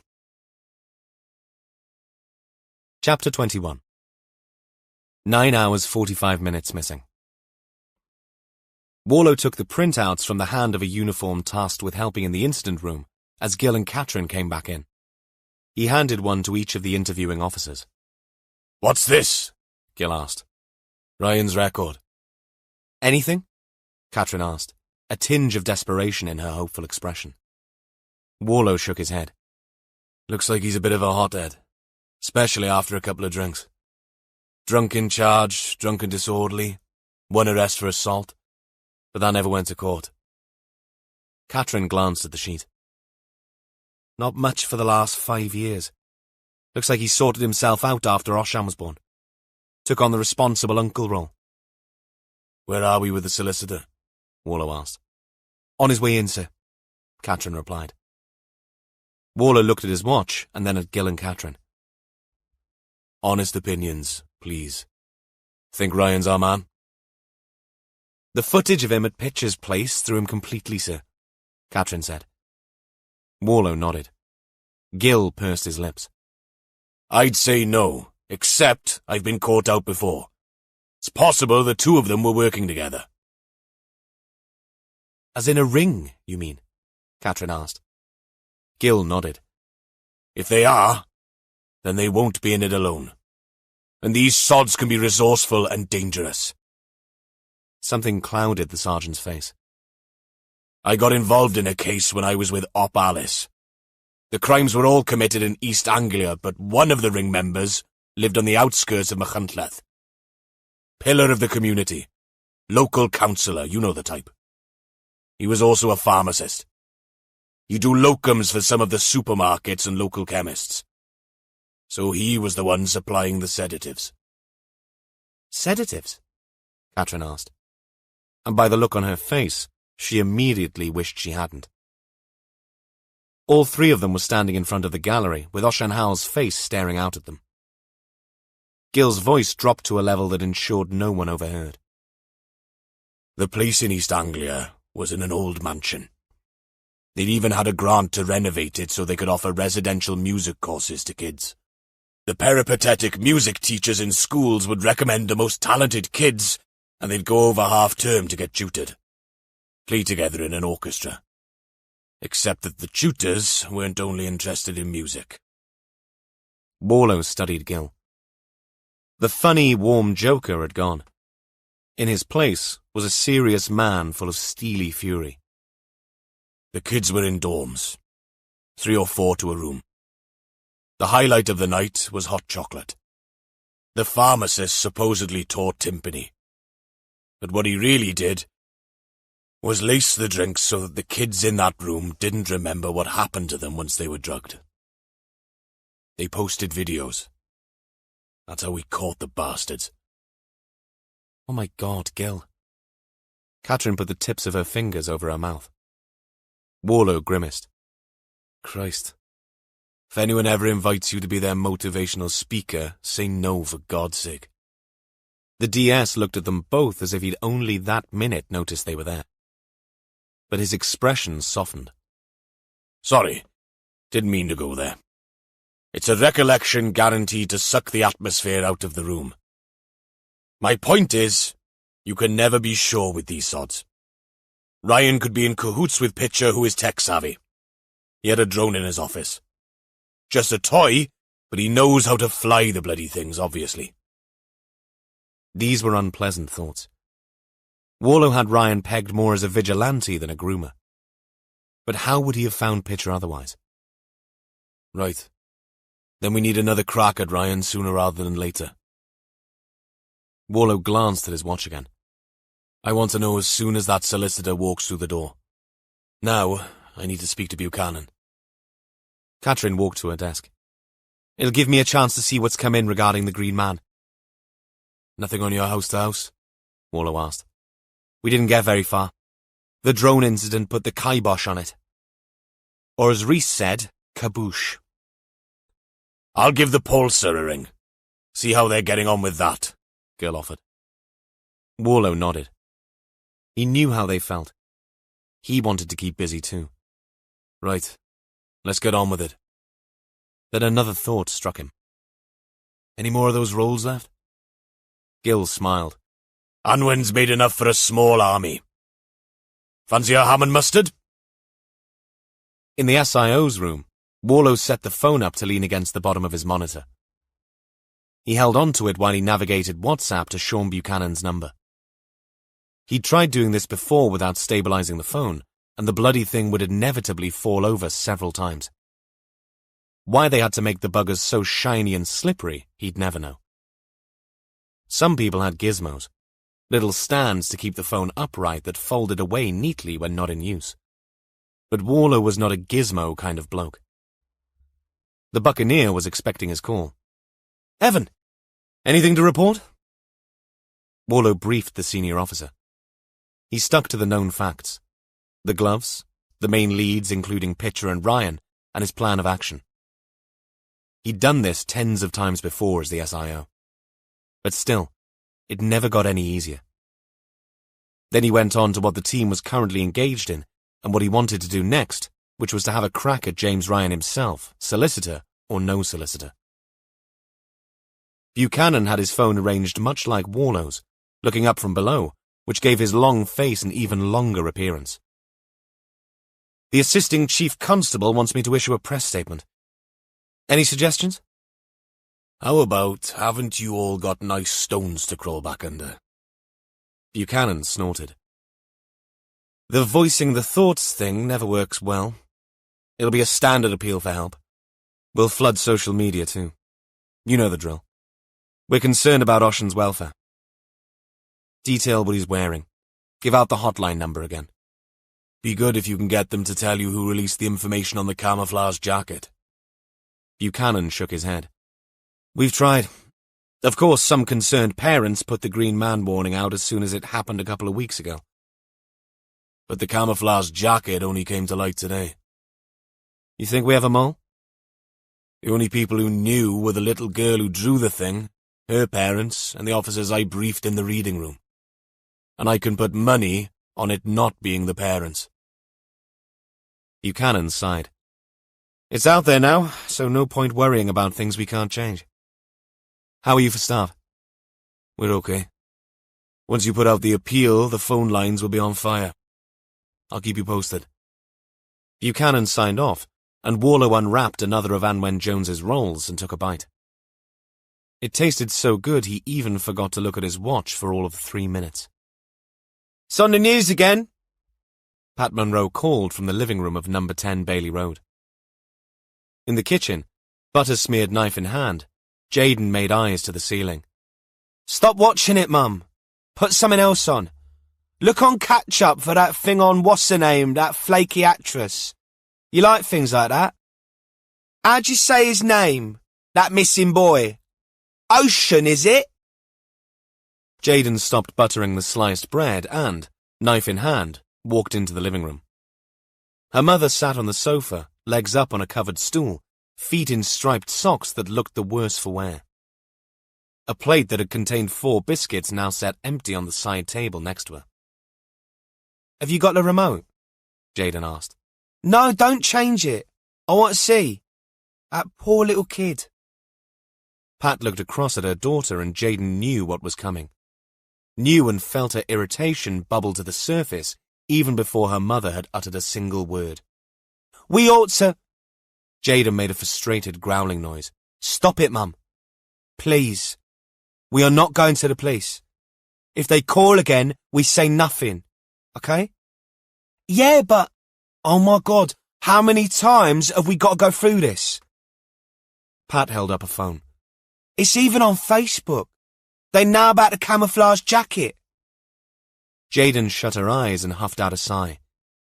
"Have you read it properly? It's this Green Man. Have you read it?" Pat blinked and shook her head. "No, I didn't think you had." "I can't concentrate because of my medication," Pat snapped back. "I know, Mum, I know. That's why you shouldn't read just the headlines. It's clickbait." Pat stared at her daughter. Her mouth turned down. She needs her roots done, thought Jaden, glancing at the dark line that ran from the crown to the fringe, like the parting of the seas in her mother's otherwise bleached hair. And she needed to lay off the biscuits, judging by the extra chin that wobbled under her once pretty face. Pat's eyes drifted to the knife in Jaden's hands. Shaking her head, Jaden walked back into the kitchen and threw it down on the countertop before walking back into her mother. "We can't say anything to the police. You know what will happen. You've seen it on TV. Like that making a murderer stuff. The police just want someone to blame. And once they find out who we are, we'll need to move again. Because you know who will come looking. So yeah, it was stupidity to go out in his jacket, but that's all he did, Mum. Went out for a walk. My fault as much as his. I didn't twig them kids would be out to. Otherwise I'd have stopped him.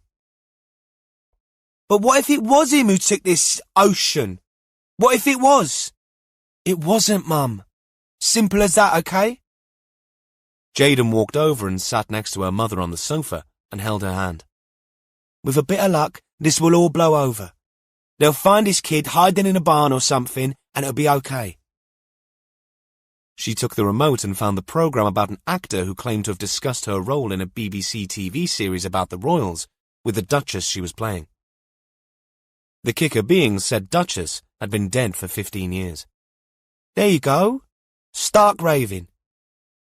Are you making his supper? Pat asked. I am. Tell him they were out of those biscuits he likes. Tesco delivered something else, but I don't think he likes them. I'll tell him, Mum. Don't you worry. Fancy a cup of tea? Nah, must be 1 o'clock, isn't it?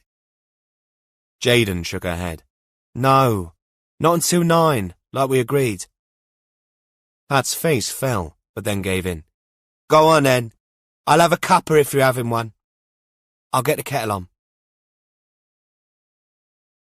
Chapter 22.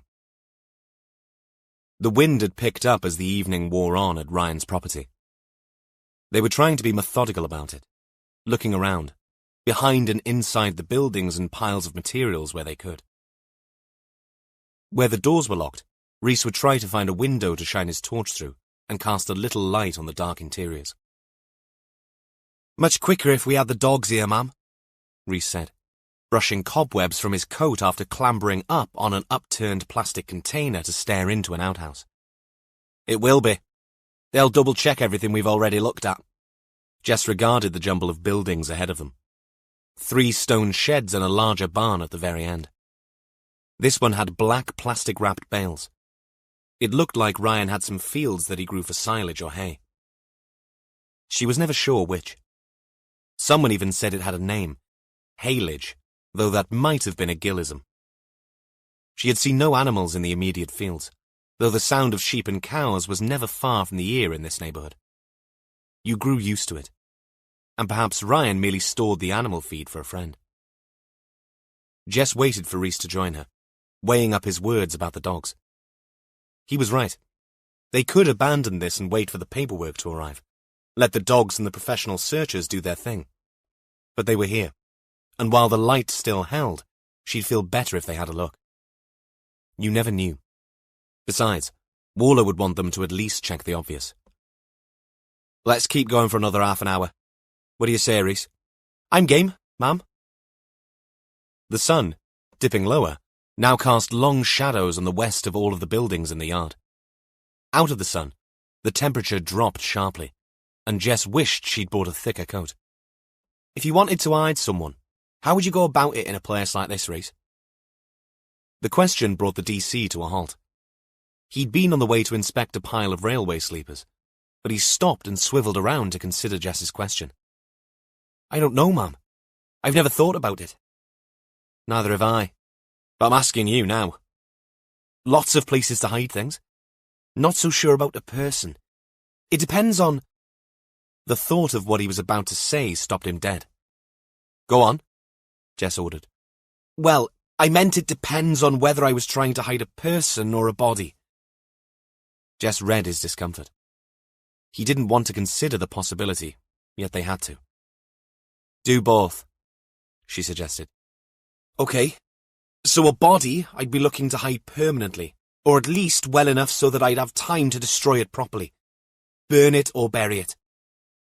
Jess glanced at the furthest barn and the small tractor with a backhoe attachment lying unattached next to the bales. The tractor had 2 prongs sticking out of the front, like a forklift truck. And if I wanted to hide someone who was alive, I'd need a building, Rhys continued. Somewhere quiet. I expect they'd be gagged, but I'd choose somewhere no one might hear anything at all. So, we search buildings and look for any sign that perhaps the ground has been disturbed, or where there's been a recent fire. In the time we've got available, maybe we should be a little more targeted in our approach. Rhys nodded, but looked uncomfortable. Jess eased his conscience. It's not like being one of them, Rhys. More like letting your imagination roam a little. Don't feel bad about it. Rhys nodded and produced a wan smile. There's always a chance they'd be in the house, ma'am. True. But why would you choose that when you've got all this to play with? Rhys turned and surveyed the area and pointed towards a breeze block building. That looks like some kind of feed store, ma'am. Let us do that one next. Jess led the way. On ending the call with Buchanan, Warlow leant back in his chair and shut his eyes. There was no chance of him napping, not with his head buzzing with all the unanswered questions, flying around in there like an aviary full of budgies on amphetamines. He wished he could. It would probably do him a power of good. Instead, with his eyes closed, he searched for a place to go in his head where everything didn't end in catastrophe. Of late, when he woke up in the dark between 3 and 4 in the morning, his mind churning, every problem seemed insurmountable. He'd read that the way the brain processed its thinking changed in the darkness. Nothing ever seemed so bad in the light of day. Logic and context lent illumination to any problem. Indeed, they said that if you wrote down what was worrying you, however trivial, before you went to sleep, that cathartic maneuver worked wonders. Warlow opened his eyes, reached for his phone, and typed out a list in his notes app. Visit Alan in Australia. Tell the boys about HIV. Get James Ryan to come clean. Find Oshan. He hesitated, then wrote down another word. Jess. He looked at that last entry, grimaced, and scrubbed it out while muttering, "Get a bloody grip, man."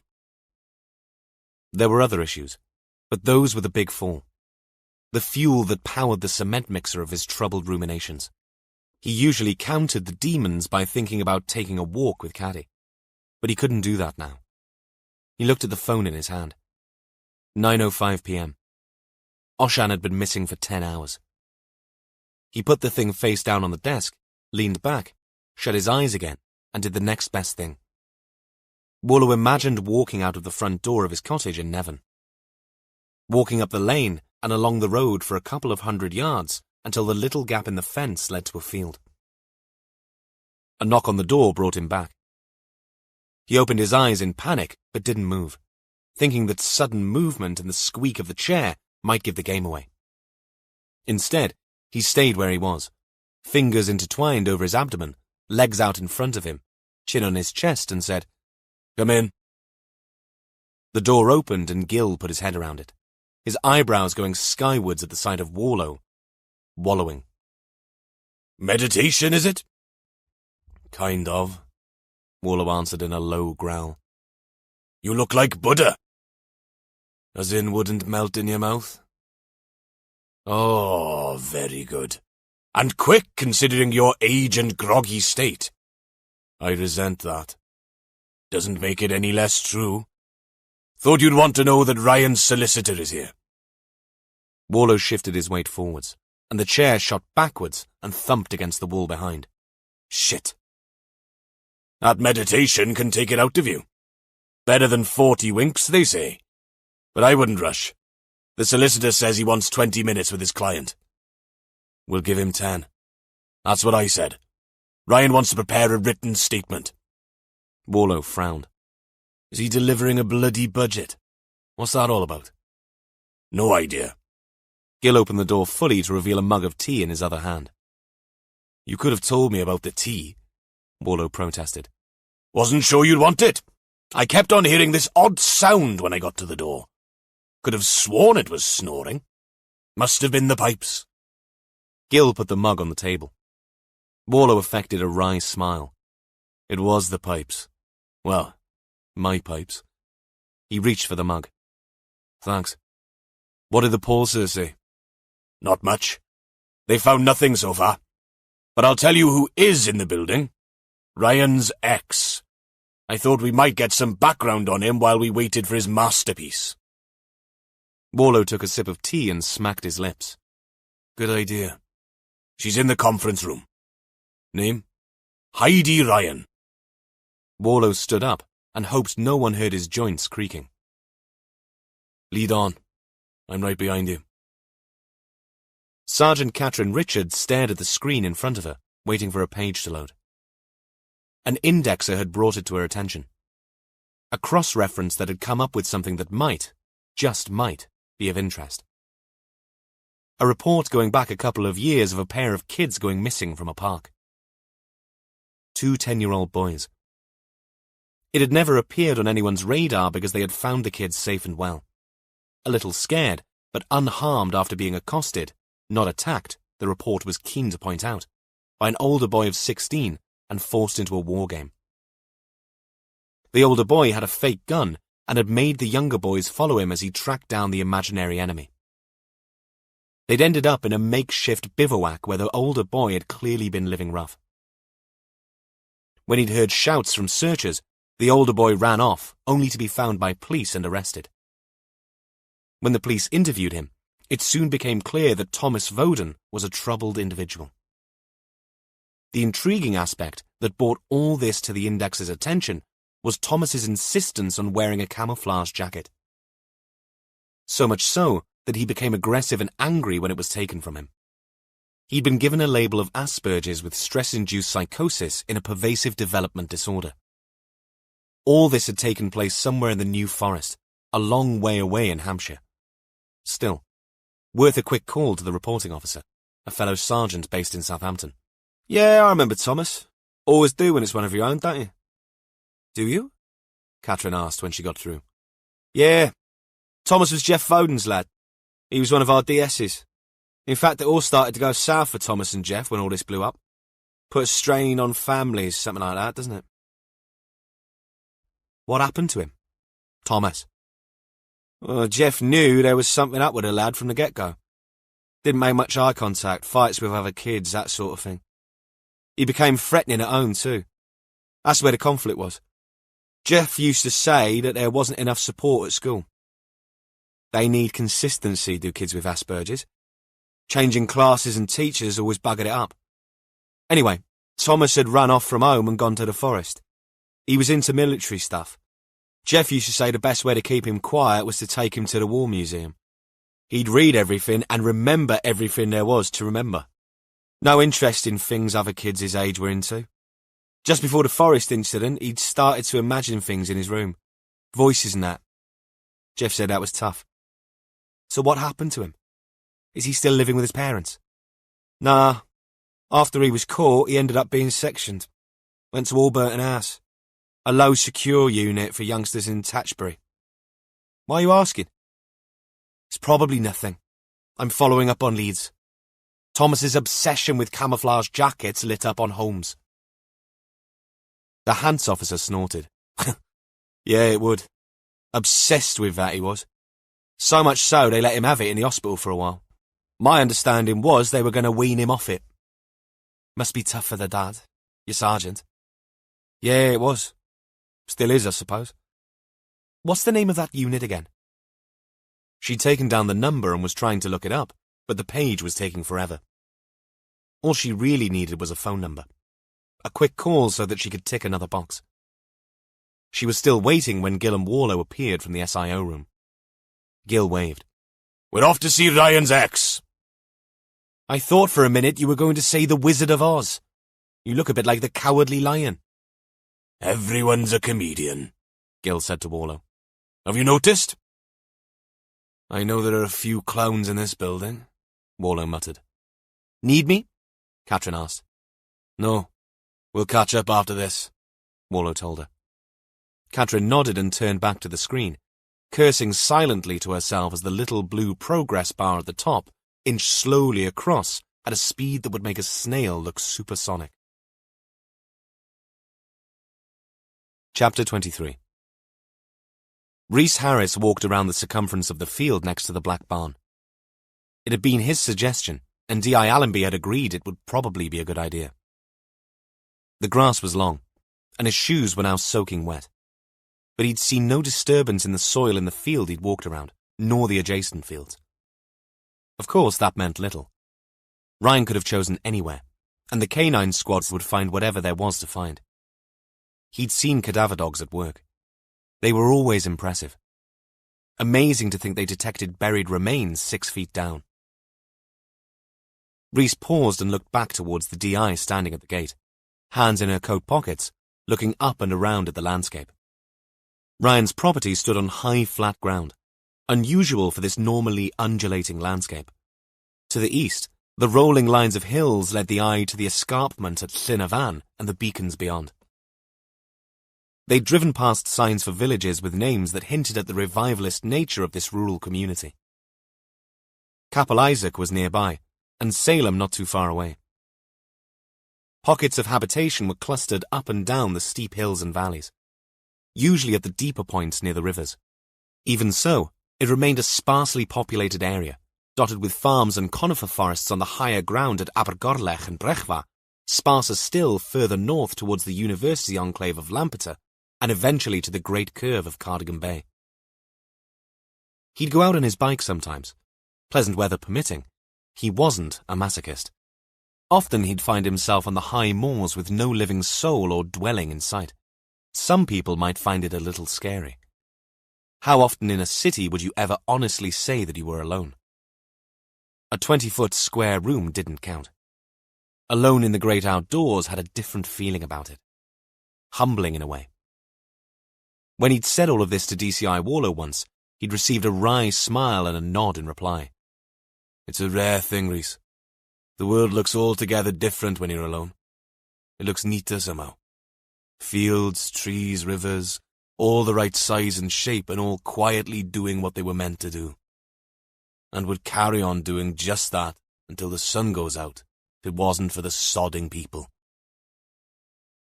He remembered that sort of thing word for word. Replayed it all in his head as he headed back to where he started.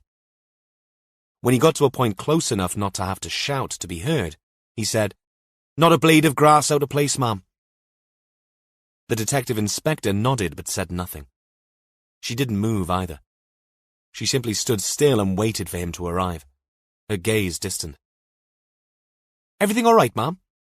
You look thoughtful." "Good," Jess said. "Better than fed up." "Right. So are we off?" 5 minutes ago, I'd have said yes, most definitely. No more for us to do here. But when you were at the end of the field, I thought I heard something." "Heard what, ma'am?" "That's the trouble. I haven't heard it since, so I'm left wondering if it was purely my imagination or wishful thinking playing silly beggars." "We could stand here and listen, ma'am." "We could. But that wind is bitter."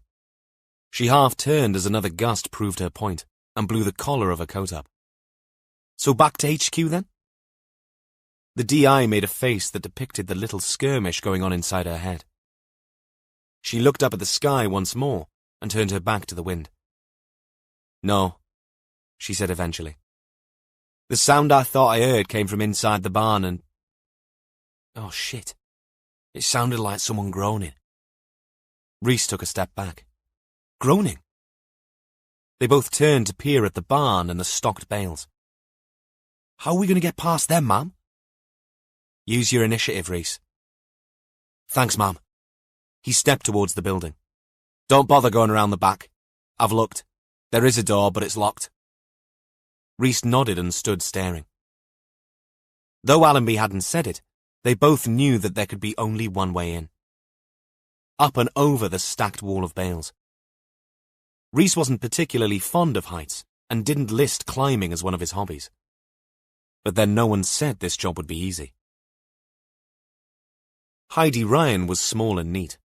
She wore her hair short and didn't wear the kind of makeup that ended at her chin. From the way she was dressed, in a fleece and a t-shirt, Warlow guessed that her colouring might have come from the great outdoors.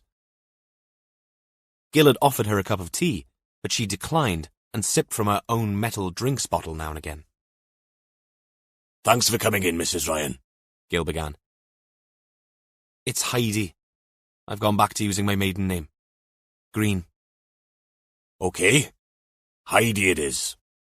Heidi smiled her agreement. A good smile, thought Warlow. Good teeth and an attractive face. An active lady who looks after herself. Why did Ryan let this one go, he wondered.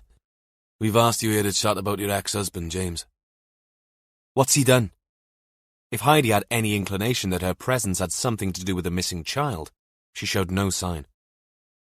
We have James in custody, Heidi. The slightly amused resignation of earlier dissolved into concern. He's been arrested. There was more inquisitiveness than surprise in her tone still. Warlow nodded. How long have you been separated, if you don't mind me asking? Gil was all smiles. 3 years. We divorced 2 years ago, but I moved out before that. But he's still at the house. He bought me out. My share, I mean. I didn't mind. It was more than enough for a deposit on a run-down property in Whitemill. My dad's handy. He's been helping me work on it. A woman after his own heart, thought Warlow, who'd spent the best part of 2 years converting a shepherd's hut into a Bizou residence for him. And one other occupant, Caddy the Labrador, in Nevin. He nodded to show his understanding, too, of post-separation marital arrangements. He came well versed in that subject as well. Qualified in that with distinction, he had. He gave Heidi a reassuring smile to let her know she wasn't the one in trouble here. Some questions we want to ask might seem a little personal. Heidi gave up a nervous little titter. Now you've got me worried. Was your married life normal? Heidi pulled back, her already large eyes suddenly much bigger.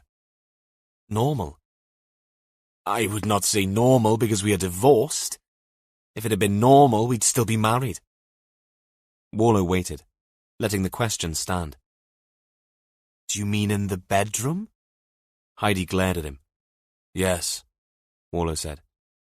I suppose. We all have our quirks, don't we? Jim liked to drink. It made him amorous, but it turned me off. It's one reason we drifted apart. You don't have any children, Heidi? Gil asked. She shook her head. That's another reason. We couldn't have children. Jim can't. Obviously, there were other routes. Surrogacy, sperm donor, even adoption. But Jim wasn't... He didn't know if he could bring up another man's child. That's what he said to me, anyway. That'd make me promise never to tell anyone. Warlow nodded. But he is very fond of his nephew and niece, isn't he? That's why I found it odd. They're not his kids, but he adores them. You'd think... Her words dwindled into silence, fed by a sudden awareness of why she might be there. Oh my God. Is this about Oshan? Is that why he's here? No. Warlow wanted to be certain that Heidi understood this. Not directly. I don't want you thinking that. Look, Jim can be a real pain. I've never met such a stubborn, bull-headed, argumentative man. But... Gil stepped in with the question she was really there to answer. No sign of him having any tendencies towards pornography. This time Heidi's brows crumpled. No. My God, no. I mean, people do, don't they? Look, I mean. Well, men, anyway, don't they? These days you need to go out of your way to avoid it.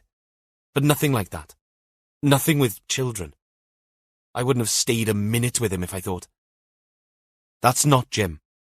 I know we've split, and I think I've spoken to him twice in the last 6 months, but Jim is... He's not like that. Gil looked at her directly. Sometimes we think we know people, Heidi, but we really don't. Well, I lived with him for 7 years, so I know him a lot better than you. I hate the sod, but he's no monster. I know that. Catherine finally got through to someone at Alberton Hospital who was willing to talk to her. She'd had the runaround from the switchboard and a duty doctor who'd sounded so far up his own backside he needed proctoscope to lever himself out and up in the morning. But finally, she got through to a nurse manager. Even then, she'd had to wait for said manager to return her call just to make sure she was who she said she was. Her phone rang 5 minutes later. She answered, giving her name and rank.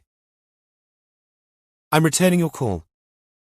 An English accent, not officious exactly, but, if Catherine was forced to describe it, warm was not the adjective of choice. If asked, she'd have plumped for borderline hostile. Thanks for ringing me back. We appreciate it. Katrin deliberately used the plural pronoun, informing the nurse that this was official and not a personal call. If it's information about a patient you're after, I'm bound to not reveal any details. That's fine. If we need anything specific, I'll go through the proper channels. This is a general inquiry. Good. It's not the first time we've had calls from the police or prison service, and it has to all go through lawyers, I'm afraid. I understand. This is a simple question about a patient. Thomas Foden. Ah, right. Katrin noticed the knowing tone in the hint of relief. Sounds as if you've been expecting my call? Hoping? Certainly. Katrin paused and let the little tingle of suspicion she felt finish its wriggly dance. Hoping how, exactly? That you'd be in touch as soon as you found him, obviously. Katrin's pulse did a drum solo. But she knew when to shut up and let the cat crawl out of its bag. The nurse obliged. As we say in the report, Thomas was out on unsupervised day release and should have been back by 6 o'clock. All very odd because he'd been out a dozen times before. He'd shown no tendency to want to abscond. When was it he went AWOL again? 3 weeks ago now. And he wasn't tagged? No, that's not our policy. We prefer structured rehabilitation into the community. We're trying to instill trust. Sounds like that was a one-way street here, then. We'd rather look at it as more like a bump in a long road. Would you say Thomas is a danger to himself or others? He was in our care because of a Section 3 order, but he'd shown no violent behaviour during his time with us. Katrin knew what a Section 3 order was. She'd had it written up on the screen in front of her. For the health or safety of the patient, or for the protection of other persons, that he should receive such treatment, and it cannot be provided unless he is detained under this section. The DS's loaded silence triggered a moment of doubt in the nurse manager's voice. You have found him, haven't you? No, we haven't, but we will keep an eye open. Chapter 24. The thing in the room next door was waking up. Grunts and groans and thumping noises had grown steadily louder as the light through the curtains had gradually dimmed. Shadows in the room's corner seemed to grow darker and bigger. Oshan knew that night was coming. He didn't like the dark. He tried to get to the door and the light switch, but the rope around his leg only let him move a few feet. Not far enough for the door or the switch. He wished for the 100th time he had his astronaut light. But it was only one of 100 things Oshan wanted to happen as he sat, frightened and alone. But most of all, he did not want what was in the next room to wake up. He didn't want to see the door open and for it to come in. He wanted to go home. He wanted Arth and Fleer and Mam and Dad. Dad would be angry if he did come because he'd eaten the crisps, even though they weren't his. But Dad would have money to pay for them. He would. He always did. And his mother would have a hoover to get rid of the crumbs. He hadn't wanted to eat the crisps, but he'd been hungry and... Thud. Another noise. Like someone or something falling. Or someone or something banging their legs against the wall. Thud. Oshan jumped. Was it trying to make a hole to crawl through? Thud. He held his breath. He wished Fleer was here. She'd know what to do. She was always telling him what to do, but now he wouldn't mind if she did. He'd listen. He'd... Shit! It had a voice. The thing next door. A loud voice. Can anyone hear me? Can anyone help? But then another noise. One that Oshan hadn't heard before. The sound of a key in a lock, and then a voice he knew. The voice of the man who had taken him from his garden. Shut up! No, please, no, Christ. Sounds of something hard hitting something soft. many times. Each time with a groan to follow. Each groan growing fainter until it ended in an unfamiliar noise that, though he didn't recognize it, sounded bad. Oshan had heard his mother crying when his grandmother, his Mamgi, had been in hospital. He didn't like her crying, though she did it softly and quietly, trying not to let others hear. But Oshan and Fleer had heard, and the noise he heard from the room next door now was like that. A soft noise, a whimpering, like their old dog had done when his back legs gave way. Oshan could tell that someone was sad or hurting, perhaps both. Then another key in another door. This one closer. The door between him and the room where the thing was now crying. A face appeared around the door. The man who'd taken him. He looked in. Not sad, not happy. No more noises. He threw a bag towards the sofa. It landed on the floor with a clunk. You want the lights on? Oshan nodded. I want to go home. Please. Not now. There are people after you. We're safe here. But it's almost time. He saw the lie. He could tell in the man's voice. Sometimes Fleer would tell him lies to get him to do things. He was getting better at knowing. I'll put a light on. The man stepped in and switched on a lamp next to a small table. There are more crisps and biscuits in the bag, too. I don't want... Oshan sucked in air and felt the cry coming. A wail of desperation. I want to go home. Eat the food. Stay quiet or I'll turn the light off and you'll be in the dark. Understand? Oshan nodded miserably. The door shut, leaving him alone again. At least now there was light. But he was beyond consolation. He threw himself down on the sofa and let the sobs come. When, sometime later, they stopped, he couldn't hear the thing next door anymore. Maybe the man had fed it to keep it quiet. But Oshan didn't care. All he wanted was to go home. Chapter 25. 10 hours, 45 minutes missing. Warlow and Gill went to the observation room and looked in on Ryan. His solicitor, a lanky, fair-haired man in a wrinkled suit by the name of Izzard, sat next to him. Warlow wasn't sure what made him instantly take a dislike to the bloke. Perhaps it was the way he'd clapped Ryan on the shoulder. Perhaps it was the fact that he had a briefcase with a red leather handle. But no, though they were good enough reasons, it was the stupid quiff he affected that really got Warlow's goat. The sort of hairstyle that might work on a youngster like Rhys Harris, but not on a 40-something lawyer with a face like a racehorse. Right, Warlow said to Gill. We're going in. There's no more time for this crap. He'll make some noise. Let him. The clock is ticking.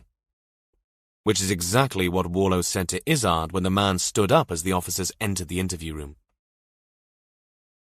I appreciate that time is a factor here. Even so, my client... Your client has had ample time for a break and to talk to you. Now we need to press on. Warlow sat down and opened the cardboard file on the desk. Izzard remained standing in an attempt at looming over the DCI. But Warlow was having none of it. He'd been loomed over by better men than this beanpole. Eventually, Izzard sat down. We have a prepared statement which Mr. Ryan wants to read. We're still doing this under caution, Gill said. Izzard nodded. Gill did the necessary cautioning Ryan once again, recorder on. Once they'd done that, both he and Warlow sat back and listened. It didn't take long. Warlow kept his eyes glued on Ryan, who wilted a little under the intensity of the glare. In his hand was a single sheet of paper, upon which a scrawled paragraph in black ink vibrated as it shook in the man's trembling hands. I am James Ryan, Oshan Howell's uncle. I want to make it clear that I had nothing to do with Oshan going missing. When I heard about what happened, I immediately volunteered for the search. I also need to clarify that I had no previous knowledge of Leighton Pitcher, having only learnt his name when I visited him today. Ryan looked up at the two police officers as if he were waiting for approval.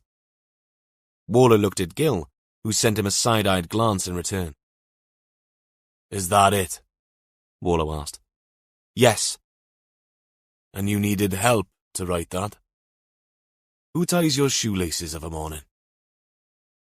You don't need to answer that, Izzard said, returning Warlow's stare with one of his own.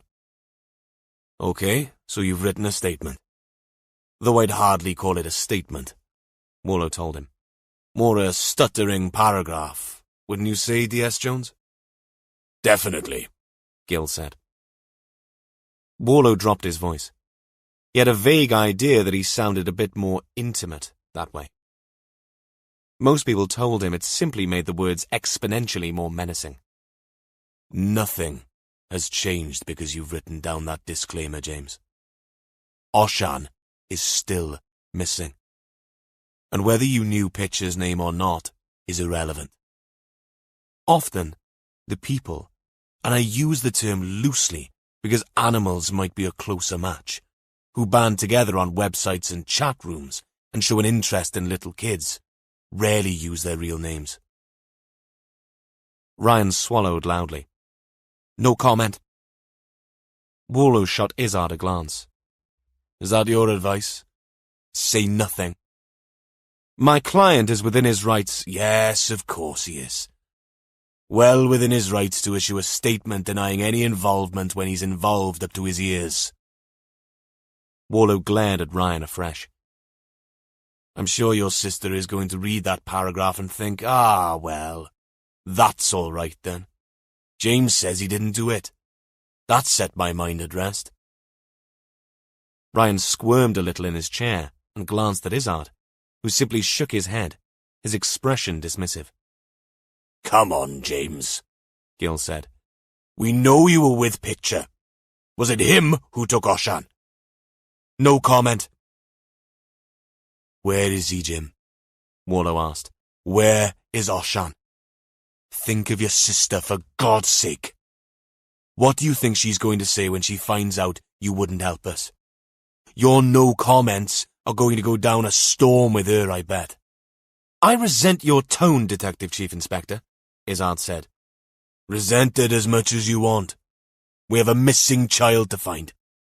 And we've been waiting for Mr. Ryan's cooperation for far too long. I can live with a little resentment, but I can't live with any more time wasting. For a moment it looked like Izzard wanted to say something, but weighing up Warlow's words made him bite back whatever witty gem he had lined up. Why did you take Oshan, Jim? Gil asked. Warlow followed up without waiting for an answer. You can't have kids of your own, can you, James? Are you jealous of your sister? Is that it? Ryan flushed bright red as the barb pricked his thick skin at last. His eyes widened. Jealous? What are you talking about? Jesus Christ, Oshan's a great kid. I wouldn't harm him. I wouldn't. But maybe you let Pitcher do it, right? Warlow leaned in again. One step removed from the act. Let someone else do the dirty work. Is that it? No, it isn't like that. You don't need to say anything else, Izzard warned. That's right, Jim. Warlow nodded and his grin was mirthless. Keep quiet, and let everyone else make their minds up about you, including your sister, your brother-in-law, and your niece. Ryan's head fell forward slowly and shook from side to side. It isn't like that, he whispered. Then what is it like? Gil asked. Because from where I'm sitting, you are looking at charges, court, and prison time. And everything you've read about the way child molesters and kidnappers get treated inside is bang on, Ryan. Fun it is not. Do not listen, Izzard began, but Ryan shut him up with a dismissive wave of his hand. I don't know where Oshan is. I don't. but I know where Leighton Pitcher is. Warlow sat forward. At last. Okay, James, in your own time. You're in a deep hole here. But let's see if you can climb out, because this is the last time that we're throwing you any rope. The bales, wrapped in shiny plastic, were squat cylinders, and whoever had stacked them knew what he or she was doing. Or it appeared so to Rhys. At the ends, 4 bales stood end to end in a tower formation, but in between they'd been laid flatter, like bricks in a wall, canting slightly backwards as the wall went upwards in 4 layers, leaving a 4-foot gap between the top layer and the roof. Rhys contemplated the task. Impossible to know if there were other bales behind this outer wall to provide support. He walked forward and peered through the small gaps between. Beyond was nothing but the faint greyness accompanying the oncoming dusk and a suggestion of space. Hello? Anyone there? They waited, Jess standing next to Rhys as the wind rattled the wood of the barn walls. Hello? Oshan? Are you there? Jess called out. Nothing until... Yes, a noise. Muffled, but a noise that sounded much like a moan or a groan. There is someone there, Mum. Rhys turned troubled eyes to Jess. I'm calling for an ambulance, Jess said. The sensible thing to do would be to get a tractor driver here to remove the bales. But who? And from where? It could be done, but how long would it all take? I'm going to climb this wall, Rhys said. Is that wise? Jess asked. It doesn't look all that safe. But Rhys was already taking off his coat. They both realized that the only way to get to whoever was on the other side was to climb up and over. Both officers knew the stakes were too high not to try. The plastic wrapping of the bale felt slick, but not slippery, under Rhys's hands, as he reached out for the lower layer. Be careful, Jess said from behind him. Rhys took a breath and climbed up. It made for awkward maneuvering. There were no footholds in the plastic, and dragging himself up each bale one at a time involved using his knees and planting his face flat against the material, blindly reaching with his foot until it found a gap between one bale and the next. A heady, not unpleasant tobacco-like aroma filled his head as he climbed. But he made slow progress. 1, 2, then 3 bales conquered. When he got to the 3rd, he stopped. The entire structure seemed to sway a little as he shifted his weight. Sweat ran down the inside of his arms. Was this in the job description, ma'am? He didn't look down as he spoke, and wasn't sure if the DI had heard him as he delivered the words. His face was side on to the bale, his cheek mashed against the plastic. I doubt it, Jess replied. But then it didn't say you'd never have to clamber up a wall of stacked bales, did it? Fair enough. With a final grunt of effort, Rhys reached up and felt for the top of the uppermost bale, got his hand on it, and hauled himself up to lie belly first on its surface. Inching forward, he wriggled along its length to get a look at what lay on the opposite side. 3 things became quickly apparent. The first was that there were no bales behind. This was a single thickness construct. The second was that the DI had been correct. She had heard a groaning noise, because Rhys heard it now too, as his face reached the edge of the bale and he peered down towards the dim floor beyond. The only light came from a high window at the far end and the little that filtered through between the bales and the roof where Rhys now lay. But it was enough to show him what he wanted to see.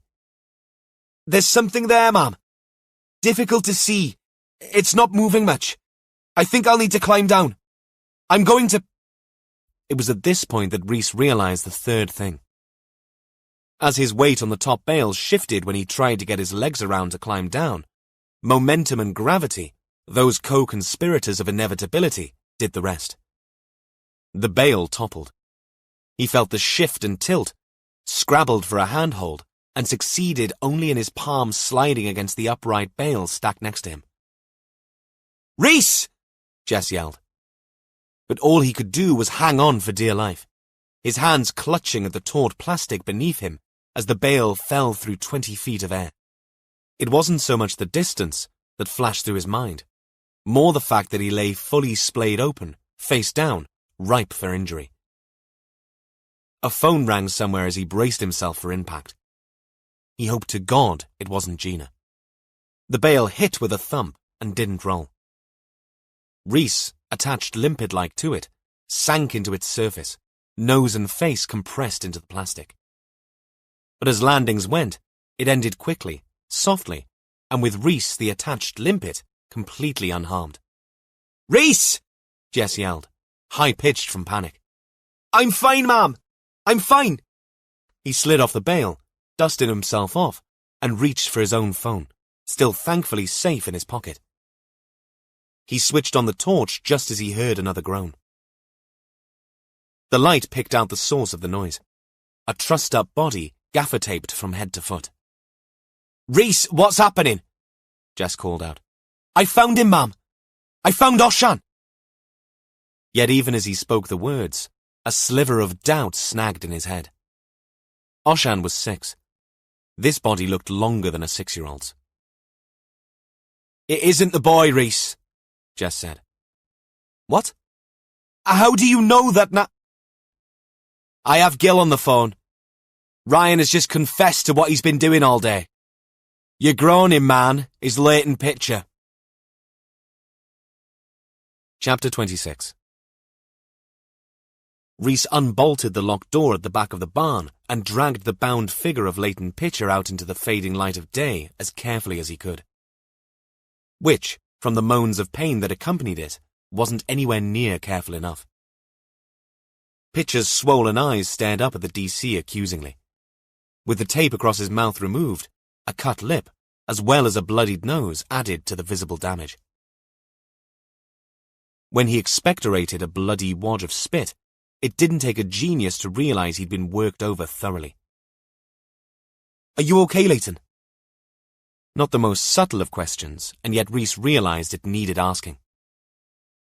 With most of the tape undone and a tissue from Rhys's pocket as a wipe, Pitcher dabbed at his nose with a hand that had a finger pointing in an odd direction. Dislocated, it looked like to Rhys. Okay. What does it fucking look like? Pitcher said in a nasal whine. You bastards! That wasn't us, Leighton, Rhys argued. This was a man called James Ryan. He's in custody. Of course it was you! Pitcher squeezed the words out through gritted teeth in a quavering voice. He took a swallow of water from the bottle Rhys had retrieved from Jess's car. Both officers watched as the man felt around the inside of his mouth with his tongue, checking out the other damage that no one could see and only he could feel. Leighton, if you know anything, Rhys began. Fuck right off! Pitcher yelled. How many times? I don't know anything. Why would I know anything? I hate kids. I keep telling you this, but no. I'm on your poxy list, so I'm the first one you call on, right? Jess shook her head. Just doing our job, Mr. Pitch. Great fucking job. He followed you. That's what he told me. He followed you and asked a mate of his from the village about me. The pedo at the address you led him to. I'm the village perv, don't forget. So, Ryan calls on me because there's no fucking smoke without a fire, right? He squeezed his one open eye shut and turned away sobbing. Rhys had his hands on his hips. Shit, he whispered. If that is what happened, then we're sorry, Jess said. No, you're not, Pitcher muttered, not looking at them. You're never sorry. They're just words. He was gonna kill me. But you don't give a shit, do you? I can't wait to see what excuse you're gonna use to let Ryan off the hook for doing this. Because we both know that deep down you think I deserve it. He swung his damaged face back to them, looking first at Rhys and then at Jess. If what you say is true, then Ryan will pay. He assaulted you, Jess said. You don't say. I promise you, keep your shitty promises. The paramedics came and decided the Pitcher needed x-rays and obs for a head injury, so they whisked him off to hospital. In the car on the way back to HQ, Rhys was quiet. You feel sorry for him? Jess asked. No one deserves that. Tied up and beaten like that. No one. Probably not. But there'll be people you come across who might test that sentiment. Really, Mum? Really. But then punishment is not our job, is it? We find the bad guys and let the courts deal with them. But are we any closer to finding Oshan, Mum? Jess sighed. Doesn't seem like it, does it? If Ryan got something out of Pitcher, I hope he'll have the sense to let us use it. But my gut tells me that Pitcher is telling the truth. He's no predator. No, I don't think so either. They drove on for a few minutes in silence, until Jess turned again to the DC. By the way, I saw you fall. Rhys frowned. When, Mum? On the bales. I saw it topple. I ran forward, used my phone as a torch. There were a few gaps at the bottom level and I saw you plummet. Rhys flushed. Not my best moment, Mum. Jess raised her eyebrows. 9's for effort. A poor 5 for style, I'd say. Knocked the wind out of me, Mum. What he didn't add was that during the descent, another kind of wind had almost escaped his control. This one accompanied by the contents of his large intestine. Thankfully, he'd hung on to both his breath and his sphincter control. Jess grinned. I have to say, it looked bloody funny. Thank God A is soft. You could get a job as a stuntman. Thank you, Mum. Do Sergeant Jones and Sergeant Richards need to know about this? Your secret is safe with me, Rhys, Jess grinned. Of course, I'm going to have to write up a report. Rhys smiled back at her.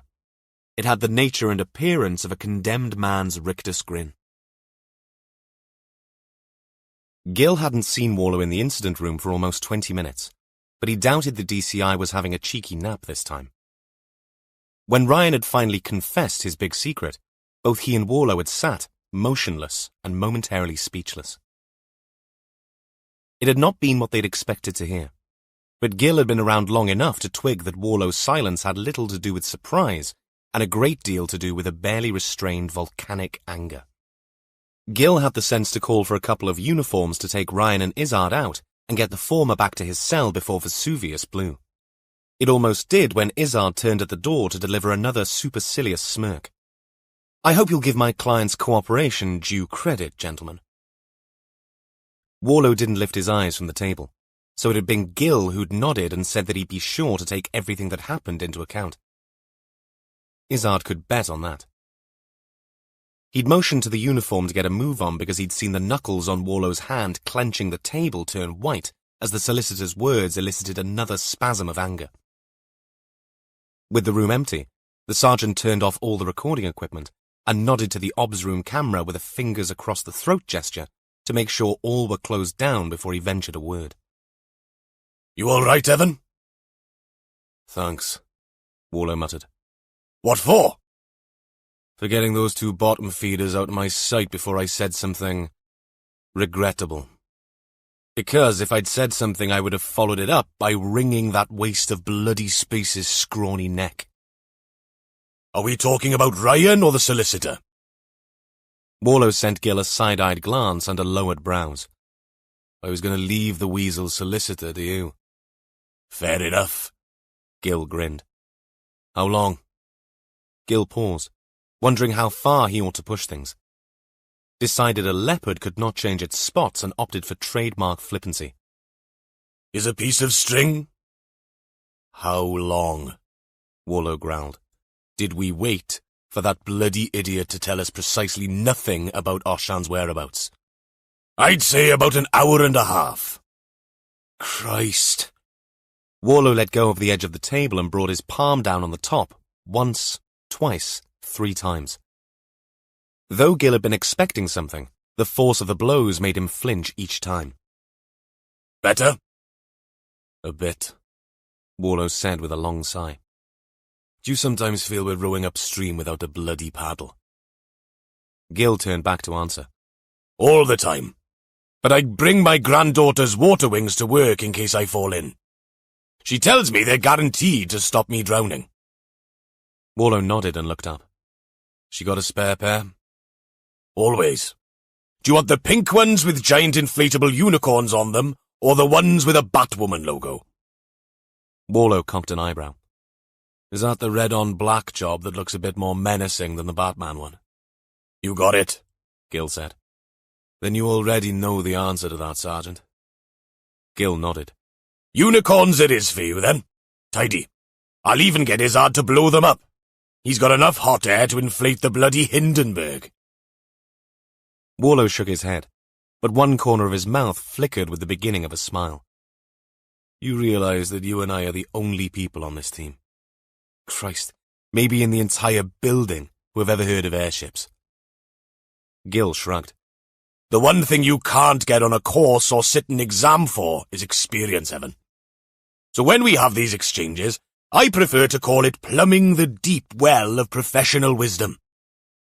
We'll catch this khaki, don't worry, once we get those water wings on. By the time Gil had confirmed that Rhys had indeed now found Pitcher and put his head back around the interview room door to inform Warlow, the DCI had gone. The word in the incident room was that he'd walked through with a face like thunder and retired to the SIO office. He'd spoken to no one. Gil shared the senior officer's frustration. Ryan was an idiot who realized he'd done something stupid, but who'd also only been interested in damage limitation for himself. In so doing, he'd caused a barrel load of collateral damage and forgotten about the hunt for his nephew in the process. A second phone call to Jess had yielded no further news, other than the fact they were on the way back in, and Katrin seemed absorbed by whatever computer-based angle she was working on. Gil's experience told him to expect lulls in any investigation. The difference here was the very loud ticking of a clock in everyone's head. A metronome that counted out the agonizing beats like a club playing drums on your marrow bones. And, in his experience, there was only one answer.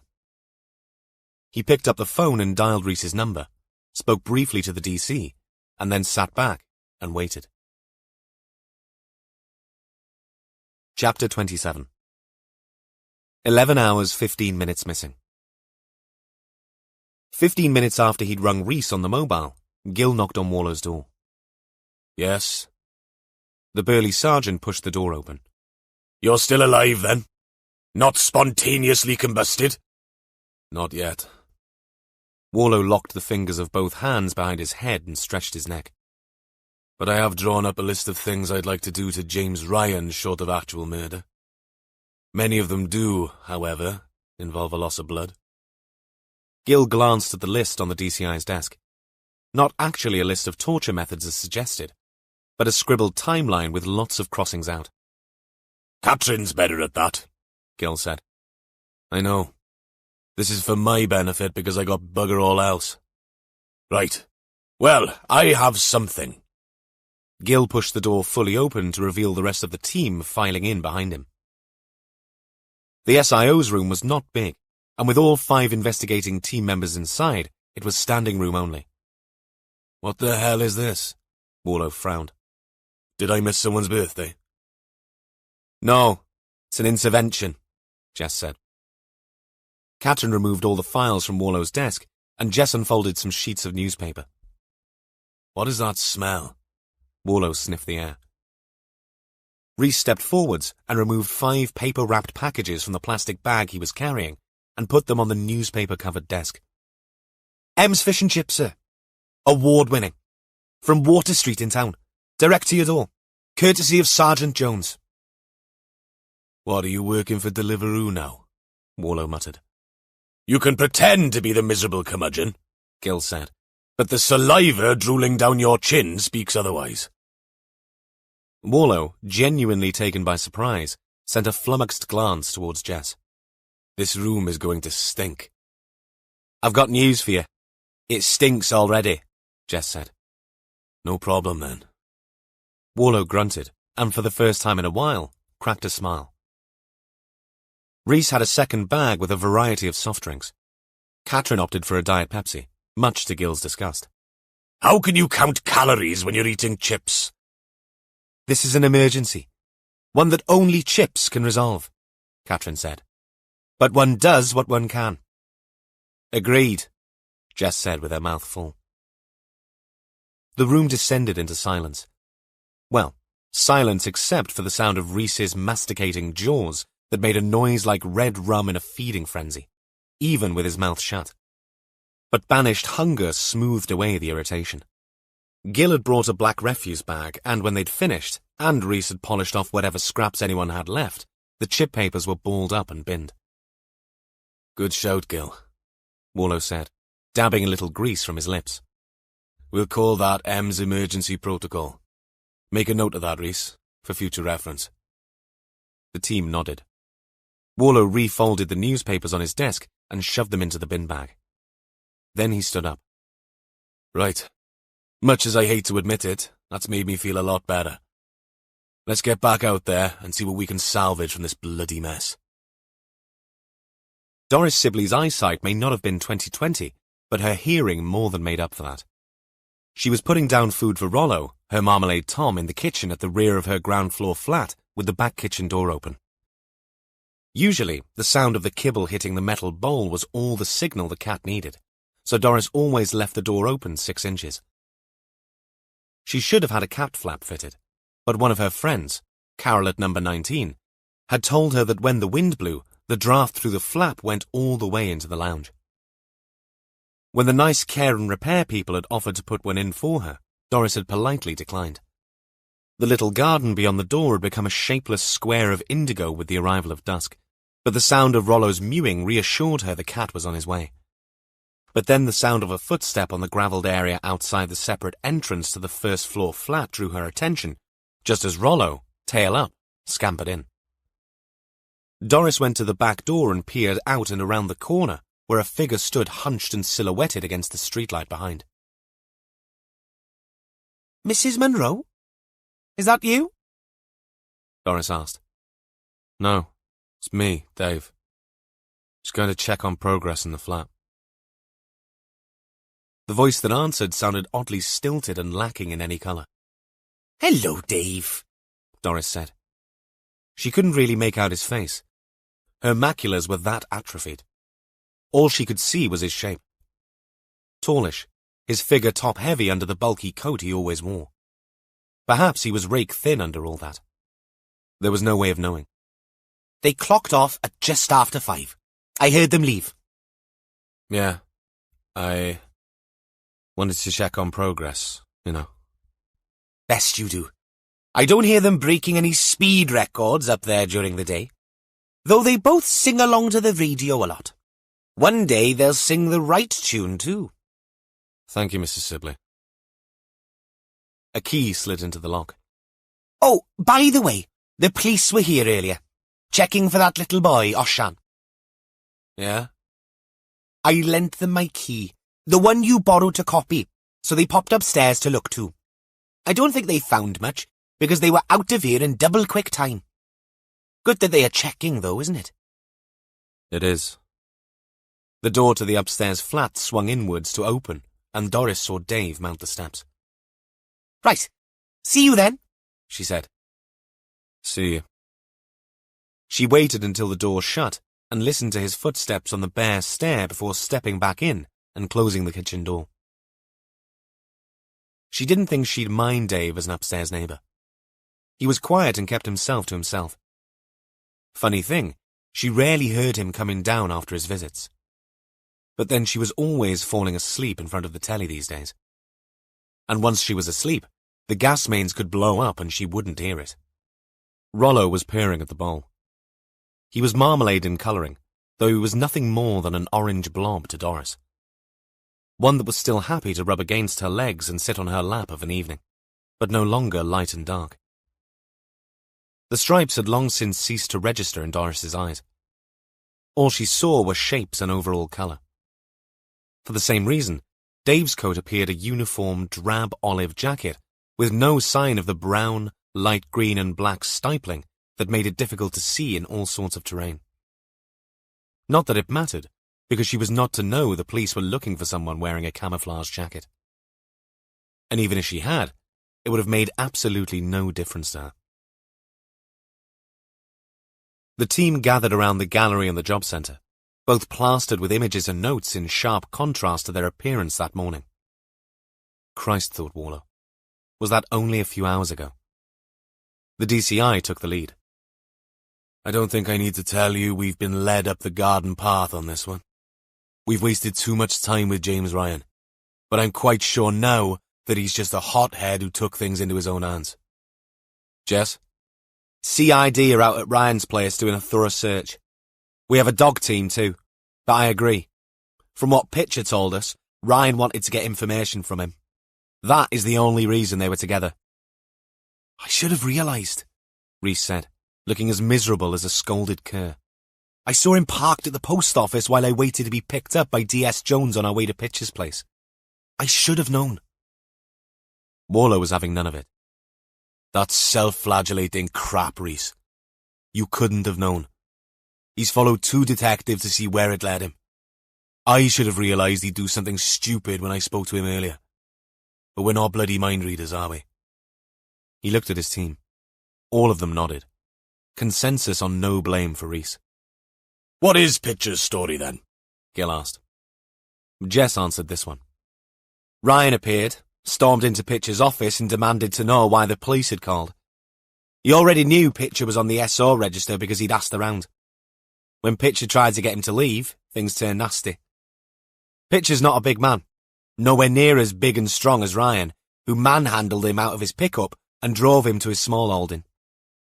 Ryan tied him up and tried to beat the non-existent information out of him. Even threatened to set fire to him if he didn't tell him where Oshan was. Bloody idiot, Gil tutted. Did he say anything? Warlow asked. Pitcher has no idea about Oshan, Jess answered. Ryan said the same, Gil agreed. We'll get a formal statement from Pitcher once he's deemed fit, but I don't think he's involved, Jess said. The Visor team has checked Pitcher's computers. No sign of any illegal downloads. Warlow nodded. As I say, a dead end. He turned to Rhys.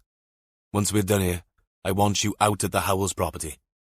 They need to know about Ryan before his ex starts blabbing on social media. Think you and Gina can handle that? Rhys nodded. It's not an excuse for you two to get cozy, so get that idea out of your filthy mind right now, Gil added. Rhys held his hands up and sighed. Warlow moved to a desk and perched his hip on the edge.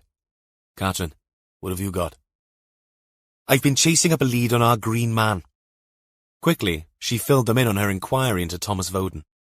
When she'd finished, both Gil and Warlow had questions. So, this kid is on the spectrum and is still missing? As far as I know, Catherine answered. Gil looked dubious. And this low secure unit, it's in Kent? Catherine nodded. What possible reason could he have for being here? I have no idea. If he's challenged, like with Asperger's or whatever, would he have access to a drone? Rhys asked, further deflating Catherine's theory. I wouldn't dismiss that as a possibility because of the Asperger's, Gil said. I met a kid in a case once who couldn't concentrate for more than 1 minute in a classroom, but who could strip a motorbike to pieces and put it back together without 1 page of a manual. Catherine shrugged. As I say, I need to ask more questions. Warlow turned to Jess. Paul, sir? They've stood down the search for the night, Jess said. Nothing to report so far. What about the door-to-door? Gil shook his head. As I say, nothing to report yet. Warlow summarised, letting his thinking emerge as words. Okay. We know it isn't Ryan. Some other bugger snatched Oshan. Using the fire and the chickens as a distraction, Catherine added. In one fell swoop, Rhys muttered. It earned him a couple of nods from the others. More one foul swoop, Gil said. Is that foul with a W, as per the chickens, or with a U for disgusting? Jess asked. Take your pick. Works both ways, I think. Gil bent his knees out in a mini curtsy. Catherine shook her head. Jess raised one neatly plucked eyebrow. All Rhys could do was blink with a slightly bemused expression as if he was silently replaying what he'd just heard. Warlow snorted softly and nodded. One of your better ones, Sergeant. Had to be said, sir. Gil shrugged. Warlow folded his arms across his chest and sighed. Right. I need to talk to Superintendent Buchanan. I know it's late. I know we're all tired. But he's been missing for 11 hours, so I'm not going to call this a night just yet. Everyone nodded. Rhys, on your way. Jess, can you double-check with Povey RE the drone? Let's see if anyone else saw where the thing came down. Someone must have seen something. He pushed off the desk, unable to sit still for any longer. Okay. We've all got jobs. Let's do them. Chapter 28. 11 hours, 30 minutes missing. Rhys texted Gina when he got to the Howells property, and she met him on the path by the front gate. All right? Rhys beamed at her. As well as can be expected under the circumstances. She took him around the outside, through the passageway where Ossian had made his den. By now it was fully dark, and halfway along where light from the front door and the rear of the property did not reach, Gina stopped. What's up? Nothing, she said, and pulled him close and held on to him. It's just nice to be able to hold on to something good and real in the middle of all this awfulness. Rhys squeezed her back, but threw a quick glance over his shoulder to make sure they were not being observed. You're twitchy, Gina said. Rhys gave up a throaty laugh. Maybe I am. D.S. Jones told me to be sure not to make this an excuse to get too cozy with you. Cheek, Gina said and hugged him a little tighter. Rhys buried his head in her neck. She smelled good. A lot better than he did after his climb up the north face of Bale Mountain and his rapid descent. Sorry if I'm sweaty. I've been running around. It's okay. I'm used to it. Sometimes I like it when you meet me right after rugby training. That's sick. Rhys pulled back, but he grinned at her. You make up for it anyway. You always smell good. She lifted her eyebrows in mock challenge but didn't move away. Has it been bad here then? Rhys asked, glad he'd had the sense to chew some gum on the way over in the car. Gina flattened her mouth. About as bad as you can imagine. Except neither of us can imagine what it's like for Neris and Lloyd. Rhys breathed in her hair. Was that aroma strawberry or melon? I don't know how you do it. But if it had happened to me, I count myself lucky to have you as my flow. She laughed softly. You say the nicest things, Rhys Harris. It's a gift. Have you got something nice to say to the parents? Rhys sighed. I expect they're not going to like it much, but DCI Warlow has given me the job. Okay, let's do it. Tea? You already know how I like it. She let go of him and started walking ahead, speaking without turning around. I do. But what about the tea? Once again, Rhys stopped, wondering at how a bit of flirting and a few words could get his heart pumping so fast. What had D.I. Allenby said? She's a keeper. It certainly felt like it at that moment. It wasn't at all the right place or the right time to have grabbed a quick kiss, but then what was the right time in this job? And why not take a second to reaffirm a morsel of joy and bliss in the middle of all this misery? Oh yes, Gina Mellings was a keeper all right. With a fresh cup of tea on the coffee table and with Gina next to him, all eyes were on Rhys 5 minutes later. Warlow had spoken to him before he left, told him that this part of the job was even more difficult than falling off a 20-foot-tall wall on a tumbling straw bale. It took a different kind of guts, that was all. And he wouldn't be there if the DCI didn't have every confidence in his ability to get the job done. Even if he was smart enough to realize that everyone else was too snowed under to get this job done. Rhys had taken all this in good grace. All part of the training. But a step up for him. Knowing all that didn't stop his insides churning, though. He cleared his throat. There have been some developments in the case since DCI Warlow spoke to you. He felt it only right that you were kept informed. Neris's face began to hollow out, her eyes widening with fear of what was coming next. No, it's not Oshan. Not directly. It's your brother, James. Rhys looked directly at Nerys. He's been arrested. Arrested? Why? Lloyd Howells sat up. If he has anything to do with what's happened to Oshan. Rhys answered quickly, wanting to reassure them. No, it's not that. It's complicated, but Mr. Ryan attempted to take the law into his own hands. He abducted and assaulted someone who we had shown some interest in. Oh my God, Nerys said. He hasn't killed anyone, has he? No, not quite. Though the victim is in hospital with severe, but thankfully not life-threatening injuries. Who was it? Who did he attack? Lloyd demanded. I'm not at liberty to say, Mr. Lloyd. But we think that Mr. Ryan was mistaken in targeting this person. We don't think he had anything to do with what happened to Oshan. So why did James attack him? Rhys resisted the urge to tell them all about Leighton Pitcher, who remained an innocent victim in all of this. And he was not obliged to tell these people everything related to the case. Warlow had made that clear. Let's just say that Mr. Ryan has jumped to the wrong conclusion in this instance. Typical. Lloyd shook his head. He's a bloody liability. Rhys nodded. We wanted you to be aware before the press got word. Lloyd bristled at this. Not the bloody press again. How the hell are they getting this information? Good question, thought Rhys.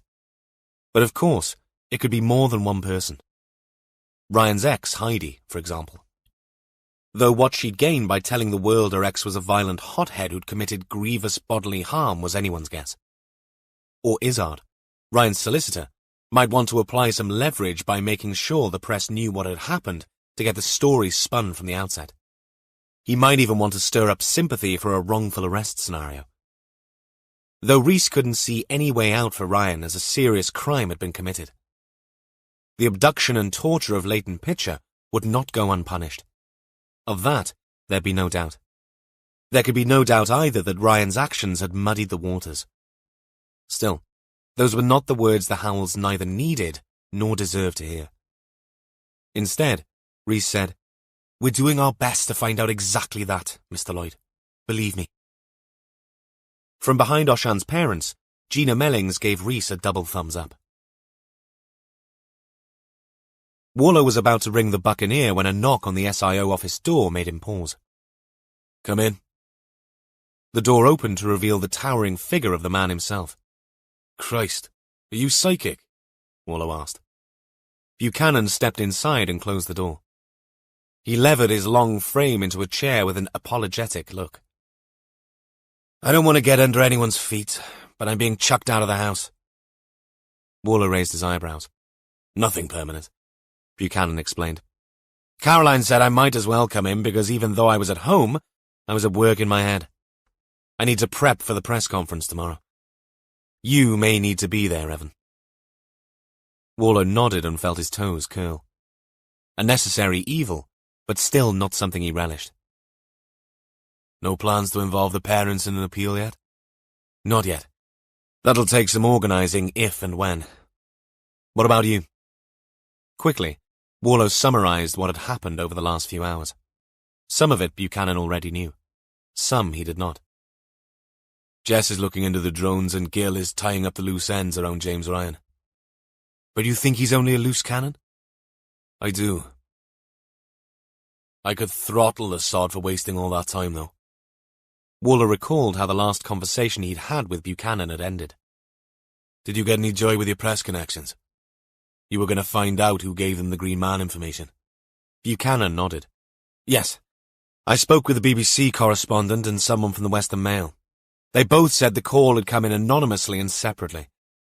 As if the caller wanted it known by as many people as possible. Warlow glowered. Making mischief, there. Sounds like it. Both men sat in silence, contemplating the information they'd provided for one another. But it was Buchanan that asked the next question. Next steps for you? I've sent Rhys out to talk to the Howells about James Ryan. I'm worried the press will get hold of that too. That's wise. There was another knock on the door. This time Catherine put her head round. Sorry, sir. You said you wanted to be kept informed if anything developed? Buchanan got up. No, Sergeant, I'm on my way. He's all yours. The superintendent paused at the door and turned back to Warlow. Sorry this had to happen today of all days, Evan. You mean Denise? Buchanan nodded. Not much I can do for her, Sean. It's Oshan we should worry about now. Buchanan sighed. Yes, well, you know where I am. He ducked his head as he walked through the door. Force of habit. Warlow summoned Katrin in. Right. What have you got? I've just had a remarkably interesting conversation with the social housing officer, sir. It's about the Green Man. Warlow sat up. I'm listening. You remember Thomas Voden? He's the patient that's gone AWOL, the one obsessed with camouflage jackets. I remember, but it was a long way from here. Yes, sir, but something bothered me about that. Remember this morning in the reading room, you introduced me to someone from the council, a social housing liaison officer. Beard and glasses? Katrin nodded. Grimshaw, sir. He was there because of vulnerable families in the Kyglass estate. And when Rhys and I began our house-to-house, we met people who weren't local. I started thinking about whether someone with a link to Voden could live in that estate.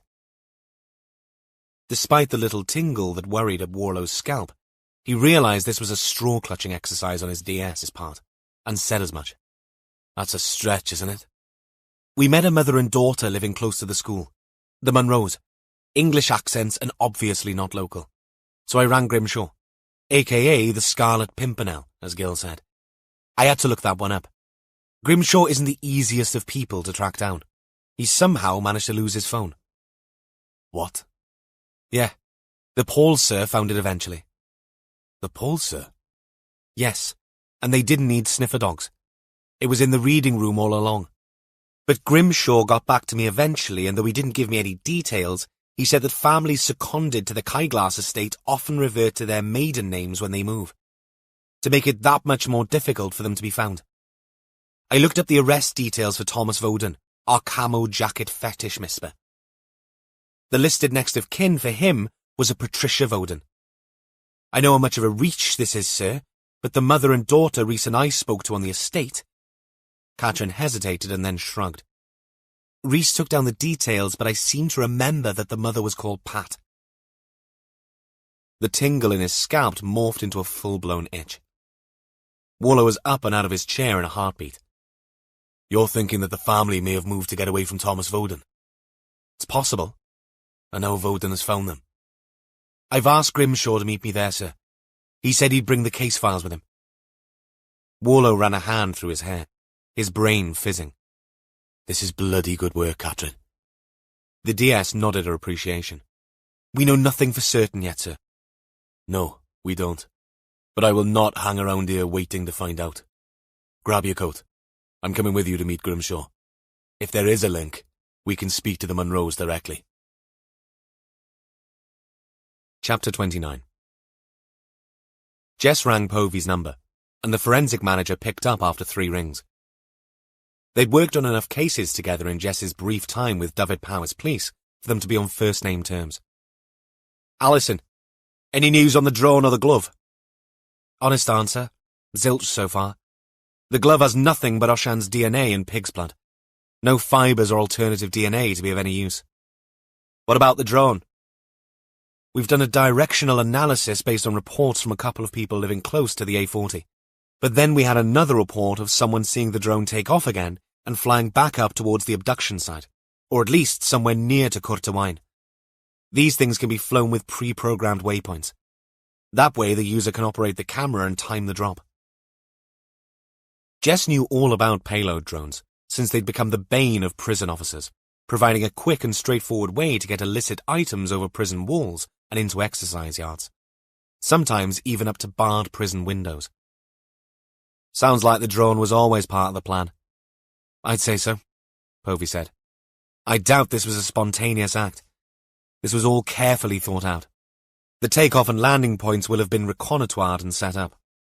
Maybe that drone is sitting in a wheelie bin somewhere out of sight awaiting collection. You know how to cheer a girl up, Alison. Povey snorted. Evan isn't going to like this a lot, is he? He'll be doing backflips. How is he? I heard his ex-wife passed away. We were at the funeral this morning, Jess confirmed, and followed it up with a sigh. Seems like days ago. They weren't close, though, from what I can remember, Povey said. No, it didn't look like it. Jess recalled Warlow's keenness to get away from the post-service melee. But his sons were there. Couldn't have been easy. You know, Evan. Keeps his emotions concealed. Povey laughed. He does, but you'd be surprised. He has his moments. How long have you known him? Since he was a DI and I got promoted from South Wales Police. I couldn't believe he'd retired when he gave it all up a couple of years ago. When I heard he was coming back, it was my turn for a backflip. He's one of the good ones. You need to scratch the surface to get to the gold, but I wouldn't have it any other way. It does make life interesting, Jess agreed. And how ironic that scratching Warlow's surface was the very thing he was most afraid of, she thought. In his mind, what lay beneath was not gold, but something poisonous. A risk of infection to others from the HIV he carried. Not a death sentence in these days of mind-bending medical advances, but enough to make anyone bitter. Yet that was not how she would describe the DCI. Cynical, sometimes blunt, but he aimed his vitriol towards the criminals who deserved it. Used it like a sharpened tool. And underneath the hood was another man. A father, a grieving husband, even if the grief seemed buried deep, and someone she enjoyed the company of. In another life, they might have enjoyed something more. A life where her own baggage hadn't fallen off the train and spilled her dirty washing over the tracks for all to see. Washing with labels like separated and single mother. Jess frowned. Where was all this coming from? Was this self-pity? Or something else? Something she hadn't felt in a long while. Povey's promise to get back in touch as soon as they had something worth passing on brought her back to earth. Jess thanked the scientist, said her goodbyes, and texted Molly to ask if she'd eaten a proper dinner that evening. Josh Stebbings followed Ben, keeping low along the side of the darkened lane where they'd been bollocked by the cops earlier that day. He'd wanted to go back to Cross Hands and grab a Big Mac, but Ben was having none of it. Instead, they'd gone to a pub in Llandilo to lie low for a couple of hours. Until it gets dark, Ben had explained over a pint of Bow. What's the point? Josh had argued. You said you wanted photos. It's too dark now. Ben shook his head. Night mode on the iPhone. We can get snaps of the cops outside the house and shit. It'll be good. It won't be good if they catch us. What's the big deal? Ben taunted his younger friend. We did nothing. We got sod all to do with the kid. They can still take us in, question us and that. My dad'll go spare if I get into any more trouble. If he... Josh didn't finish. No point letting Ben know that Josh's old man had warned him off hanging around with Ben, who was, in his father's words, a waste of bloody good air. Ben would only get pissed off and sulky. And so, they'd waited it out in the pub. Josh had half a pint and then a Coke. Ben, 3 pints of cider. Josh had driven the car back along the quiet lanes and parked far away from the spot where they'd encountered the cop who'd called himself Warlow. They'd walked the rest of the way, hiding in the shadows and ducking whenever they saw someone. Ben had to stop to empty his bladder. Twice.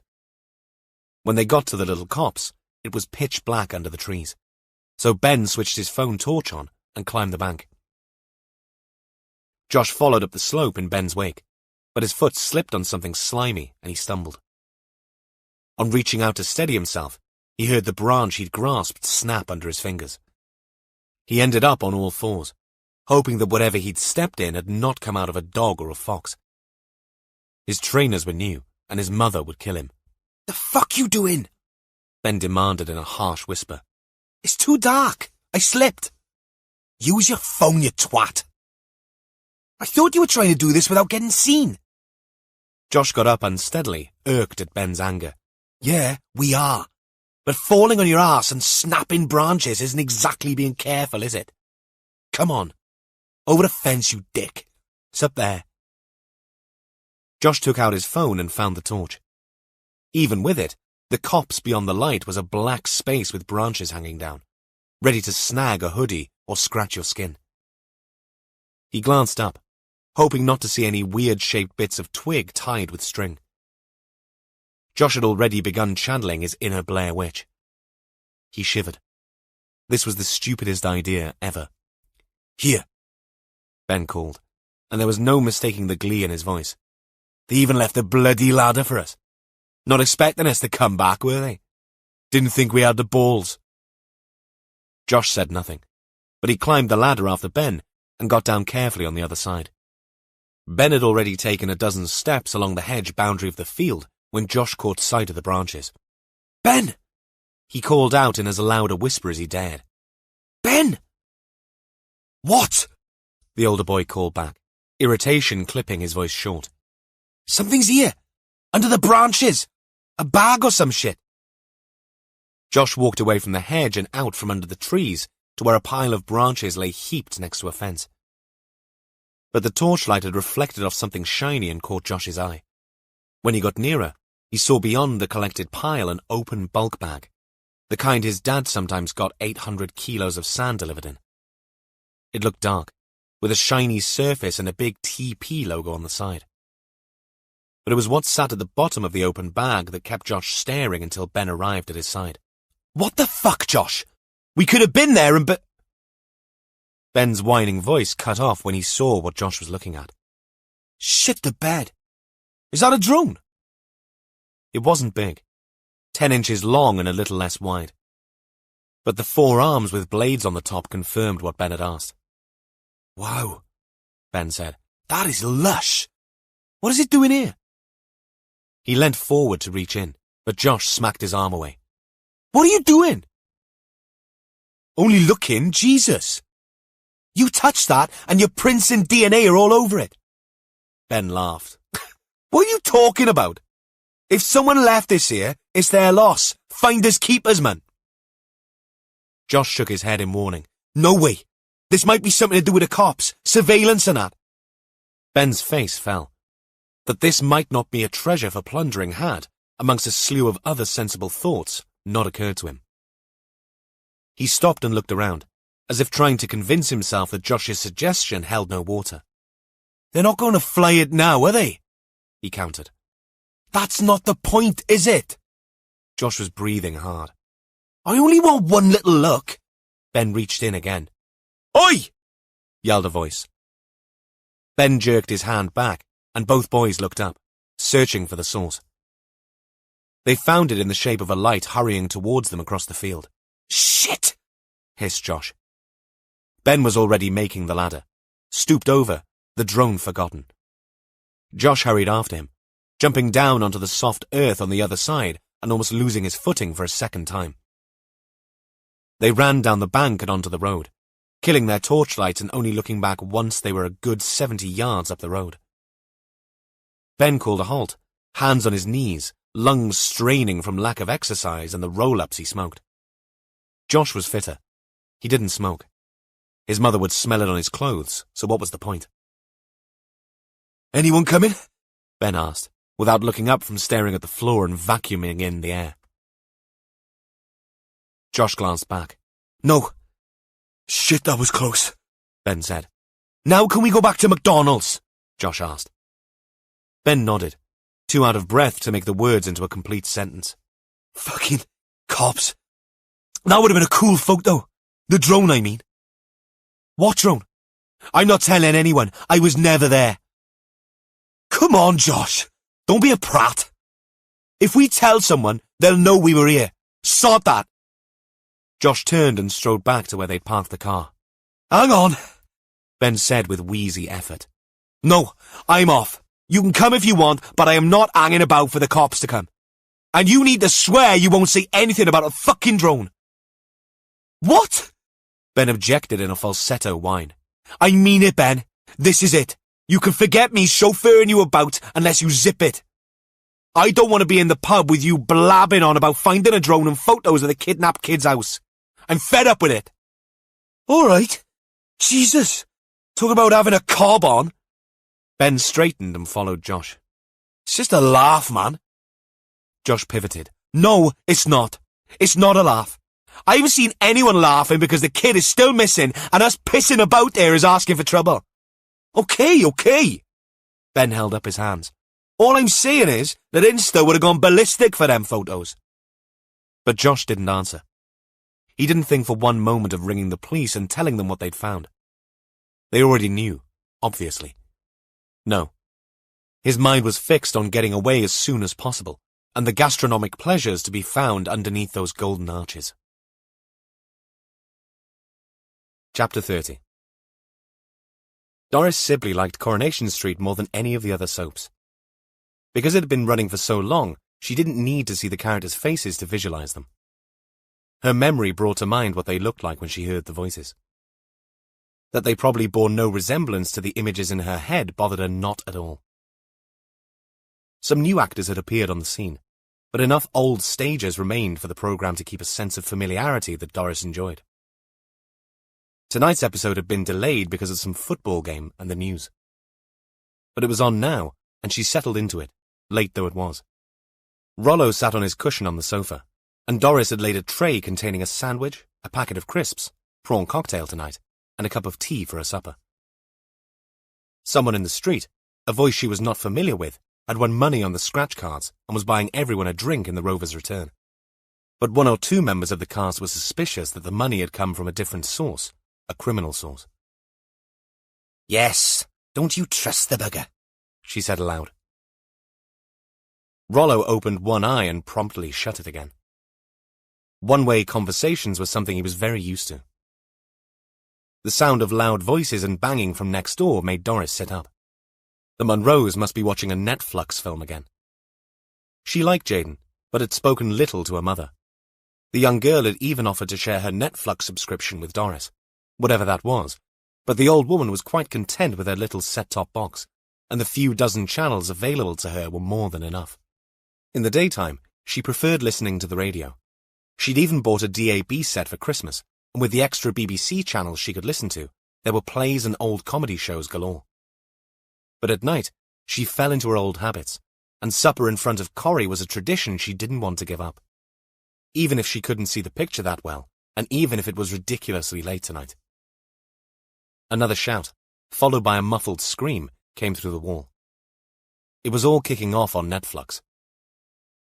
Doris reached for the TV remote and upped the volume. Just as well she hadn't accepted Jaden's offer. It sounded a bit too energetic for Doris's tastes. Catherine drove and parked in the lane outside the Caigleis estate in Courtewine, where she and Rhys had parked previously. She pulled up and looked around for signs of another car. "What does Grimshaw drive, sir?" "No idea," Wallow said. "Probably one of those VW campers." "Yes," Catherine agreed, and the corner of her mouth curled.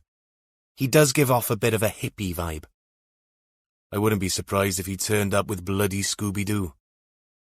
They sat for a while, listening to the car engine thrum as it idled. "Did you get any more information on how Voda managed to do a runner?" Wallow asked his sergeant. "Not much. When a patient does this, it's usual to alert the next of kin, especially where there is a physical threat involved." "So why haven't they found him?" "Delays and miscommunication. Like everything, they're stretched thinly. The probation service was working on rehabilitating Voden. The thinking is that he's now living rough somewhere. Theoretically, he should not know where his sister and mother are." "But they'd know where he was, wouldn't they? And he could probably get a phone." Catherine frowned. "I assume so." The two officers sat in silence for a while, mulling over the thoughts that were streaming through their heads. They had little or no leads in this complicated case. But the Green Man and Voden's obsessive behaviour, an obsession which included a camouflage jacket, was something that needed to be followed up. Grimshaw could save them a lot of work by confirming whether the Munros had any connections with Voden. That would have taken 2 minutes. But he hadn't done that, and, as always, the seconds were ticking by. Wallow glanced at his watch for the 10th time since they'd arrived. 5 minutes had already passed. "Where is this Grimshaw bloke?" "I have rung and texted him, sir. I know it's been delivered, too, but so far he's not replied." "Right. Sod it. A fresh blast of cool night air filled the car as Warlow thrust the passenger door open. No time like the present, Sergeant. Let's see what we can find out by a little subtle questioning, shall we? Catherine turned off the car's engine and decided it might be wise not to comment. She'd worked with the DCI long enough to know when to keep quiet. She led the way through to the Bailey Road cul-de-sac. Warlow followed, glancing right and left at the access ways and paths leading off into the rest of the estate. See any rabbits when you were here earlier? Warlow muttered. It is a bit of a warren, agreed. The only lights in the 3 semi-detached houses that closed off the blind street came from number 11, Mrs. Sibley's ground-floor flat. Everywhere else, the windows were dark. Where the hell is everyone? Warlow asked. Probably up near where the press is, Catherine answered. All those police cars and media vans. Better than anything on TV. Warlow grunted his disapproval. Live entertainment, sir. Can't beat it. It may be where the Munros are, too. I can't see any lights on. They had to cross the street at an angle, and Warlow pointed at their target. Number 10, you said? Yes, sir. It's... Warlow came to an abrupt halt and held up a hand to call a halt to Catherine's progress. He stood, peering at the front of number 10, some 20 yards away. Doors open. He breathed out the words, his senses alert. Catherine glanced up at the other houses. No curtains twitched. Warlow walked forward, more slowly this time, eyeing the half-open door. From 2 yards away, he took out a torch and shone the beam inside the hallway. A coat rack hung drunkenly from one screw. 2 anoraks and a padded jacket lay strewn across the floor. What do I not like more than anything else in the world, Catherine? Warlow asked, not taking his eyes off the coats. Things that begin with C, sir? Top of the list? Coincidences, sir? Exactly. Like us turning up on the off chance and finding this. I'll go round the back, sir, whispered Catherine. She jogged along a walkway that led off back towards the road next to the school. The gate leading into number 10's garden was a rustic wooden affair, held in place by a galvanized thumb latch. She depressed the metal bar and heard it click open, just as Warlow's voice announced his presence at the front. Police! Hello? Is there anyone here? Catherine swung the gate open. The garden beyond appeared as a dark and shapeless void. She took out a torch and felt the little spark of anxiety that made her hesitate. Switching it on would give her position away. She trod on the thought and depressed the switch. The beam picked out another gate across from her heading into the next garden behind Mrs. Sibley's flat at number 11. That gate stood open. So did the back door to number 10. She took 3 steps towards it, angled the torch beam in, and gasped as she got a full face of something cold and wet. The shock and surprise poleaxed her. She dropped the torch, staggered back, sucking in air in a reflex response, as if she just plunged into a bath of water. She lost her footing and fell back into the garden onto wet grass. In front of her, a figure leapt out of the house and hurried away. Dark, big, and carrying something on its shoulder. Catherine tried to shout, but all that came out was a garbled scream. She couldn't see through the liquid. All she could do was blink it away, wiping it frantically off with her hands. It was then that the pain started. A stinging, burning sensation when she opened her eyes. A pain that persisted when she shut them. Panic seized her. Her imagination took hold and threw her into a nightmare of possibilities. Soap, acid, bleach. None of them were good. Some were devastating. She needed to get to some water fast. Through the pain and mist, she reached out, felt the ground and pushed up. Catherine opened her eyes and promptly shut them again as a searing jolt of stabbing agony made her wince and crouch down. She reached out, groping for something, anything. The doorframe would do. That would lead inside into a kitchen and tap. Her groping hand waved right and left, fingers spread in a blind lunge. She hit brickwork and tried to stand. A hand on her arm made her recoil in fear. She yelled and struck out, hit something soft, the material of a coat. "Get off me, you bastard!" Catherine, It's me. Warlow's voice. She half collapsed as his arm reached around her. My eyes, sir. He threw something. I can't open them. She felt herself moving, half carried, the air changing the noise contained by a roof and walls. Into the kitchen, Warlow said. She didn't argue. She couldn't. A chair scraped on hard flooring, and then she was being pushed down into it. Somewhere close by, a tap ran, the sound of something filling up. Another hand on her arm and Warlow's voice once more. We need to irrigate. Wash this stuff off. What is it? His warm breath near her neck, the sound of sniffing. Can't be sure. It's not bleach, though.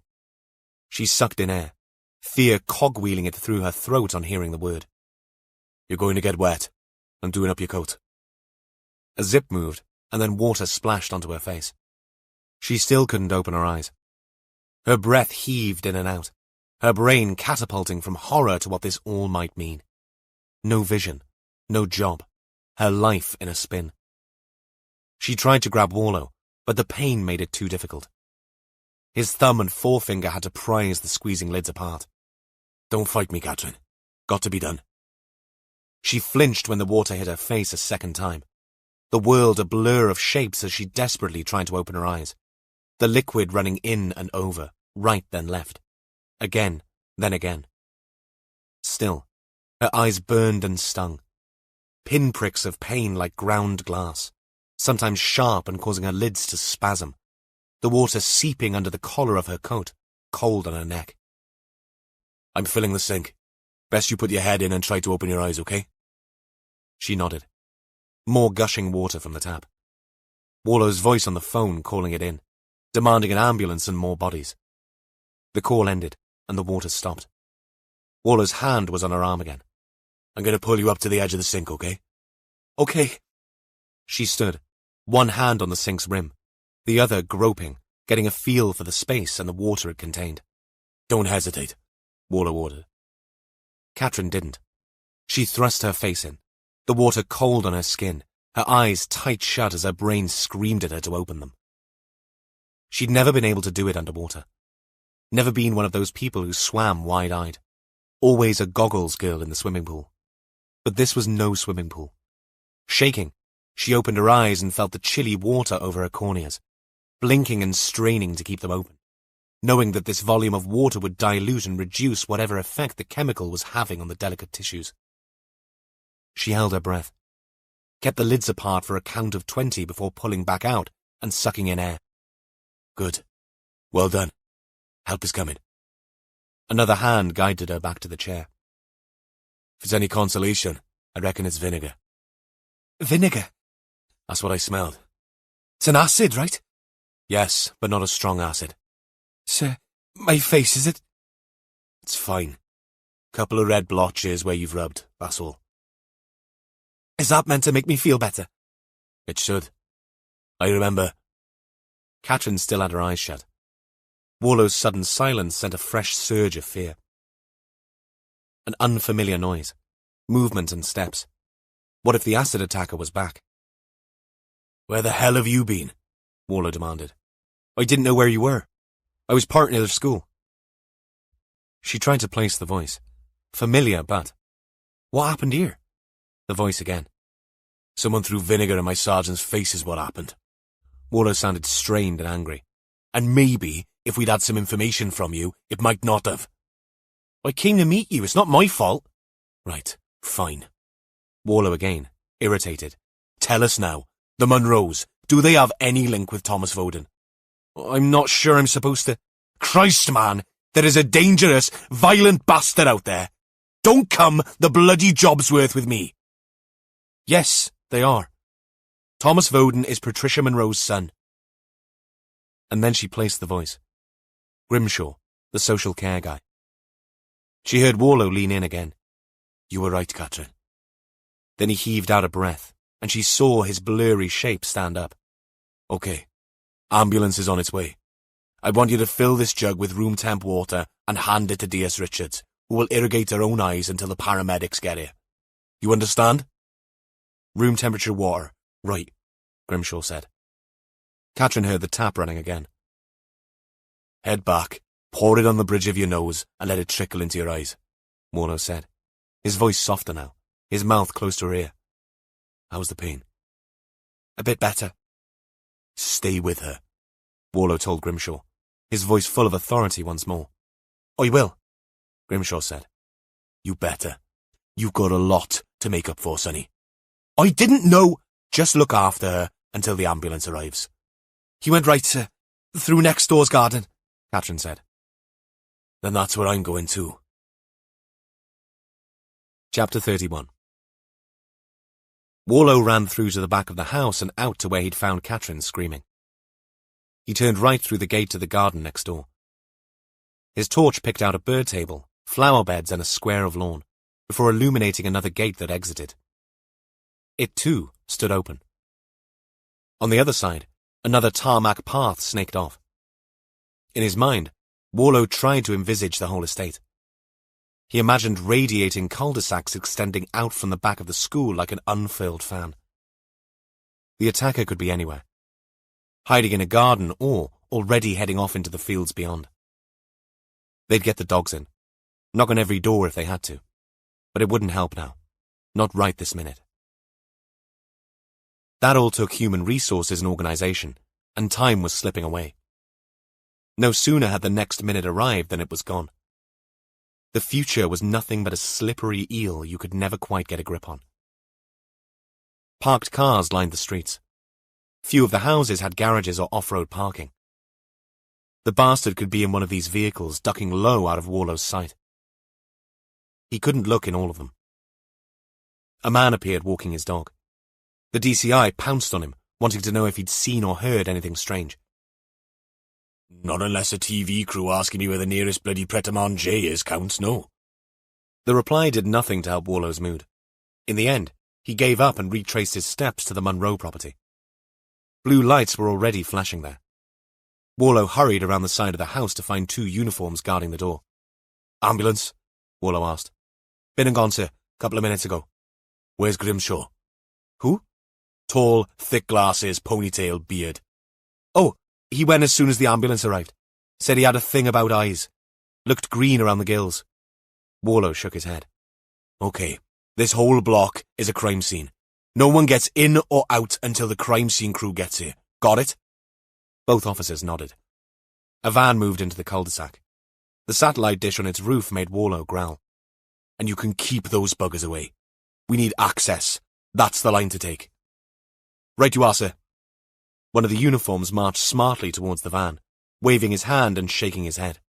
The jauntiness of his walk suggested he might be relishing the task. Warlow turned back towards the house and stepped towards the still-open front door. If anyone wants me, I'll be in here. He slid on some nitriles and stepped inside the front door for the second time in 20 minutes. This time taking care not to disturb anything instead of barreling through like the last time. He used the tip of a finger at the very edge of the light switch to get some kind of illumination going. What he saw under the 100-watt bulb was a scene of utter disruption. Anything that wasn't bolted down or was too heavy to shift had been upended. The hallway had the strewn coats. The living room had one mock leather armchair on its side. The TV lay face down on the floor, surrounded by magazines and channel changers, scattered like a massacred wagon train. Someone had been in here and had not minded one bit as to the consequences of their actions. He stepped inside and did a quick sweep, looking for any sign of blood. He found none and took a tiny iota of consolation from that. He went into the kitchen. Not as much disarray, but enough to tell him that the broken cups and overturned toaster were not the normal state of affairs. He retraced his steps and took the stairs, flicking on the light as he did so. The first thing he clocked when he reached the top was the loft ladder, fully extended to the landing. Warlow stepped under it and across to the first of the 2 bedrooms and opened the door. In stark contrast to the downstairs situation, he took in a fairly organized room. The bed had been made, some clothes folded over a chair in front of a dresser, the wardrobe doors closed. On a table next to the bed were a glass of water and a face-down paperback, open a third of the way through, next to some glasses. He had to negotiate the bottom of the ladder to step into the bathroom. Seat down, folded towels on a heated rail. Nothing strange here. The other bedroom told a similar story, except for the fact that this one had a framed poster dominating one wall. A festival in Leeds, complete with lineups and stuck-on tickets. There were clothes on the bed here too, neatly laid out. No book on the bedside table here, but a little handheld console that, Warlow suspected, played games. So a younger person's room. And one, like the other, with not much in the way to suggest that any violent act took place here. Next, Warlow turned to the loft ladder. Above, the space looked unlit. He called out the usual warning. Police, make yourself known. No answer. He grabbed the rail and started up, torch in hand. Poking his head through, he took in a dark space with a couple of lagged water tanks under a single naked bulb above, worked by a switch stuck to one rafter. He flicked it on, and stark light filled the void, revealing wool fibre insulation stuffed between the 4x2s lining the ceiling above. His gaze swept the room in a 360 arc. There was nothing of any note, not even a rat dropping, until his eyes caught the large piece of chipboard lying half across a black space at the far end of the loft. Someone had laid the same sort of chipboard across the joists underfoot to make a safe passage. On his knees, Warlow made his way across and pulled the chipboard cover completely free. A large square of plaster and insulation had been removed from the wall, the remnants of it scattered in the spaces between the joists below. Warlow aimed his torch through and whispered under his breath. Bingo. He crawled through on the equivalent chipboard path into the other half of the semi and found himself in a room with a camp bed next to a makeshift kitchen with a kettle and microwave on some upturned plastic grates. Clothes and books spilled out from a holdall, but lying next to the bed was the item that convinced Warlow that Catherine Richards had hit the jackpot with this one.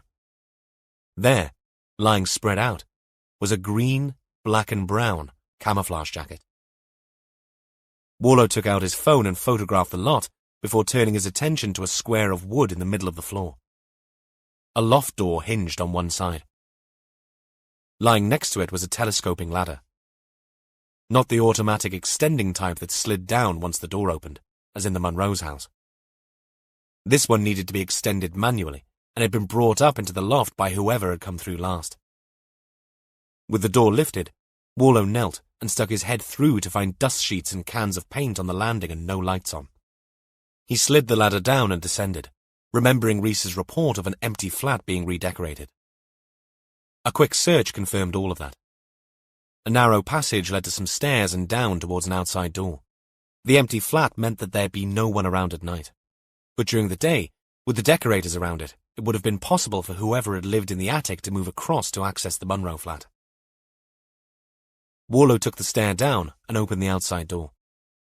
The cool night air bathed his face, and he stepped down and walked to the front of the property where the uniforms he'd set to guard the Munro's smashed open door did a double take on seeing him. As he walked across in front of the door to number 11, it opened to reveal Mrs. Sibley on the threshold. David? Is that you? She called out. Warlow turned to reveal himself. The old woman peered at him for several seconds. Oh, I am so sorry.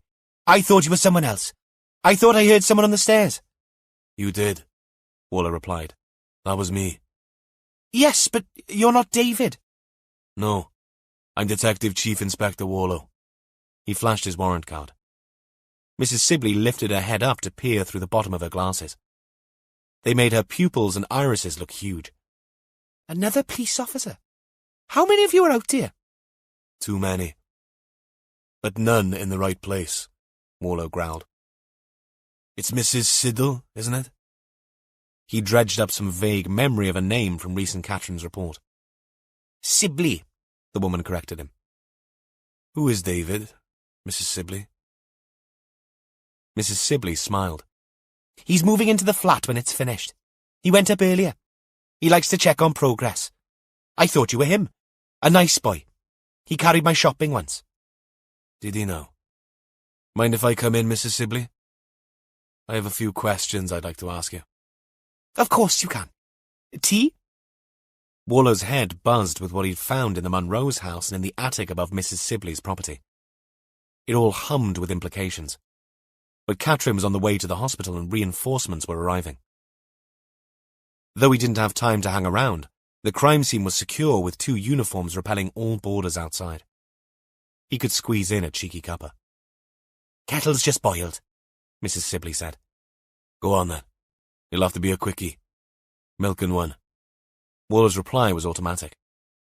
He followed her through to her kitchen, and while she poured boiling water over a tea bag in a cup, Waller asked the questions. This David. You been calling in on the flat long? "Nearly 2 weeks. Poor man turned up one day expecting the decorators to still be there, but they'd gone on the stroke of 4:30. I lent him my key. He brought it straight back the next day." And what does David look like? "Young. Mind you, everyone does these days. His voice is young anyway. My eyes aren't so good now." Mrs. Sibley stirred in the milk.